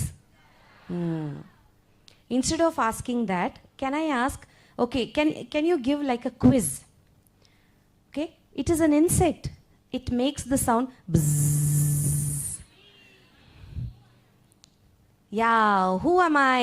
Who am I questions. Okay, who am I questions can we ask?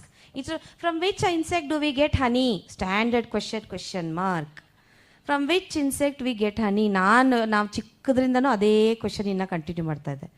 Instead of that, the insect makes the sound bzzz. And it's also called busy. Busy as a bee. So try to be innovative in asking questions, where you're giving an opportunity to the child to think, hey, ಏನು ಹೇಳ್ತಾ ಇದ್ದಾರೆ, come on, ಕೇಳಿಸ್ಕೊಳ್ಳೋಣ. Then let's answer. Let's think and answer. Book collector, who is the father of our nation? ಬೇರೆ ಏನಾದರೂ ಕೇಳ್ಬೋದಾ ಅವ್ರ ಬಗ್ಗೆ? Okay, I'm going to describe the person. Can you identify who it is? He walks barefoot. He has a long stick. Okay, and we also call him Bapuji. Yes.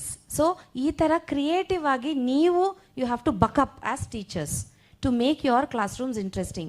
ಇಲ್ಲಾಂದರೆ ಸುಮ್ಮನೆ ಬಂದ್ವಿ ಇವತ್ತು, ಶೆಕೆ ಬೇರೆ ಆಗ್ತಾ ಇದೆ, ಇವ್ರು ಏನೋ ಹೇಳ್ತಾನೇ ಇದ್ದಾರೆ, when is okay another 1 hour she is going to talk. So ಆ ಮೋಡಲ್ ಇದ್ದಾಗ what happens? You lose track as a teacher. Okay. Now, see, to motivate you, I started my journey in college. Okay, leave that college life. But as a, early educator, I took baby steps, but I was interested and self-motivated to learn. And now I am a trainer.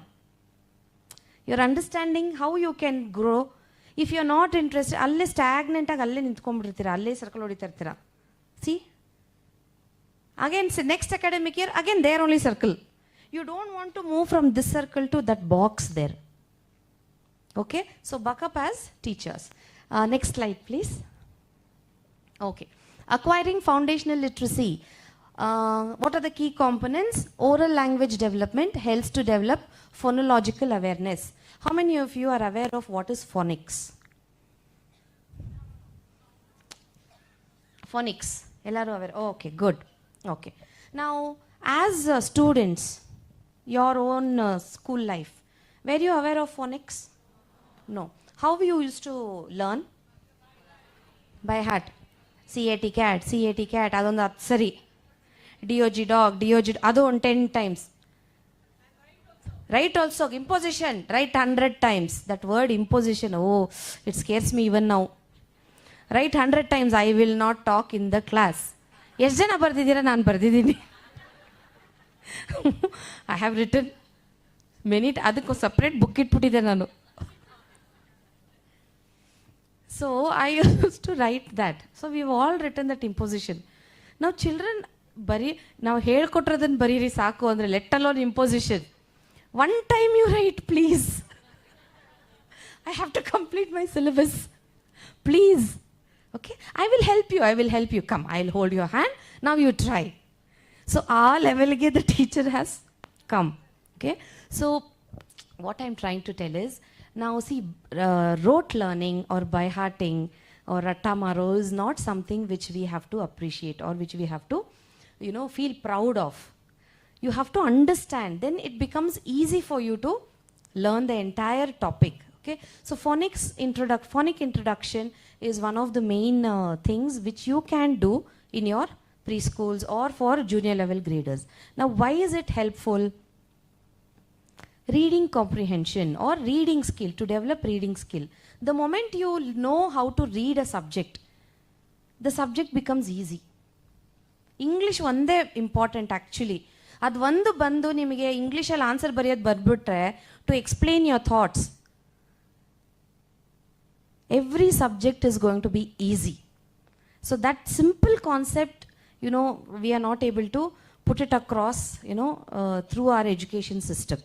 So that is what they are giving emphasis on. That is what they have identified. Please be very careful while teaching young children, because we need them to read, start reading. How many of you read your texts in your classroom? History or social science, yaradru helkodoru idira? History or social science? Yes, we have one. Anybody else who teaches history, social science? English as a language in 3rd grade, 4th grade. English 3rd, 4th, 2nd, grade 2. Oh, all preschool teachers? Okay, fine, no problem. For you, how many of you have storybooks in your classrooms? You have, very nice. Put it down. Okay. How many of you read stories in the classroom? Story heladalla, reading story. Reading story with voice modulation? Yes. Now when you do this, you are developing listening skills of the child. And along with it, you are developing an interest of, okay, if you read, you can, understand more stories like this. So make reading a habit in your classrooms. Introduce sight words. What is the difference between, CVC 3-letter word and 3-letter sight words? Tell me the difference. Sight words?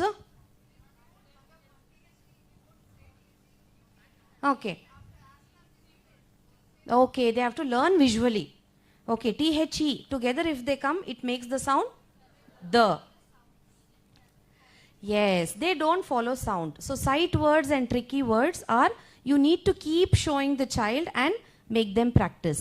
Whereas phonical sounds, you can teach them through blending. Okay, blending ali you have different types. You have, okay, first you start with vowels and consonants, right? Okay, what are the vowels?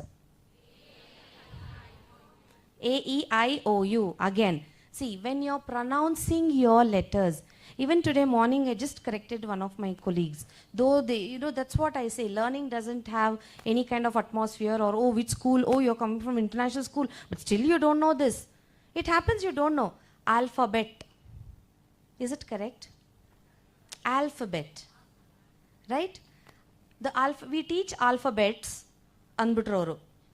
Yo, nan mic itkonbittang anbitralla anta I was waiting.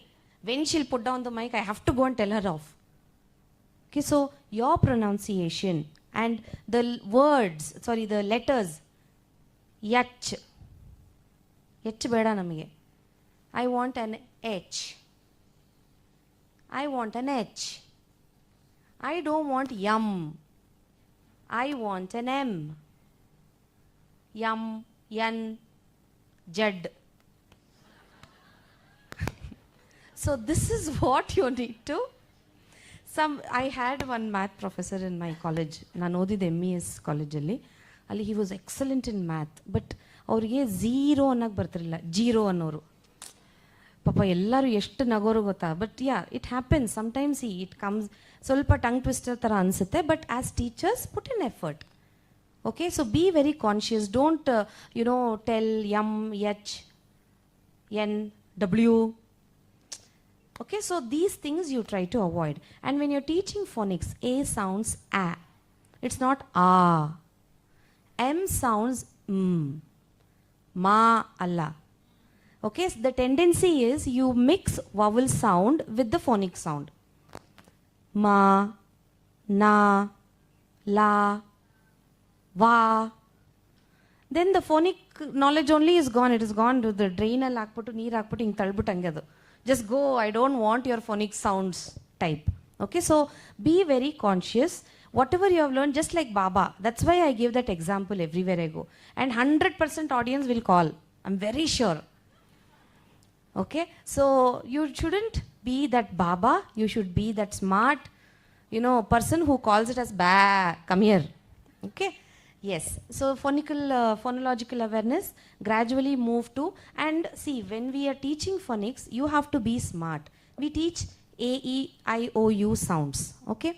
Can we teach there itself the long sound of A is A, the short sound of A is A. We can cover that topic alle, but we wait, syllabus nodkond, oh, now I have introduced long vowels. Again, A, E, I, O, U. O, long sound is O. The short sound is A. So, like that, when you introduce vowels only, do that introduction of long sound and short sound. It's very easy. Then they will understand, oh, these 5 letters have long sounds. The rest don't have. And that's why they are consonants. Easy to teach. Instead of separating everything and then teaching. Pronouncing phonic sounds, please make sure you pick it up right so that you're teaching the right things in the classroom. Next, we'll move on to print awareness, knowledge of alphabet recognition and word recognition. What is print awareness? What is the difference between cursive? What is print awareness? Print andre yeno? Yes. The print script is different than your writing letters. A is not like this. It just is a curve and a standing line. Okay. So the more you introduce printed script, the more children will learn to read. Okay. Now what happens most of the time, this mistake we all do, even I have done this, then I realized every chart in your classroom, if you are following cursive, you would have written cursive allene. Hey, it will be easy for the child to recognize, write in cursive. Why have you written separate letters like this? But you have to have a balance between cursive script and your print script. Print letters. Your textbook al nimage en letters kaansutte, that is what the child will be able to read or should read, isn't it? Not the classwork. Then why are we insisting on reading cursive words? It's wrong, right? And you're not teaching how G looks different. H looks different. L, T, S, they all look different. S especially. Completely different, right? From cursive to the print script. So this you have to introduce, make flashcards in print script and put it around your classrooms. Show that and teach the difference.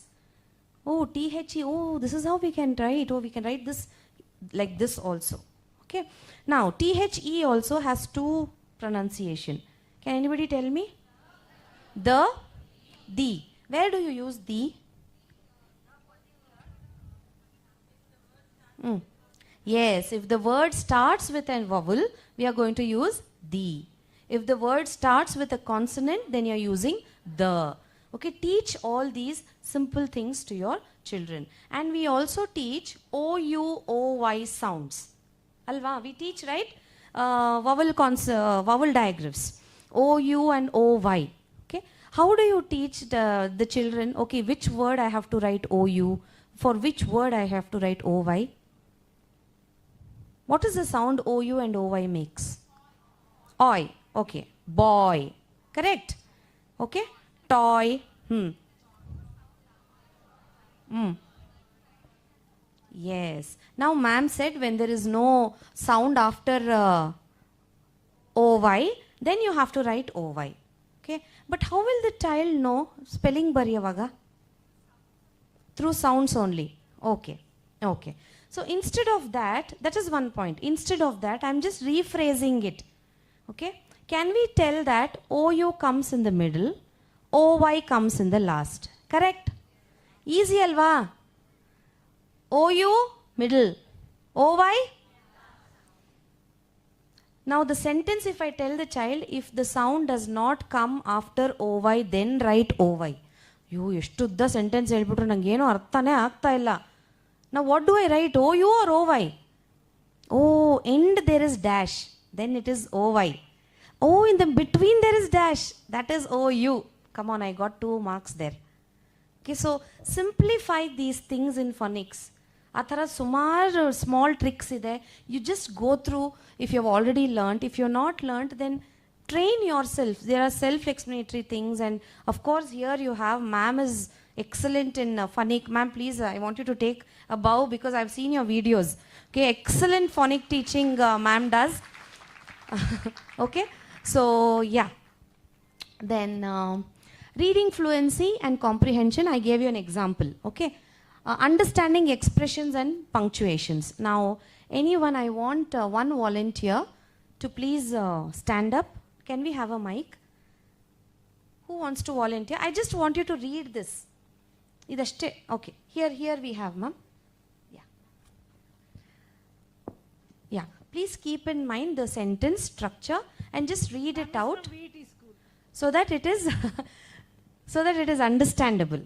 Please go ahead. Yeah. You start from the first point. Oral language development helps to develop phonological awareness, decoding, print awareness, knowledge of alphabet recognition and word recognition. Third point, reading fluency with comprehension, understanding expressions and punctuations.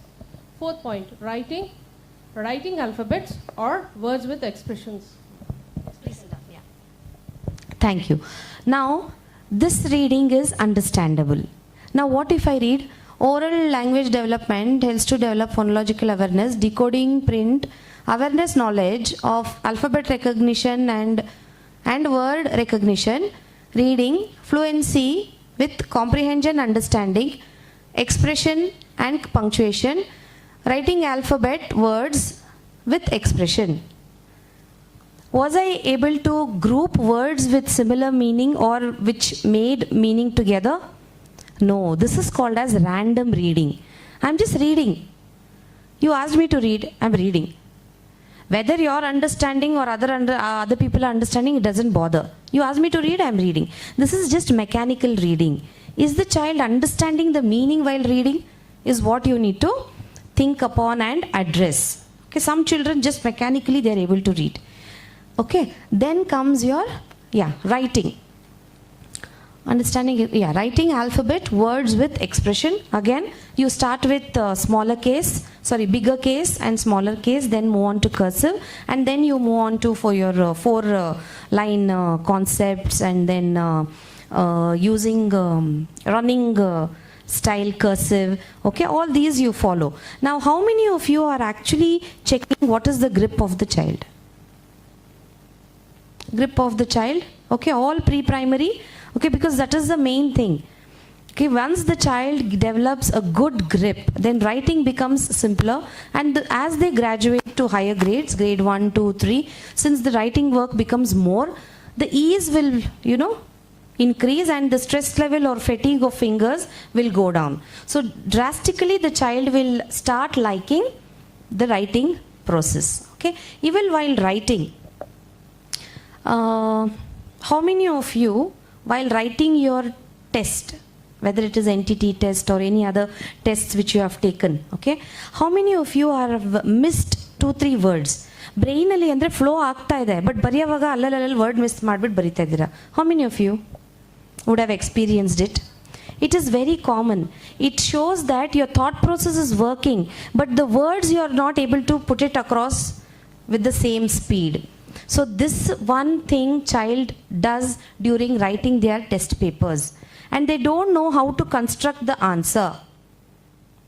If I have to explain, come on, can you explain life cycle of the butterfly? We all know the life cycle? Yes? Yes? So from which step do we start? Egg. Egg step indana? Egg enginda bantu? Ellinda bantu? Butterfly lays egg alva? ಯಾಕೆ miss ಮಾಡ್ತೀರಾ? Oh, in the diagram it is not there. The diagram starts from leaf ಮೇಲೆ egg ಅಷ್ಟೇ. ಅದು you close your eyes, oh 4 ಅಷ್ಟೇ. ಮುಂದೆ ಆ egg ಅಲ್ಲಿಗೆ ಹೆಂಗೆ ಬಂತು? Why should I know? Isn't it? Yes. So this is what you need to correct in children.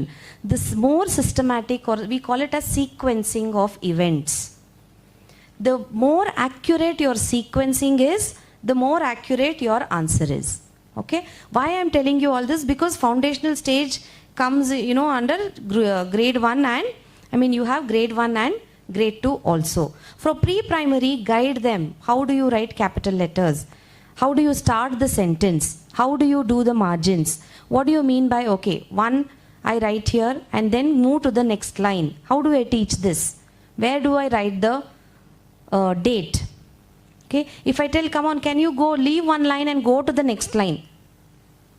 We can teach using finger. Come on, put your finger here. Now leave that finger gap and then go to the next. Even while teaching mathematics, especially while using square book. Okay, even in square book, I forgot to tell this point. How do you teach the difference between what is ones, what is tens, what is hundreds? How do you teach it? Any idea? Any creative thing which you are using in your classroom? Sorry? Blocks. Okay, 10 blocks and single blocks. Okay. Then anything else? Beads. Okay, through beads. Okay, oh, we have that Montessori material. Yes, yes, correct. Those beads. Okay, one string of beads that has 10 beads together is 110. Okay, then comes 2 tens. Yes, then comes 3 tens, and then we do it. You can do that even with using popsicles. If you don't have those beads, even popsicle, though, as ice cream sticks, make bundles, groups of tens, and then the child will pick up and tell, okay, this is 110, this is 210, 20, 1, 2, 3, 4, 24. Okay, good. If you're following, very nice. Please, next slide, please.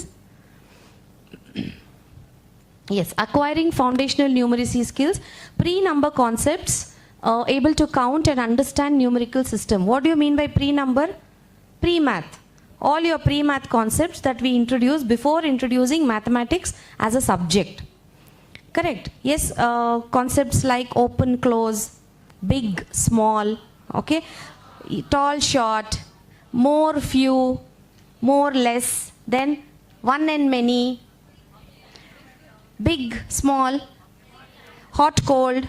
Okay, all these comes under your pre-math concepts. Now in the pre-math concepts, you can have a variety of teaching learning material, okay, because the more you show and tell, it becomes easier for them. Okay, now numbers and operations on numbers, learning base 10 system. I just explained to you how do you differentiate ones, tens and hundreds. Okay, that concept. And to represent numbers and performing simple computation. Simple computation is when you start addition. How many of you teach single digit addition in UKG? We all teach, right? Single addition? We have in our curriculum. Though I don't like, I'm teaching. We have single digit addition and single digit subtraction. Okay. Now instead of telling the child, what is 4 plus 1? Where are your fingers? 4 finger plus 1. 4 in the mind. 1 on your finger. After 4, 5. ಎಷ್ಟು ವರ್ಷ ಆದರೂ ಈ method still exists. This number in your mind, this many in your finger. Come on, after this, poke your brain, so that it will respond and tell, okay, after 4 it is 5. Tell the answer. Okay, so instead of giving this, can we make a story out of it? Okay, I want 2 teachers. Please come, you both only forward. Come.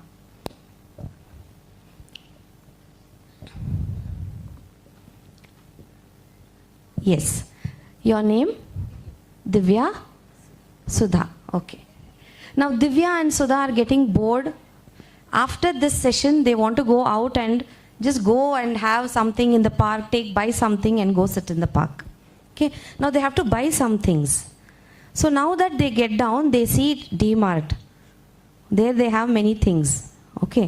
They have corn and they have popcorn and they have biscuits and other things. Okay. Now, one day, Divya and Sudha decided to go and have a picnic in the park. Divya bought dash biscuits.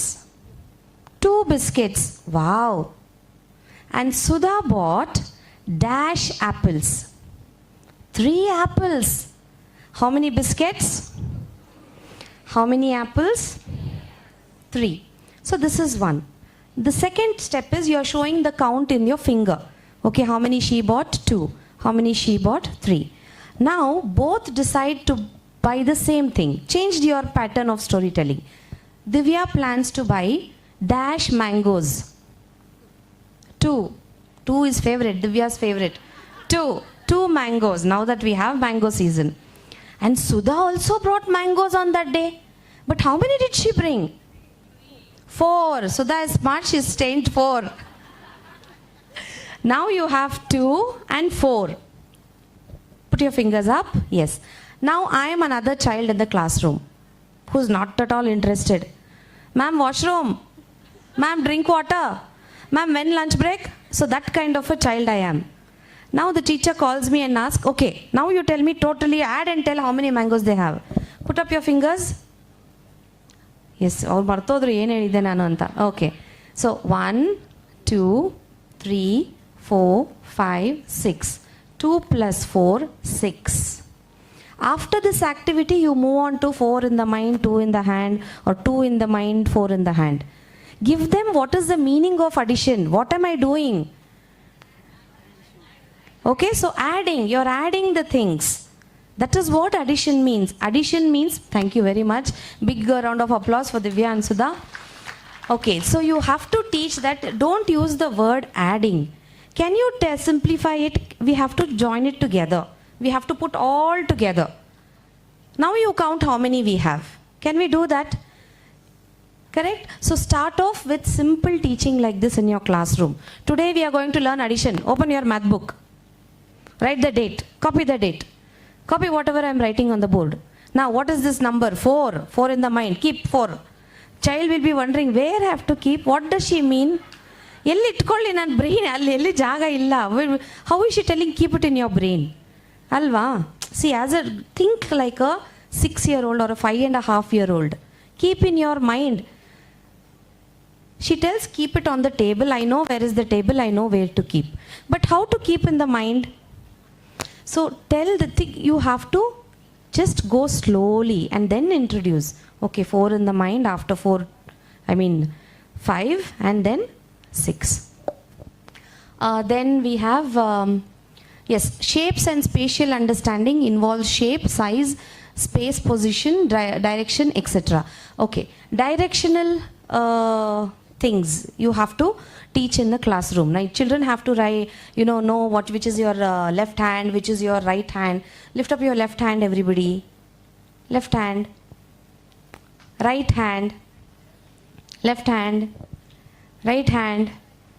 ಯಾರು ಮಾಡ್ತಾ ಇಲ್ಲ ನಿದ್ದೆ ಮಾಡ್ತಾ ಇದ್ದಾರೆ ಯಾರಾದರೂ ಅಂತ ಅರ್ಥ ಮಾಡ್ತಾ ಇದ್ದೀರಿ ಎಲ್ಲರೂ okay put your hands down okay ನಾವು for the child to understand which is left which is right okay instead of giving arrow marks in the book can we ask them to turn now everybody turn to your left everybody turn to your right now walk 2 steps forward now turn to your right now walk 2 steps forward now turn to your left can we guide them like this and teach directions okay so these kind of simple tricks you can use in your classroom.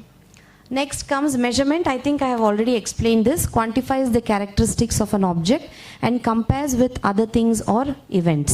So measuring full, empty, half. Okay, you have all these things are logical reasoning and critical thinking worksheets that are there in your textbooks or workbooks, right? So use these concepts and even for measuring. Can we make one takdi in the class? Everybody has seen digital weighing scale, where nowadays even shopkeeper, the vendors don't have yes, they don't have it. You can just use your hanger with 2 cups and then can you teach them which is more, which is less? Yeah, teach them all these things and keep 2 glasses of same size and put it in a jug and ask them to measure, okay, I have put 1 cup and I have put 2 cups. So how much of level of water is there in that mug? Oh, it is half. Oh, it is 3/4. Oh, it is full. Then the size of the mug and the size of the 2 cups together, they are equal. So teach measurements in a creative way. Next slide, please. Yes. Now by doing all this, what are you achieving? Holistic development. And in holistic development, what are the approaches to learning? As I told you, have different types of learners in your classrooms, visual, auditory and kinesthetic learners. So you are going to cater to each learning, child in your classroom. What are the things they are going to learn? And how as a teacher I am going to show and tell or touch and feel, or you are using auditory skills. Then comes emotional and social development. How do you do this in the classroom? I am teaching, I am covering the syllabus. What about the emotional and social connect in the classroom? How can we do it? Group activity like?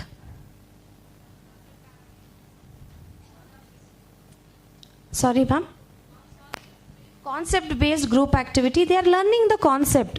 Socio-emotional is?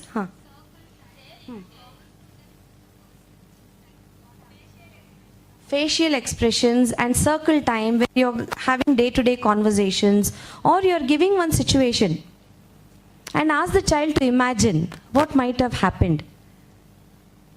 Now Divya and Sudha, they bought apples or mangoes, but on the way while they were walking they saw a dog. That dog looked very scary. Now what will Sudha and Divya do now? Leave it open. These are called as hypothetical questions, where the answer can be any answer. But the child is imagining, oh, this might have happened. No, the dog belonged to somebody. The dog went with the owner. The dog bit one person. Maybe that would have happened, ma'am. Or these people wanted to chase and the dog ran away. Somebody threw biscuit at the dog went to collect the biscuit. So they will come up with different answers. Okay, so you have to what are the emotions they are understanding? Oh, Divya and Sudha were scared. Even the dog was scared actually, but it just looked scary. What is the difference between being scared and scary? There's a lot of difference, right? Though the 2 words are same, it sounds same. Scared, scary. Is the difference understood by the child? Okay, so and how empathetic are you towards your peers? Ask them to help each other, and you can do this buddy group. I do it in my classrooms. There will be one extraordinary smart one in your class. few of them, and some child who requires that push. So tag these two along and tell the smart one, if he is not writing, I'm going to catch hold of you. You erase, no, it should touch red line. Touch red line. Come down. The child will start imitating me as a teacher and guide the child. And then after the job is done, both are coming happy. The ma'am, it is done. So I tell the other child, okay, now it's for your turn to thank the child. Thank you. Very nice bonding they develop. Okay, so these are some of the socio-emotional skills you need to develop in your classroom. Techniques like this. You don't have to put 100% of your things. You have to work smart. Okay. Then comes your health and physical development. Of course, we are doing a lot of, you do a lot of activities to improve their gross motor skills and fine motor skills inside the classroom, where you do activities like, can you tell examples of, activities that can be done for fine motor skills? Pencil exercise, Play-Doh, okay, then sand tracing, paper tearing, finger dabbing, then threading the beads, very good, then crushing the paper, okay, then clay modeling, very nice, okay. Even you can do brain gym activities. What are brain gym activities? Okay, now I want you all to put both your palms up like this. I'll show you one action, try to do it, okay?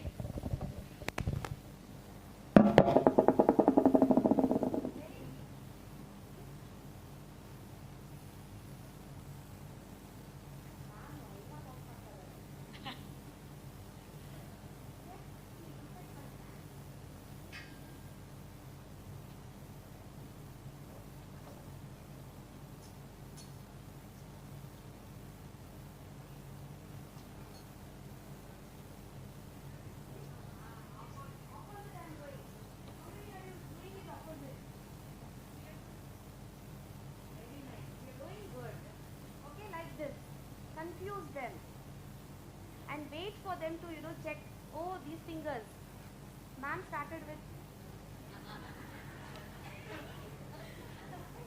okay, so these are called simple brain gym exercises, where you are stimulating the left side of your brain and the right side of your brain, stimulating your left side and right side of your brain, and you're making it more ready for learning. Okay, so simple brain gym exercises like this, everything is available in internet. Just touch of a button, you'll get lot of information. It's just up to you to apply it in your classrooms. Yes, even that is nice. Can you please stand up and show it to the audience, the other participants? Please look at the ma'am. Yes, I think if, everybody, we have followed this, right? Yeah, so even you can do this in your classrooms. Then cognitive development is comprehending what is being asked. Okay, now this is also a developmental milestone. Now why I am insisting on this or stressing on this is, we have a lot of children with learning disabilities and special needs that are in our classrooms. Yes, you agree? Yes, children lack eye contact. They do not look into your face. It is like, yes. They don't have that confidence to look into your eyes. So lack of eye contact. And when you call their names, they are not able to respond. Lack of response during name call. Okay? And children are not able to sit in a place. Sitting, making them sit is a challenge. Most of the children are being diagnosed as ADHD. How many of you are aware of this full form? Attention Deficit Hyperactivity Disorder. It is one of the disorders in a spectrum. Spectrum andre, there is a series of disorders. I'm sure each one of us will have one or the other disorder, but we were not diagnosed, that's all. Thanks to technology or whatever knowledge, no Google. So we were not diagnosed. Now Google is there, so everybody is diagnosed. Come under that spectrum. Okay, so this is what you need to apply here, cognitive development, where you need to focus on children who need special attention. Now, go back to the market day example. We have non-verbal children in our classrooms, Children who cannot speak, who are autistic. We call it as children who are diagnosed with ASD, autism spectrum disorder. They do not touch wet things. They don't like to eat wet objects. Dry food matra ishtagat avrige. They don't like to sit next to each other. They don't like if you go and hug them. Okay, they don't want to touch pencil at all. So for them, all these kind of we call it as experiential learning activities. Please make a note of it. All these are technical terms that you need to be aware of. Experiential learning activities, where you involve the child in the activity and the child becomes the center of learning. You are just an observer, and as a facilitator, you're just guiding the children through the activity. Okay? And then coming to the last, language development and communication. Of course, we have spoken about how you can improve the language skills, how you can develop the comprehension. That is, comprehension is understanding what is being said. Okay? And then you are going to reply appropriately. Then how do you build conversations? Through daily interaction with your students and with your with their peers in the classroom. Okay? Now this is what this session was all about, holistic development. Now I want you to just take 2 minutes, go through whatever we have discussed, and we will discuss, we will take up question and answer. Anything you're finding difficult to teach this concept, or you have any child in your classroom who requires special attention, who has some behavioral disorder in the classroom, how can we manage it? So think, and 2 minutes I'll give. Please be ready with your question and answer, because I believe in two-way communication. Even I have to take back knowledge after this session. Alva, ನಾನು ಸ್ವಲ್ಪ empty ಆಗಿರುತ್ತೆ. I have to fill it back and go. So you share your experiences also. That's what I want you to do. Just to take 2 minutes or 1 minute. I think 1 minute is more than enough. Just see what are the points we covered, and we'll start off with question and answer round. And if not, active participation illa andre, I'll come down and pick and ask. Come on now, 1 minute starts now. Countdown begins. If anybody is ready, then we can start off. Anybody? Any questions? Yes. Yeah. Okay. Any questions?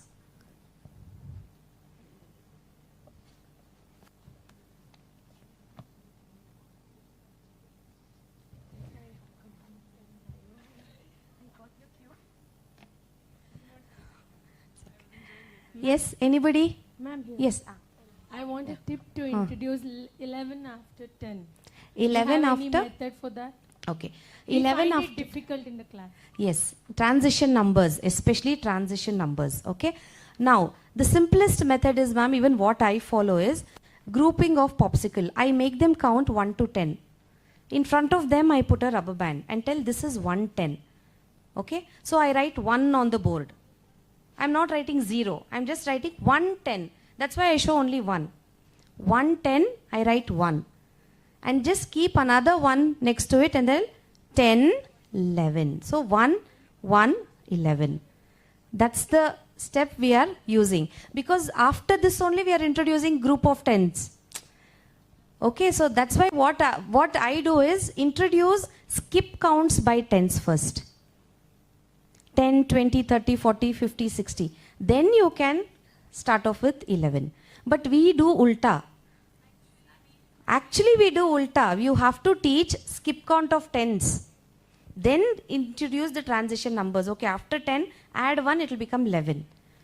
Okay, so our education system is a bit complicated, especially in terms of curriculum. We want to follow Finland, we want to follow US, we want to follow Canada. Everything, yes. And we have our own mixture. That is the best method you can do. Anything else, ma'am? Anything else? Sorry, teachers? Yes, we'll take up 2 more questions and we can wind up. Yes. Hi, ma'am. Good evening. Good evening. Yes. Ma'am, my question is, for the pre-primary school, like up to UKG, what is the numbers to be taught? See, some of the schools they prefer till 500, some of the schools they prefer till 1000. And even Kirti sir has introduced the book, it is there 1000. And even the number names. Yes. See, we have to think the child mental capacity and even understanding capacity, Yes. right? So, what is the general? Like See, generally we introduce from 1 to 100. Generally it is... LKG now. Sorry? That has been done for only LKG now. 1 to 100, they have to learn and come. Learn. See, as a teacher or as a mother, if you ask me, my personal opinion is 1 to 100 UKG. They're good to go. Okay, but see, it also depends on the current situation where parents require children to learn more. You believe it or not, we have a thing, a math Olympiad. Yes, that's what. That is a trend now, no? I thought only I was amazed. Everybody is amazed. See, when you have to move with times, you will have to do all this. Even the languages also. Yes. Hindi and Kannada both are introduced, same letters. Correct. It is introduced. See, that's why I am telling. I understood your question, ma'am. I understood. Sit down, sit down. I understood. See, why even parents have this. Both the languages you introduce at once, children will get stressed. But we are not expecting them to by heart. They have to just understand the recognition. Letter recognition and shape writing bandre saku. In grade 1, they are revising it again. Correct, no? So, introduction, we are not stressing on by hearting. That we are very clear as teachers. We are not stressing, oh, we have to by heart R2 okay, we are just checking whether atara fail antu ಮಾಡ್ತಾ ಇಲ್ವಲ್ಲ ಮಗುನ ಬರೆಯಕ್ಕೆ ಆಗ್ತಾ ಇಲ್ಲ ಬಿಟ್ಬಿಡು you don't send the child to grade 1. No, we are not doing that. We are giving introduction. Because the same parent, when the teacher complains in grade 1 and grade 2, tumba kashta bariyake baralla, then they'll come back to the previous grade and tell, no, you have not taught them anything. Tumba kashta agtide nam grade 1. All subjects, questions, answers, fill in the blanks, match the following. We are not able to manage. So you just introduce. See, in your classroom, 50% of the children will be able to grasp it. Agree? You agree on this term? Yes? The other 50%, they'll at least know.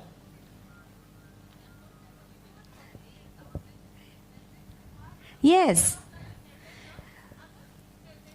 Yes. Now, one of my parent, ma'am, LKG, ಎಲ್ಲ ಹೇಳ್ಕೊಟ್ಬಿಟ್ಟಿದ್ದೀನಿ ma'am ಅವ್ನಿಗೆಲ್ಲ ಬಂದ್ಬಿಡ್ತು 1 to 100 ಬರ್ದ್ಬಿಡ್ತಾನೆ. Wait till I teach at least 1. Why have you taught 1 to 100 already? So, atara, see, that's what, this side we have to satisfy the, education department, which has lot of policies and rules and standards of teaching. Here you have your parents, and in between we have our schools stressing on different parameters, and we teachers, okay, we are just juggling. You know those juggling balls? Okay, we are those balls who are being tossed around.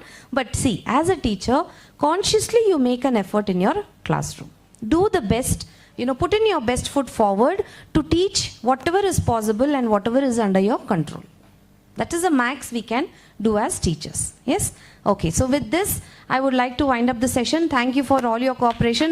In spite of being, it being an afternoon session, I could see many open eyes and nodding heads. Thank you for it. Okay, this last one question. Yes, ma'am. Yes, ma'am. I would like to ask, is ILTH method easy or the other one? Which one? ABCD. See, I believe in ABCD. Because I teach in that method. Okay, what is the alternate method you were telling about? Can you please tell to the other? Yeah. ILTH, ma'am. It is according to the patterns. Like the standing line. Wherever the letters you're using standing lines, you teach them first. Okay, it is similar to SATPIN. SATPIN in phonics. Correct. So each individual, it depends on your learning style as a teacher and how effectively, see, all methods work. But are you equipped enough to teach that method? As a teacher, you should evaluate yourself, because I am comfortable with abacada. I am not comfortable with SATPIN, because I have learnt it as abacada, F-G. So I will teach, I am more comfortable, so I will teach that method. So all different methodologies are available. So as a teacher, whichever your strong areas are, pick that and stick to your classroom. Don't go by the trend, is what I want to tell. Yeah? Clear? Okay. Thank you once again, and I would extend my gratitude to Sampath sir and Kirtish for giving me this opportunity. And the bonding between NICC and me is goes back to when I started storytelling. They believed in me and they trusted and they gave me an opportunity to conduct training sessions, and through the process even I evolved as a trainer. And thank you very, very much, and have the rest of the evening and enjoy. Which question? You have a question? After 99, how should I introduce? 99 plus 1 becomes 100, no? Okay, now you can use these bead method or popsicle method. Okay, see 10s, 20s, 30s, 40s, 50s, 60, 70, 80, 90. You have 90s. Okay, after 90, you count 10 more. Okay, and then tell it is 100. Okay, you have to, don't go off till complete 100. Pause till 90 and then count another 10 and tell it is 100. See, that's why I tell, a good question. Don't tell 100, it is 100. ಅವಾಗ ನಿಮಗೆ 1 ಹಾಕೋದು easy ಆಗುತ್ತಲ್ವಾ? It is not 100, it is 100. So teach them 100, 200. Understood? So if you just tell 100, then there is no meaning. So introduce it as 100 and then tell, okay, group of tens makes 100. So I'm writing 1 and I'm adding 2 zeros down because I don't have any extra numbers now. Okay? Yes. Thank you so much, Akshata ma'am. I just went back to my memory lane when I had attended your classes as an entity student, ma'am. Thanks a lot. Did you all enjoy the session here? Yes. Can I have a big round of applause to Akshata ma'am, please?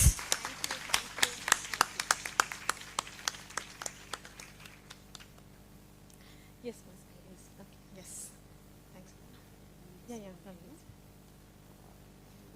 Water bottle, please. Water bottle.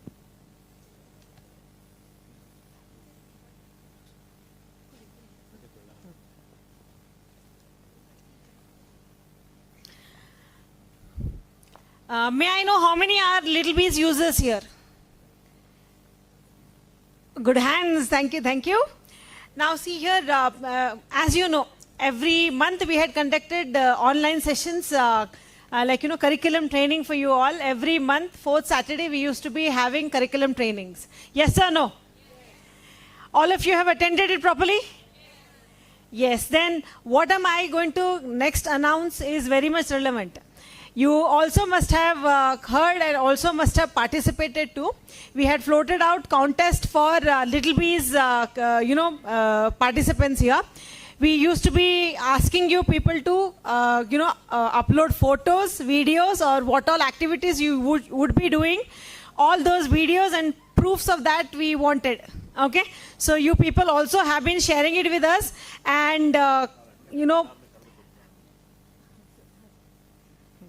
So, in recognition of those, we have identified a few schools, a few teachers who have actively participated in this contest. Every time they had some, activity done at the school, they used to be sharing it with me, with our marketing officers, with our team. And we had a rigorous scrutiny done. And we have handpicked few schools who have always participated very well in these activities and all. They have shared it with us. Okay. So here, we, Team Little Bees, have floated out this contest. So the winners of the contest are, first I'm going to announce the school's name. So kindly, I want the schools, as in the team, you can come and, collect the prizes here. First I'm going to announce the school's name here. There is no, first or second prize and all how we have allotted here.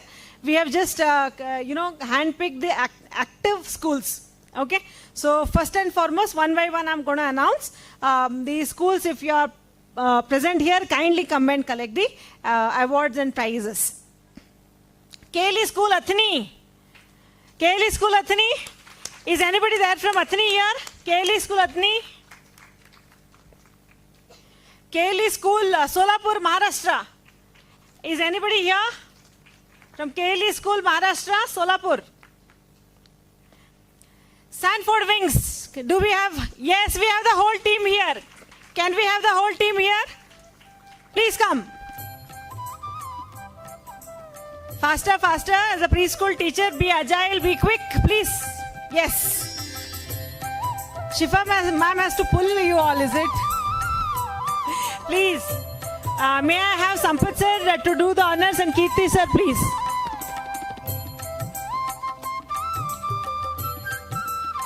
It definitely is a surprise. So one amongst the surprises is this also. Next year, I want all of your team to be present here, ma'am. Shifa ma'am, all of them are here. Okay. Yep.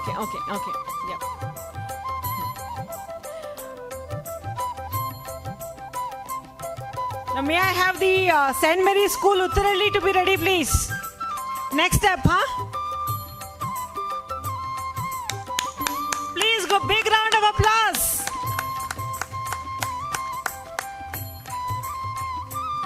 They have followed the curriculum so properly. Every time, whatever activity had been explained, they used to be doing that, and they used to be doing it with the children. And those videos, they used to be posting it to us. Yes, thanks a lot, sir. Thank you.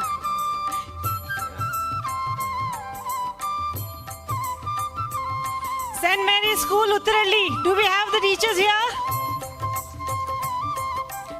Kiran ma'am, may I have you on stage and honor? The winners, please.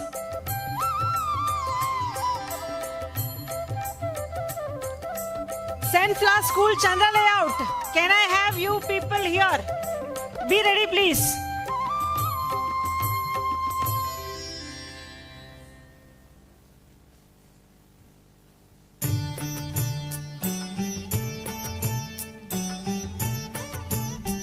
St. Flash School, Chandra Layout. Can you be please ready here?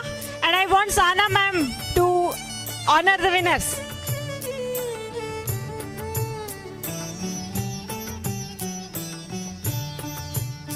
Good teamwork, ma'am. Give my regards to Anita, ma'am. Sister Anita, yes. Can we have teachers from St. Flash School, Chandra Layout, please? Do we have participants? Teachers from St. Flash School, Chandra Layout? Can we have, this is a big, good surprise. They have participated really very well. Sai Play Home and Bhakti Preschool, Banhatti. Yes, we have three teachers from Sai Play Home and Bhakti Preschool. Can we have all the three teachers on stage, please? And can I ask Kirti sir, please do the honors? No. Sana ma'am, please. Honor the winners, please.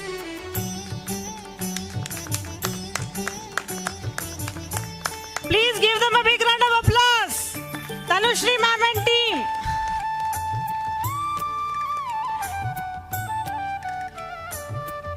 Big smiles there. Keep the round of applause rolling, please. Next year, I want your team to be on stage, okay? Equally participate in whatever contests are there, okay? And give us an opportunity to choose you people also.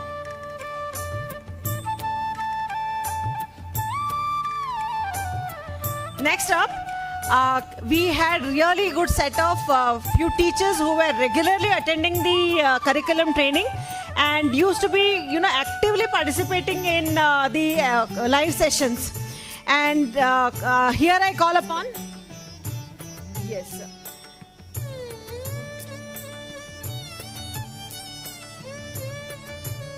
So here I want as per the classes, whosoever was the trainer for them, I want you people to come on the stage and honor. May I have Shraddha ma'am on stage? And winners, play group. Can I have Manasa ma'am from VSS Kids Kingdom, Nagdevanalli? Manasa ma'am, are you here? Or anybody from the team?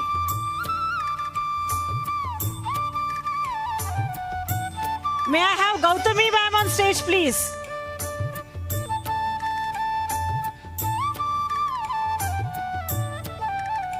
Pre-nursery teacher Gautami ma'am. And Manasa ma'am from VSS Kids Kingdom.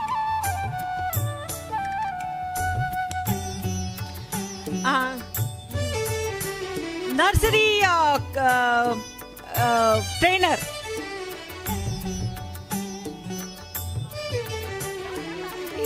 I'm searching it there. Sahana ma'am, do the honors to Priya ma'am of Hamilton Preschool, Manjunath Nagar. Priya ma'am of Hamilton Preschool, Manjunath Nagar.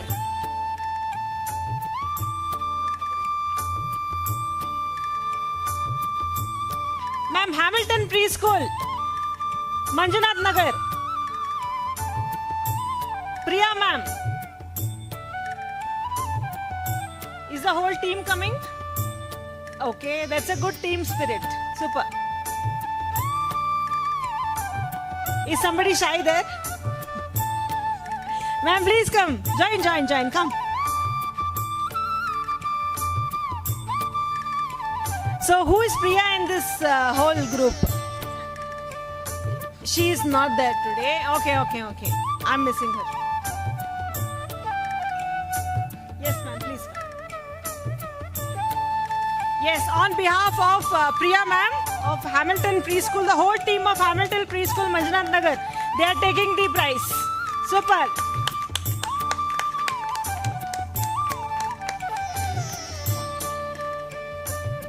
Can we have Shubha ma'am of Cradle to Stars, Navodaya Nagar, Bangalore? Shubha ma'am. Cradle to Stars, Navodaya Nagar, Bangalore. Do we have anybody from that team? Yes, ma'am, please come. Sana ma'am, please do the honors. Ma'am, hello ma'am, please. May I have a big round of applause for Shubha ma'am here.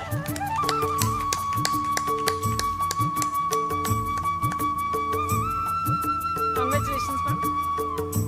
May I have Kavita ma'am of KLE Haveri. Kavita ma'am, are you here? May I have Rajeshwari ma'am from KLE School, Dharwad. Rajeshwari ma'am of KLE School, Dharwad. Mani Meghala ma'am of Greenwich International School, Bangalore. Super, yes, please come up on the stage, ma'am. Faster.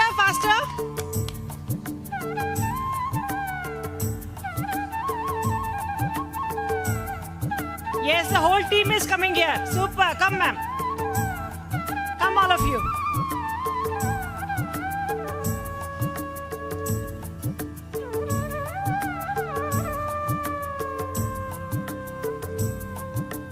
Super, congratulations all of you. Now who is Mani Meghala ma'am in this? Oh, hi ma'am.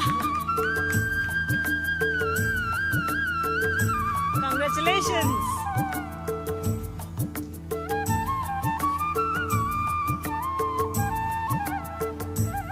Ma'am, please join on stage.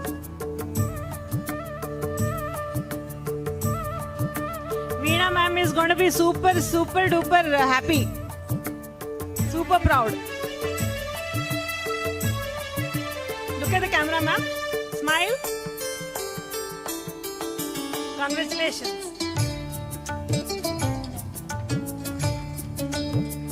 Now comes LKG. May I have Kiran ma'am to do the honors, please? Sarika Patel of KLE Solapur. Maharashtra team is not here. Okay. Priyanka ma'am, KLE Basava School, Bangalore. Please come on stage. Wow, what a josh. I'm glad to see you all. Please come.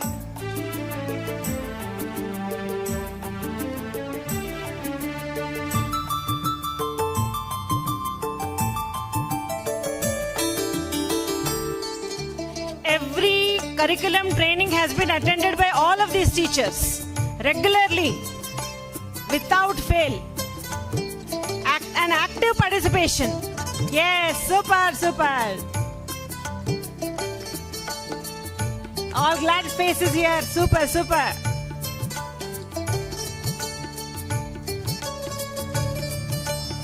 Congratulations.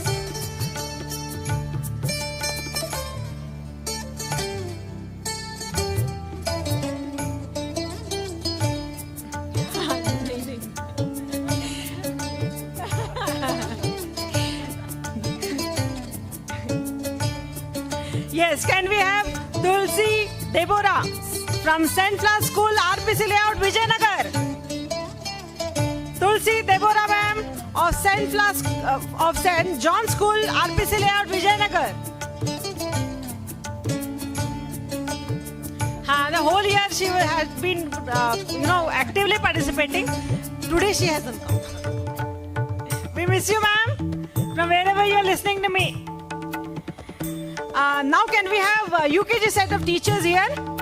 And we have Shweta Hatti ma'am from KLE Saudatti.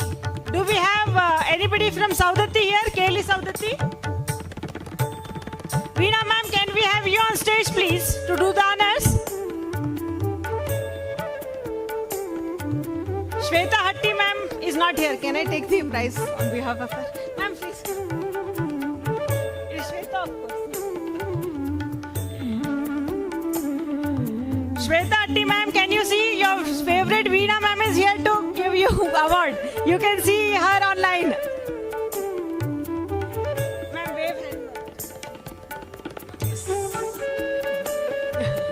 Thank you, thank you.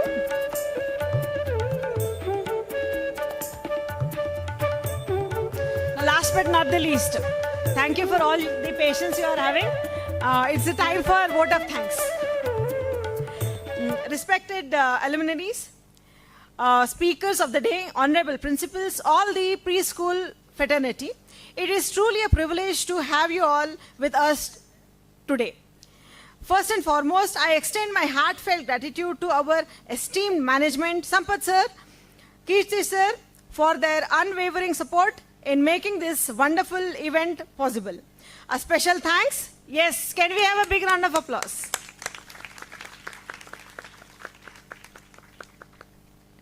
Your valuable time and inspiring words have added immense meaning to this event.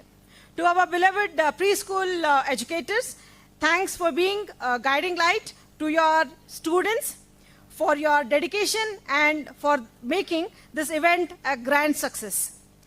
I also thank the eminent speakers, the sessions held by Akshata ma'am, latestly. Thank you ma'am. Sunita Khanapure ma'am, and also Aparna Atreya ma'am for the wonderful sessions you people gave us today. It was really wonderful. Thanks a lot ma'am. Thank you all of you. We deeply appreciate the efforts of all of you speakers ma'am. Thanks a lot. On behalf of the management and the staff, I extend my heartfelt congratulations to all the winners of the Little Bees contest. Can we have a big round of applause for all the winners, please?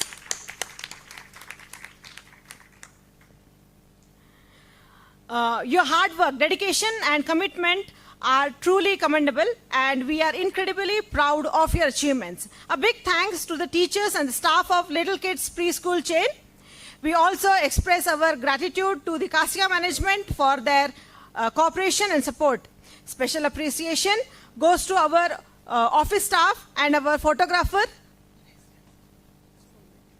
Sunil sir, and Sripada team for capturing those wonderful moments that we all will be cherishing forever. Last but not the least, a heartfelt thanks to you, to each one of you for your presence here. Your support and encouragement makes events like these truly memorable. Without your participation, none of this would have been possible. Thank you once again, and cheers to more successful events like this from NICC, powered by Little Kids Preschool Chain and also Little BEEZ publication. Thanks a lot. Thank you.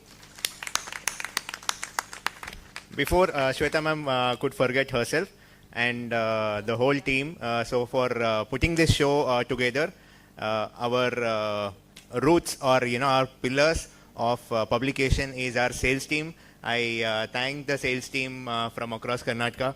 So Mr. Nadeem, Rakshit, and also Mr. Mohan and Srinivas sir of Mysore, Mohan from Mangalore of course, and of course Shweta ma'am.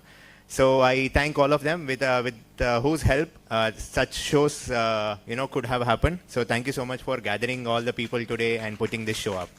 And of course, thank you all the participants. So we'll be conducting much more programs. So we will be requiring equal same amount of enthusiasm from all of you. Thank you so much.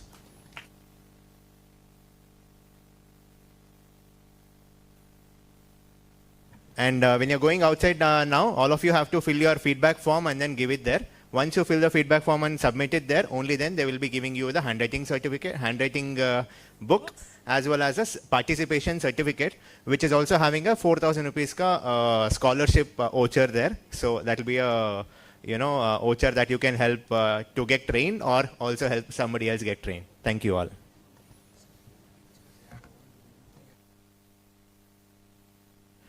Yes, one other main important announcement is we also have our Shripada team waiting outside to collect your testimonies, okay? To basically collect your feedback.